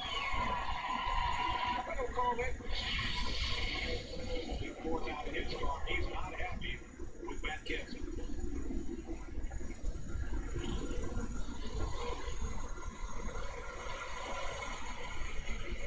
That's totally out of character.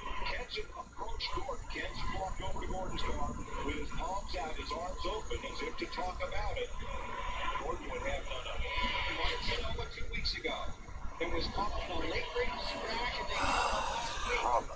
Fuck. That crash cost him critical points, knocked him out of the top 10, but right now he's on the bumper of the leader. Oh! Kenseth goes around on the front of the car.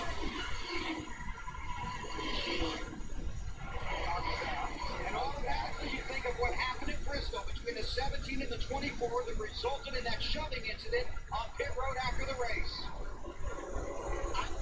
I take a look at it again. I think that Kenseth probably got a little bit loose going in there because Gordon was so close. Goes around Matt Kenseth. Then Kenseth racing hard with Gordon, got into his bumper. Bush was one and went over to apologize to Jeff Gordon. Matt admitted he probably should have waited in the heat of the battle for that to settle down. Now let's take a look at what just happened here. Keep in mind, this could send us to overtime, and fuel could be a factor. The 17 slowed down for some reason right there. I mean, whether he got loose or whatever, I'm not saying that it was Matt's fault that he got spun out, but it did look like his car slowed down. Right there.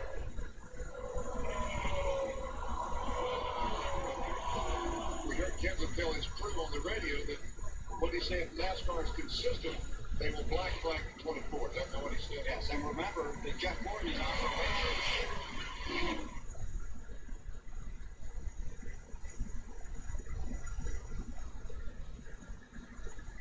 Over the 75 years plus, NASCAR running its business and its sport, there have been so many controversial calls showing how powerful NASCAR is and staying with the rule they made and showing favoritism. In this video, we're going to be looking at the time the NASCAR sanctioned body and officials made some of the worst calls NASCAR history that changed the outcome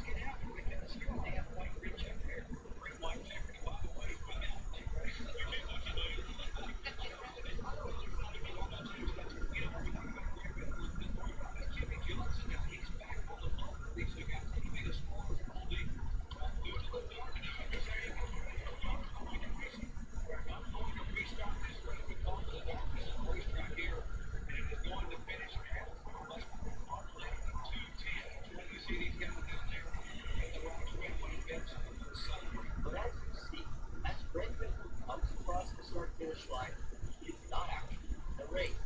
Actually, Blake Boyer and Jim Johnson both passed Greg Whipple and effectively assumed the lead.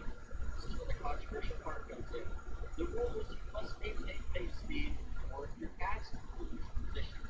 Whipple did not maintain pace speed, Whipple's passed. But NASCAR and their wise principle decided to still get the win to Greg Whipple and take the finishes of Blake Boyer and Jim Johnson and put them back in second place. They were furious that those racing rules. Jerry, it's very interesting coming to the start finish line the last time, but I know you and the 07 were sort of interested in whether or not the 16 might be the victor. Yeah, you'll see it's been in the something terrible for Greg. He's been more concerned to win a race and is out there position to win it, but if you don't maintain pace or speed, you don't hold your position, and it was clear to everyone that he couldn't do it.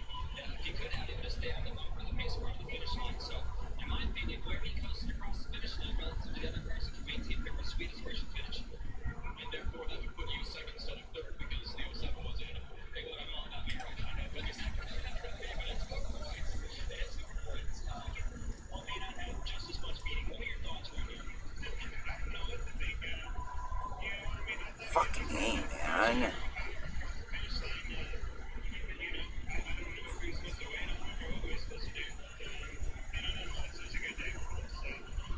It does sound like you're questioning the finish. I mean, very good make an aggressive finish line, but I don't think anybody knows. I mean, Jimmy and Jeff would like me didn't know either, so I don't know what's going on. So, boy, second place finish. Even more controversial call, what high Master didn't see the football and they were sorry because they were struggling to do it. Somehow, different officials at the track, Master still managed to steal his car.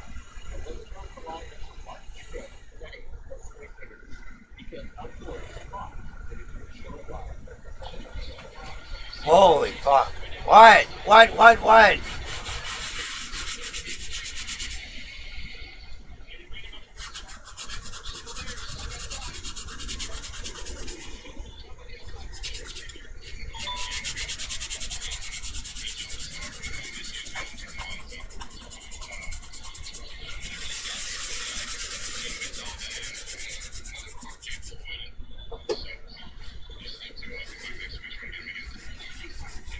They take the white flag. If they take his first win in the NASCAR Xfinity Series, Marcus Liquor had a fan favorite was the victory in history. Liquorman was leading into Charles Roval to a car on the track related to the tire race. But after the third caution, they waited over 50 seconds to build a caution. When Liquorman was ultimately, Marcus Liquor never gets the white flag, even though he should have, because it took NASCAR so long to build a caution. Like they were trying to manipulate and rig some artificial drama for their series. Thinking they did a classic interview post race, but nonetheless, it was extremely upset. Personally, I am extremely upset and efficient by NASCAR officials.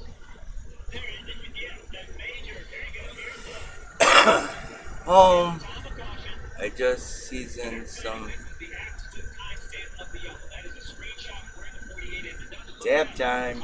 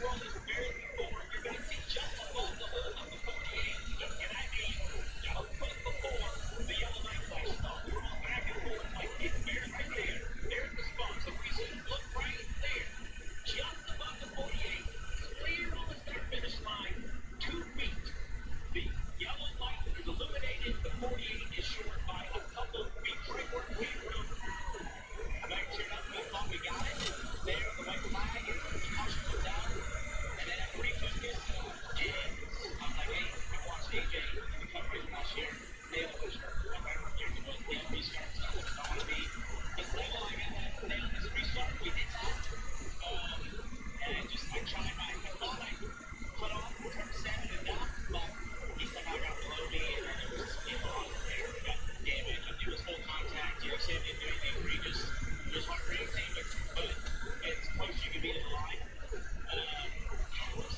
Don't expect that I want to cry. I'm not going to cry.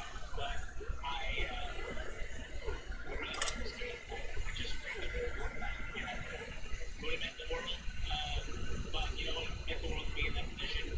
And thank you to Scott for saying that everyone's making it worse.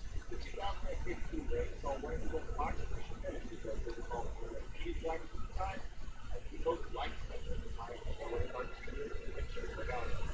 Dale Earnhardt Jr. and Joe Logano would have lead the field back down across the grid start as they hit the red soon behind them.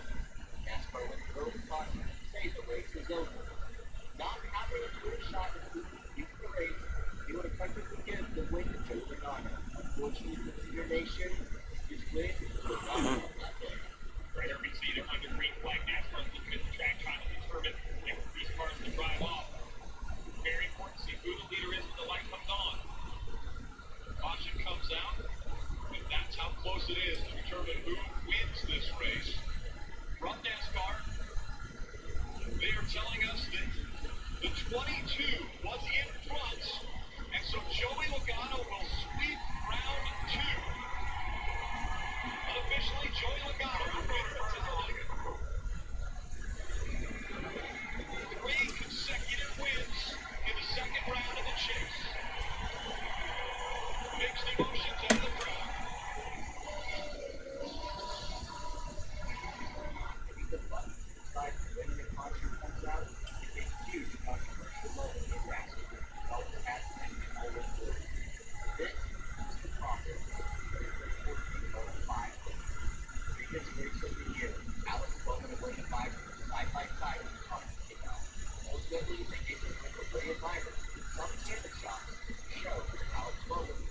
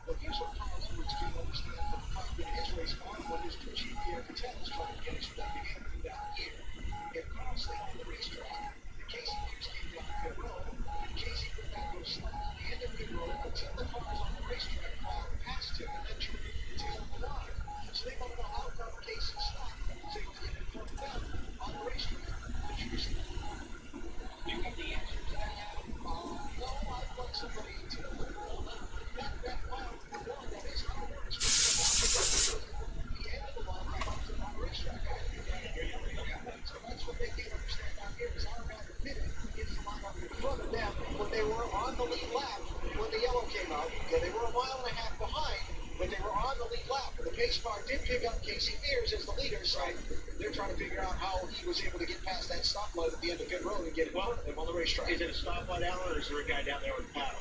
They have the big red and green light down here, yeah. Okay. So here's Mears. Coming down pit road. Okay, we're looking for that light. There's that light. See that red light there blinking? That's red. That's right.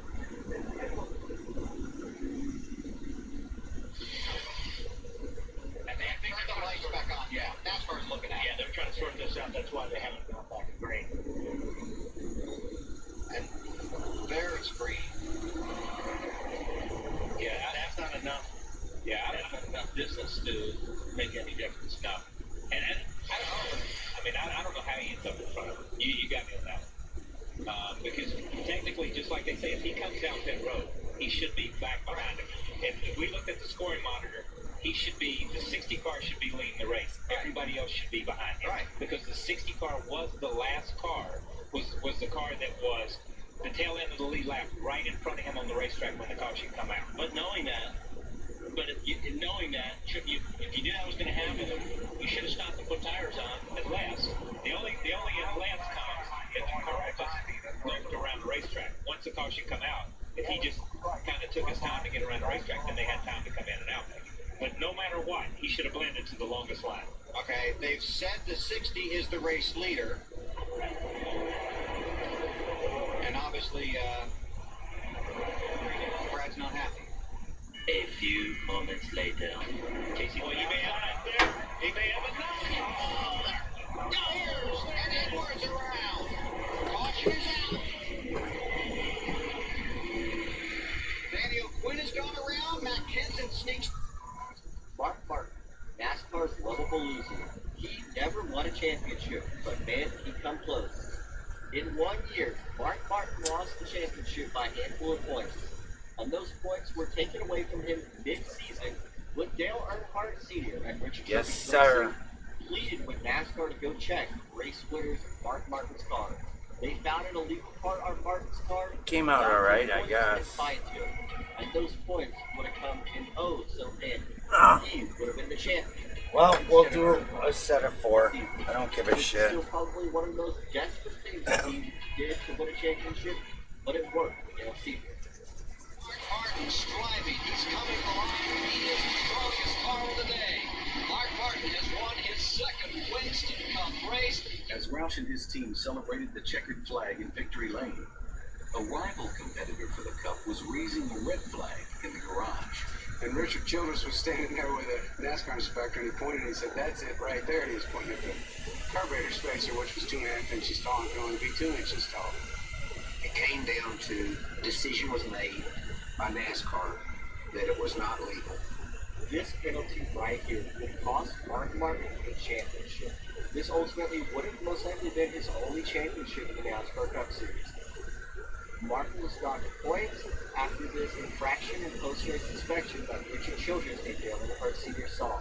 He pleaded with NASCAR and won their case. Martin would ultimately lose the point lead and lose his shot at a championship. He fell short at the end of the season. NASCAR says they don't show favoritism, but we all know they definitely do. When Davey Allen, a very likable driver, was wrecked by Rick and Brad, he was black flag. Brad was black flag and disqualified for aggressive driving and did not take home the victory at Sonoma. This is definitely showing some favoritism, as we've seen over the years. People being wrecked, spun out, and even split on purpose, and they don't even get it. So this is blatant favoritism. I've never seen it before.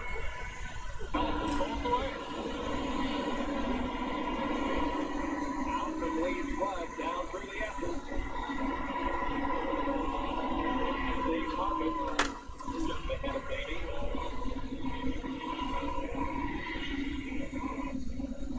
And the white flag flies for Ricky Rudd. NASCAR officials apparently pondering over this situation. He's headed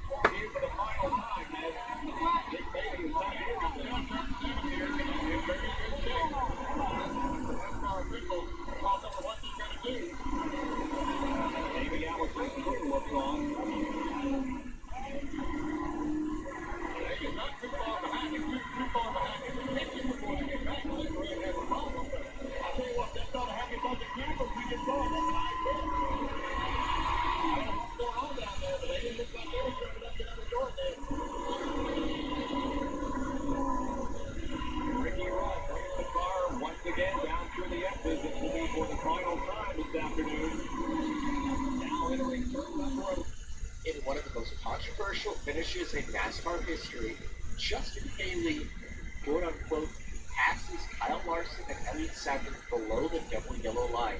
He crossed the finish line first, but then was disqualified because he passed below the line.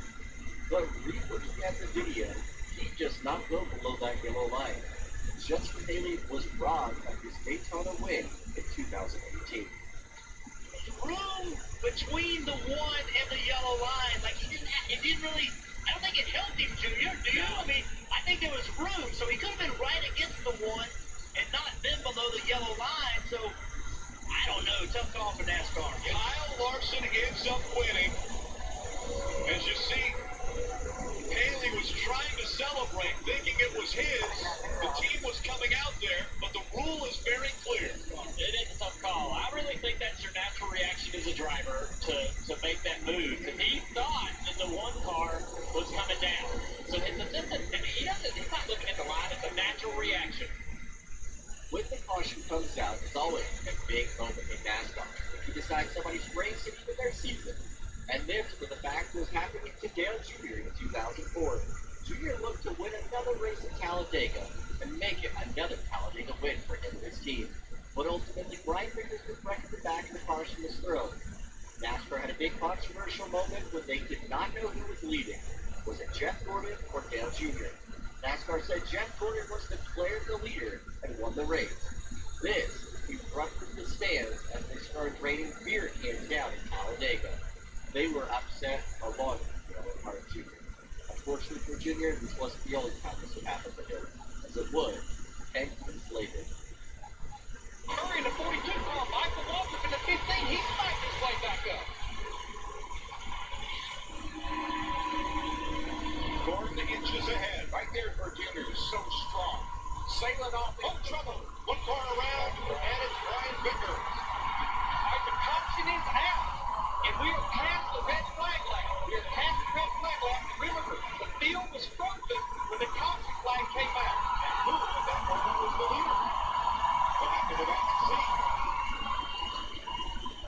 It would be obviously either Dale Earnhardt Jr. in the 8 or Jeff Gordon in the 24. Brian Vickers able to drive away after bringing out the 11th caution of the day in turn 3. Well, there's no problem with the racetrack. I mean, I can't imagine we can't get this thing back started with 4 laps to go. And when you are challenging the call, you pull up beside the guy. So how many challenges do we have here? Jeff Gordon will be the leader. And I think they just told the crowd that too. Scoreboard is not yet changed to reflect that, but that is what we're being told as of the moment of caution.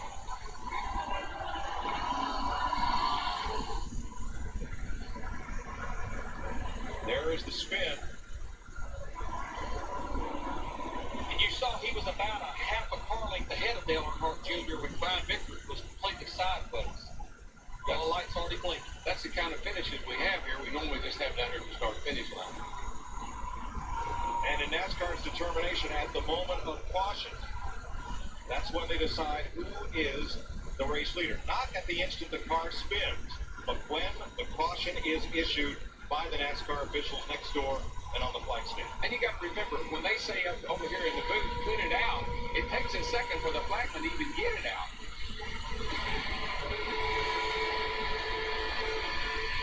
There you go, right there, the yellow light's rolling.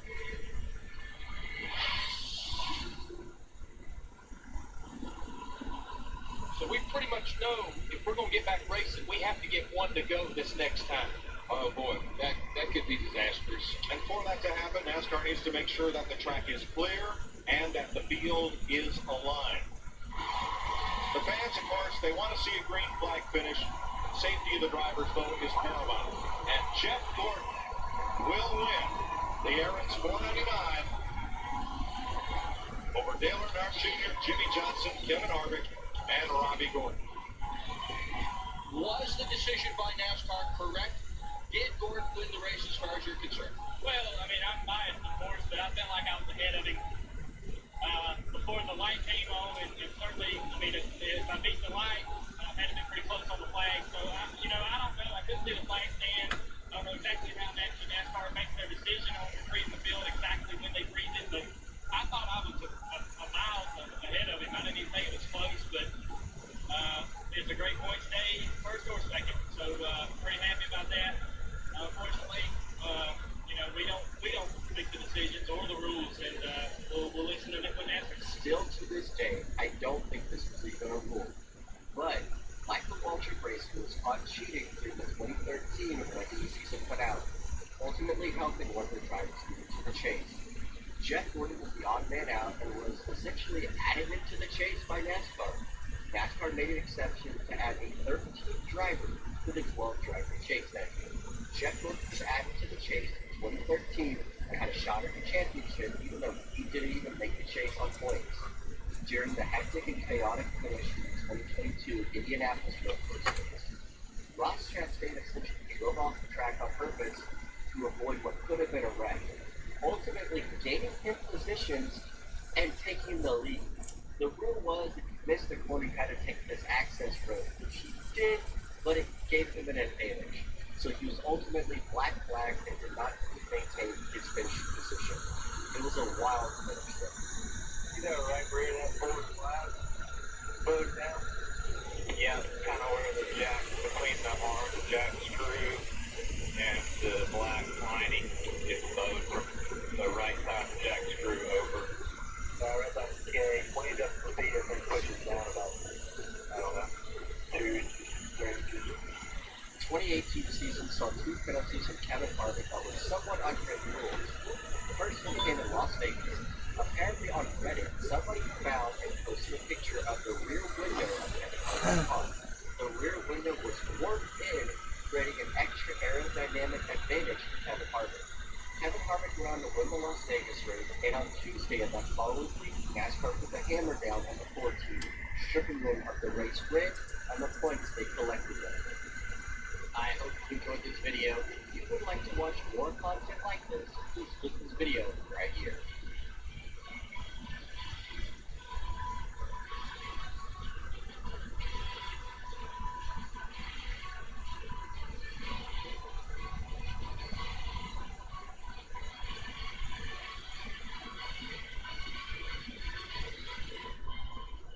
If you've enjoyed this video, please hit the like and subscribe button down below.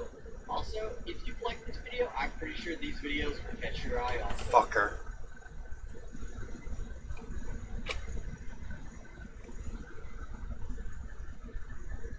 Cheating in NASCAR is something that every single driver and every single crew chief has experienced at least once in their lifetime. Most likely, every car on the racetrack you see today is somehow bending the rules. But sometimes teams will bend the rules, busted by NASCAR, and either get docked points, a fine, or even worse, disqualified. Let's talk about the time Juan Pablo Montoya got his qualifying time disallowed at Kansas after receiving the pole.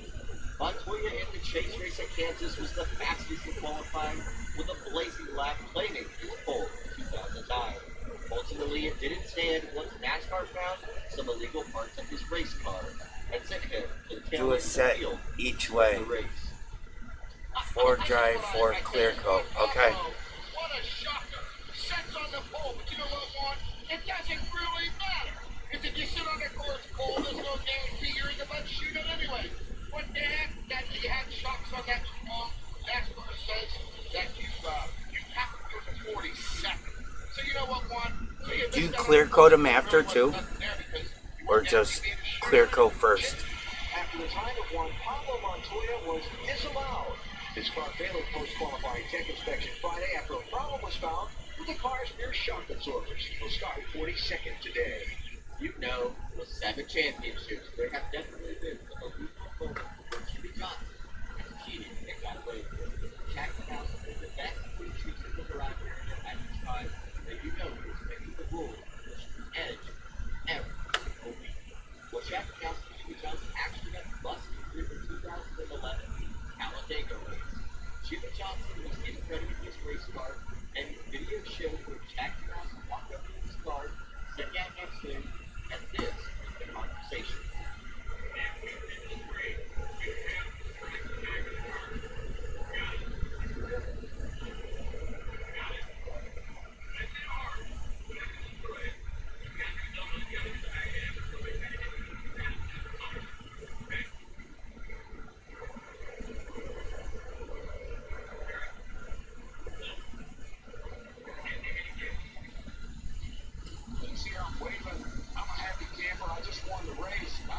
finish line and not wave to the fans and I'll be late and boom!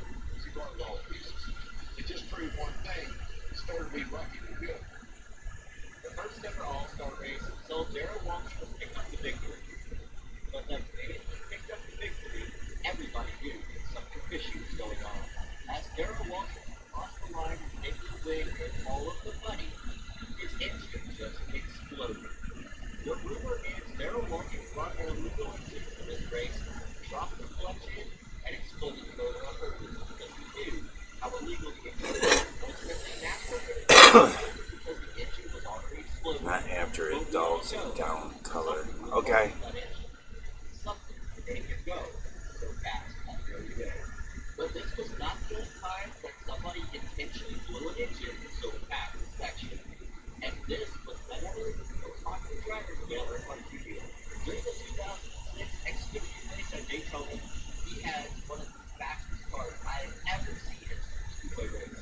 Dale Jr. pulled away from the pack by seconds. If you know how speedway racing works, you know it should be impossible. But it worked for Dale Jr. on that very night. He would pick up the win and blow his engine out while doing a burnout. A familiar sight of Daytona on Earnhardt in victory lane. Dale Earnhardt Jr. with a dominating performance.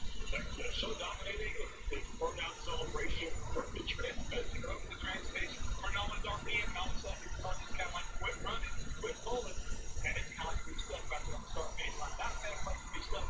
That's a good place to be stuck. You'll see what I get on Fox tomorrow night. 3 laps. And so Dick Murphy is down there with the winner. Dick. Yeah, this is the first. Yes, he fell running, not on the scooter. The 2006 Daytona 500 winner, Jimmy Johnson, started off to drop that win.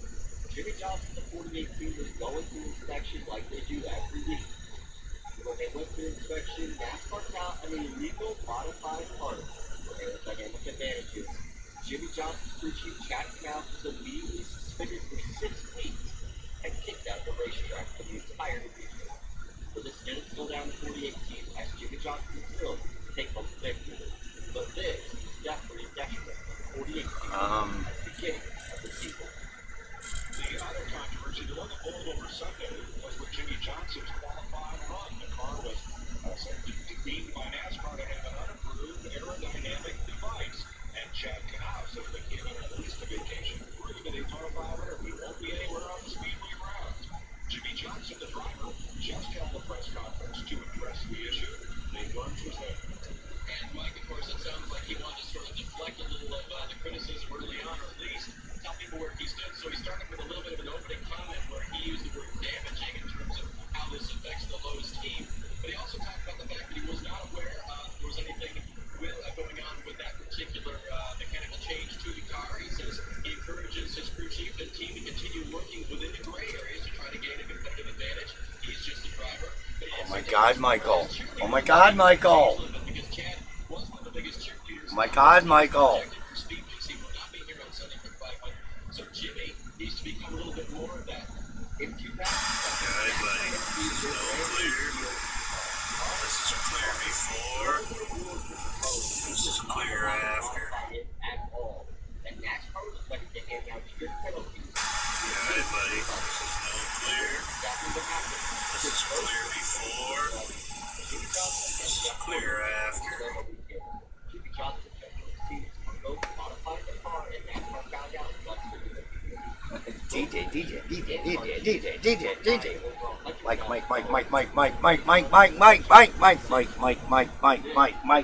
Mike.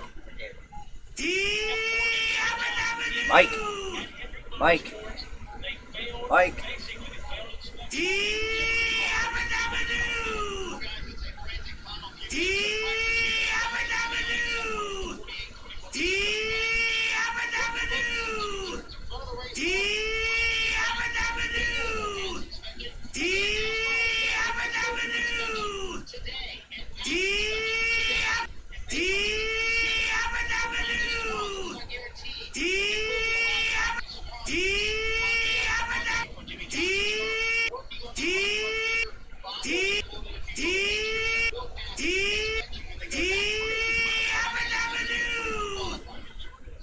make a note of it.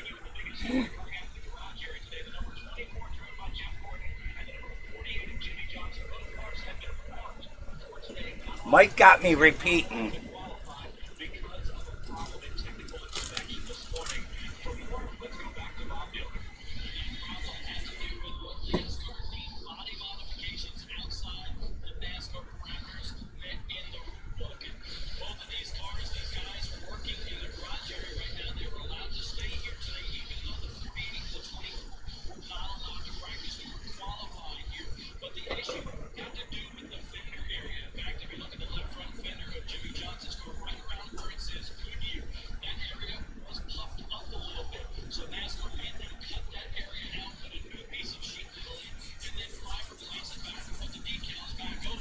Following the 2017 Chicago Land Race, Chase Elliott was one of the most dominant cars in his entire career up until this point. Chase Elliott was found to have an illegal piece on the rear of his car on the spoiler. He had an illegal black piece on his car that was found as a crew member tried to take it off during his interview. Chase Elliott was disqualified from his coaching position and died. Oh my goodness. Ray Everett and brought Jeff Gordon one of the most illegal cars in NASCAR history. That wasn't illegal just yet. Apparently, Ray Everett had worked around the rule so well, it had passed inspection. But that car became illegal after the race. Jeff Gordon won. It ran one race, it dominated that race, and it was nailed by NASCAR. There you go. And that's one month.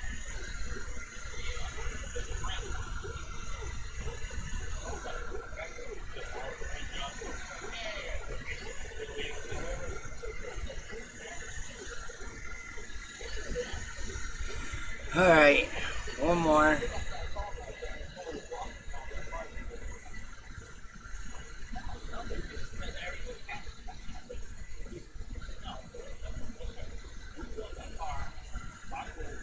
One more. Hey Billy. Hey Billy Mike. There we go.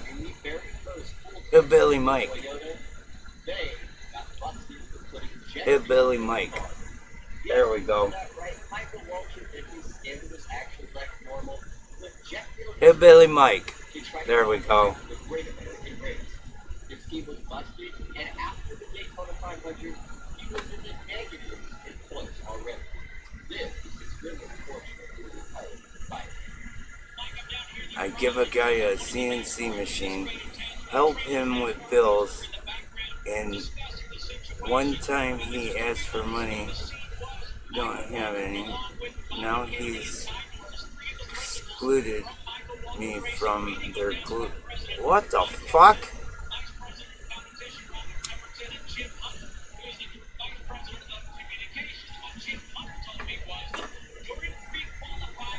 No reason given. He just says he's busy, but not too busy. He may on the last 3 streams. What the fuck, dude?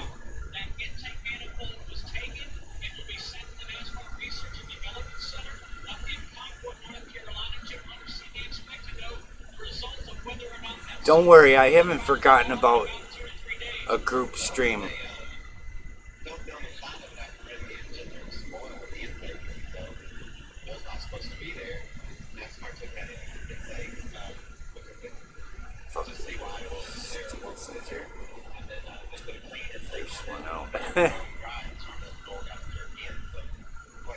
What the fuck?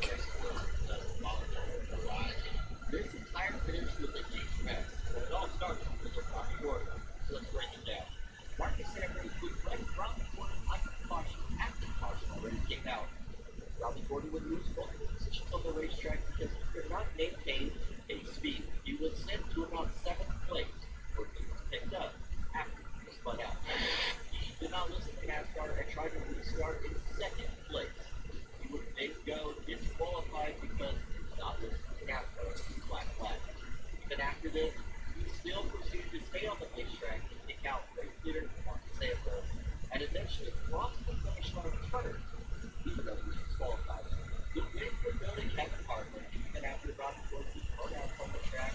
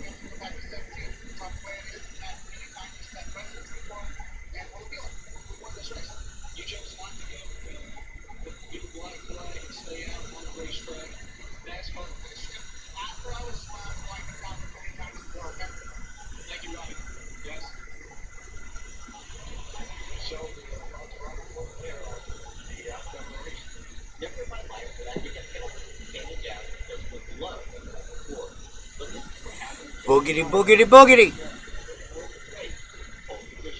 Not bragging. Until then, selfish and only doing it for himself.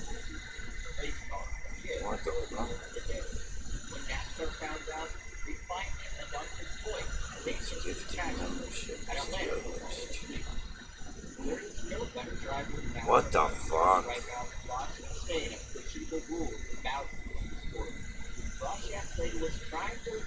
Hey Billy Mike, you can fucking rant all you want. You haven't seen me on my bad days. Well, maybe you have. I don't know. The odds of me helping people anymore. And here it is.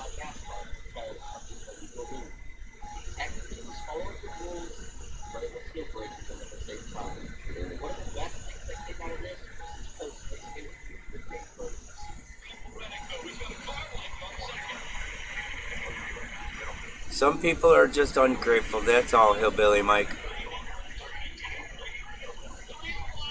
You finally see true colors of some people.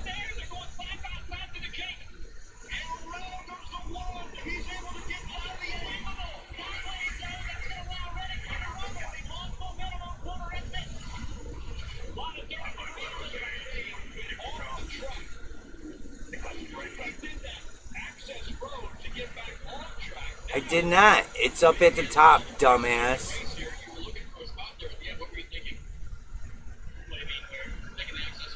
You're just probably fucking too far behind.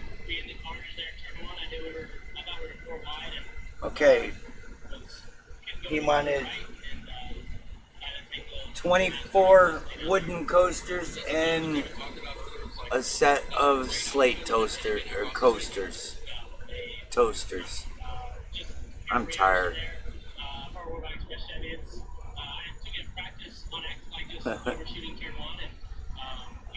Pablo said, "Stop watching NASCAR. You're making him mad." Aww.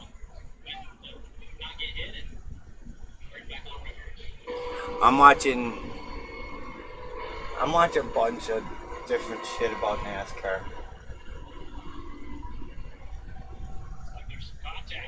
We're going for an environment. Remember what happened off of turn 2? Well, needless to say, Chris Gabehart is livid down here. They're trying to get their position back.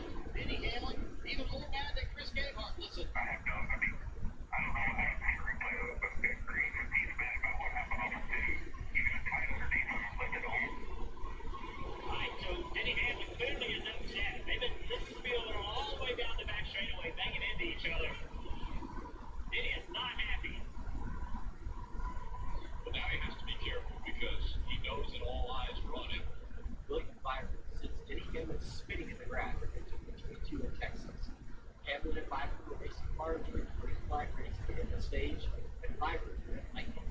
Under the caution flag, he drove up behind Hamlin and ended up hitting him in the rear, spinning him out, making him lose the pole position to the racetrack.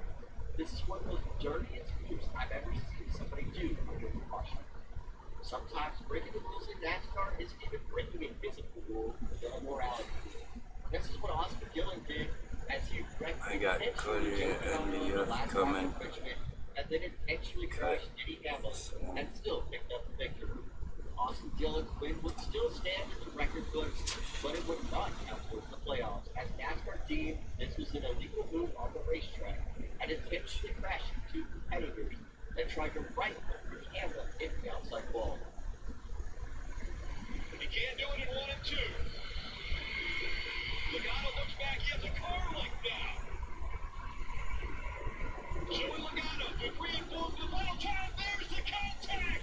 He does get to it. He'll walk it on the inside. He gets into the wall. 2 and 2 to win it is the line. Austin's season was on the line there, but what are your thoughts on what happened out there?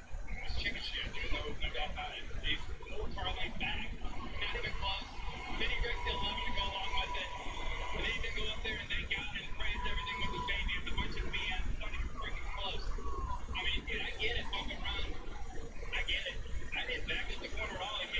bump and run. Got a damn bump and run.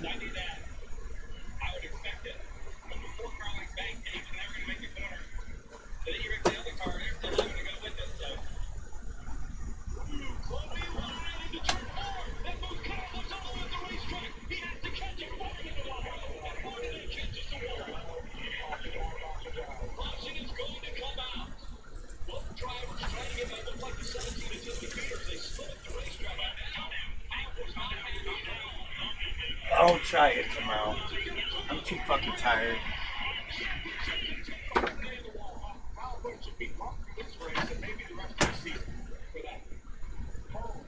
Championship contender Ron Fortnite hard into the wall. Kyle Busch sends him in. God, we saw him playing games like that at Martinsville, but we're at over 180 miles an hour. We know that down 180. One rule in NASCAR that is definitely well known is you are not allowed to crash somebody at your caution. What a caution is to slow down Yeah. the racetrack and clean up the racetrack or help any traffic after NASCAR. With Kyle Busch under caution with full speed into Ron Fortnite in Texas in 2011. This was extremely disrespectful towards Ron Fortnite and illegal in any way you put it. Kyle Busch was immediately suspended for the Xfinity race the following day and the Cup Series race 2 days later. This has never happened since then to Kyle Busch. Flailing on the back of the 9 of Chase Elliott. That's because the bad luck from 3 weeks ago at Bristol was played out here at the Rory of Caution. NASCAR also had the opportunity to look at this. They black flagged the night. They had taken guys and made them come to pit road to clean it up. We'll just have to see what NASCAR thinks about the tail. I did ask. Tail is not required here. There is a question, it's some high-speed track. Like it or not, NASCAR has definitely showed favoritism to a lot of their drivers in the past. During the 2021 Roval race, Chase Elliott had damage that was hanging off of his car.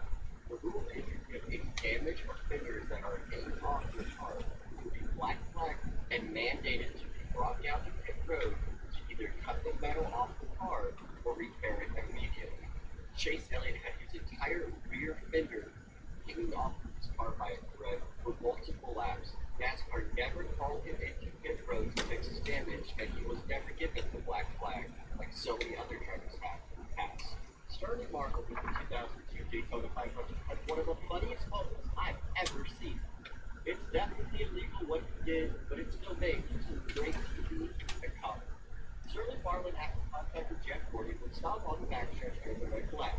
While leaving the race, he would get out of his race car, unbuckle his seatbelt, and try and fix the damage on his fender. The pace car driver saw this and immediately jumped out of the vehicle and told him to get back in his race car. NASCAR would then deem Sterling Marlin signal him along this line for committing illegal action on the racetrack. He ultimately didn't win the Daytona 500, but this still stands as one of the most funniest moments. Wait to get on the flag.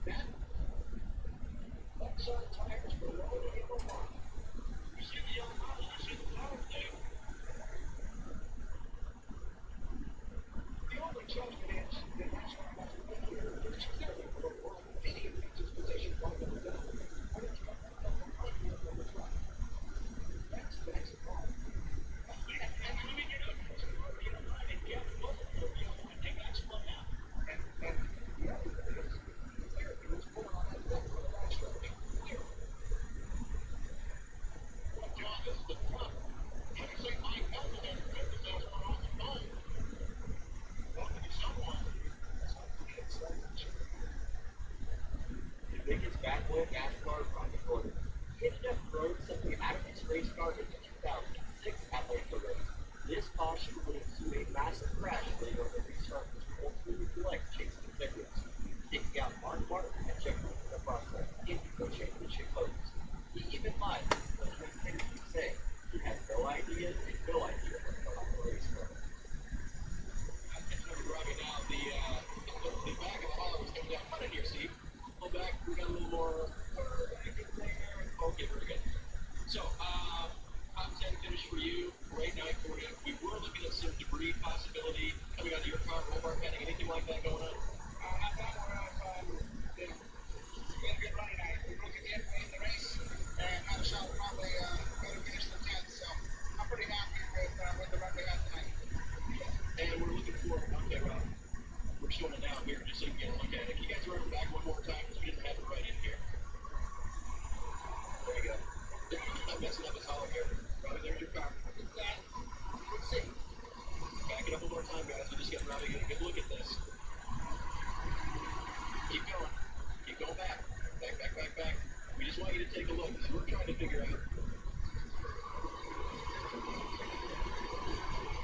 You may have had something right over as well.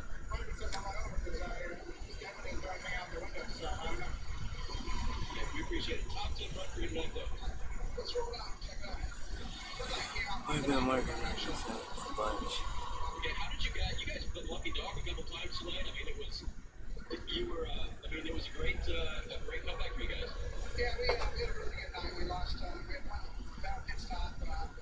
We lost a lot for that, and that hurt us. And, we couldn't get a car. We had a top 10 car all night long. We started last, and it was hard to get all the way out to the front. We appreciate you taking the time, Rob. Thanks. Bill, if you've enjoyed this video, please hit the like and subscribe button down below. Also, if you like this video, I'm pretty sure these videos will catch your eye also.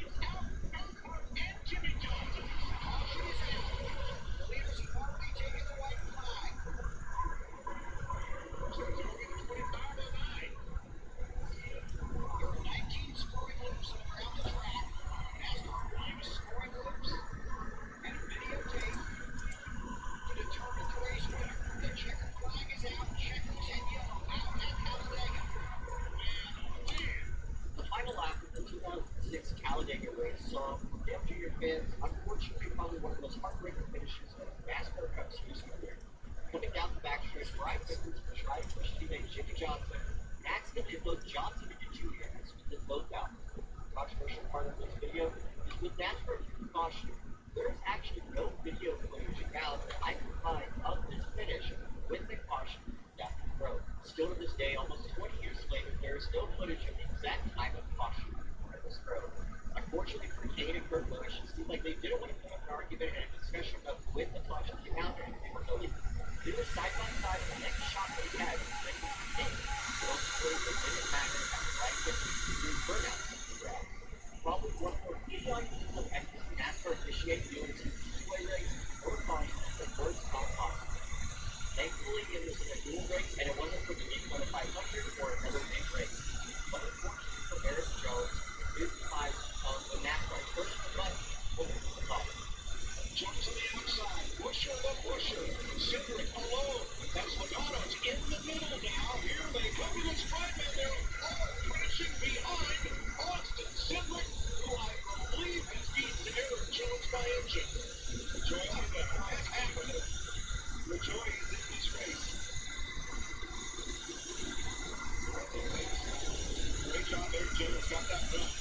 0.00 on the scoring monitor. Who wins it?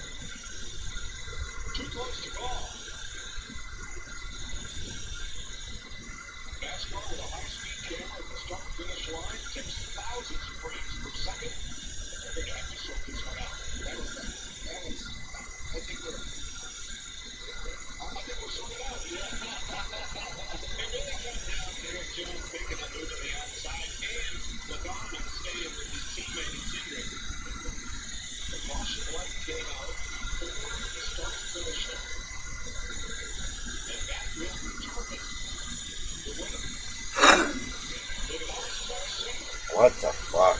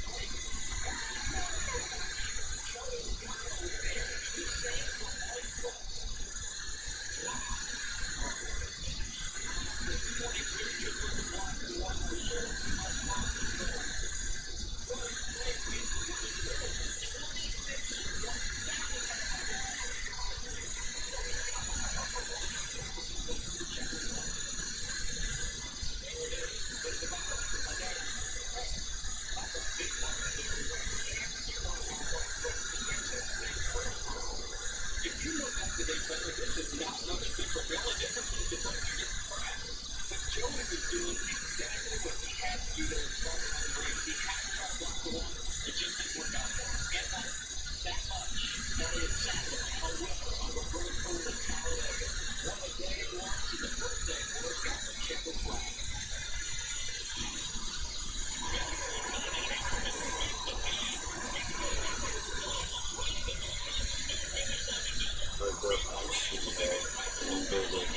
This run for the cars. These ones over way to the top. Oh.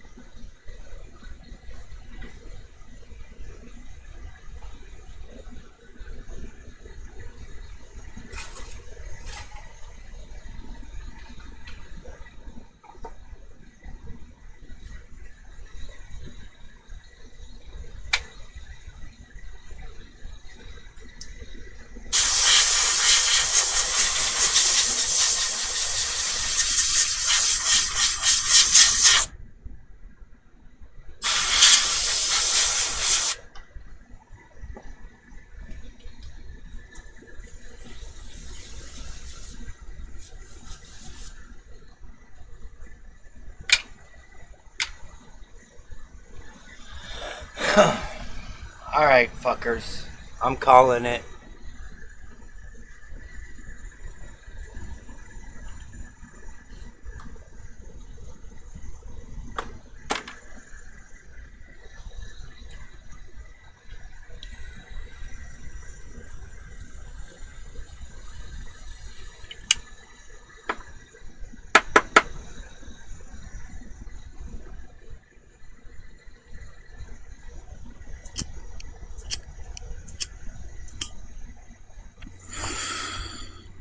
I am fucking tired.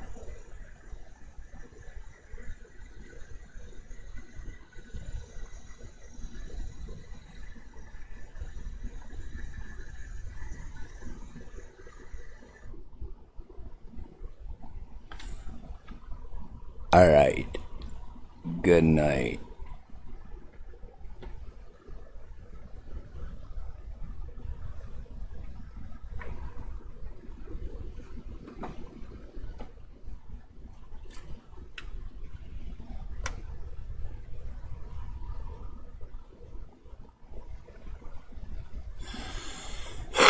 More energy of you took.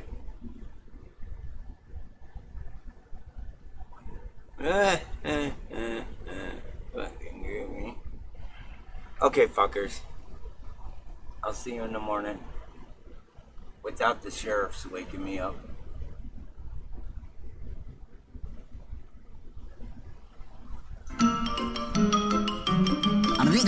That's all, folks.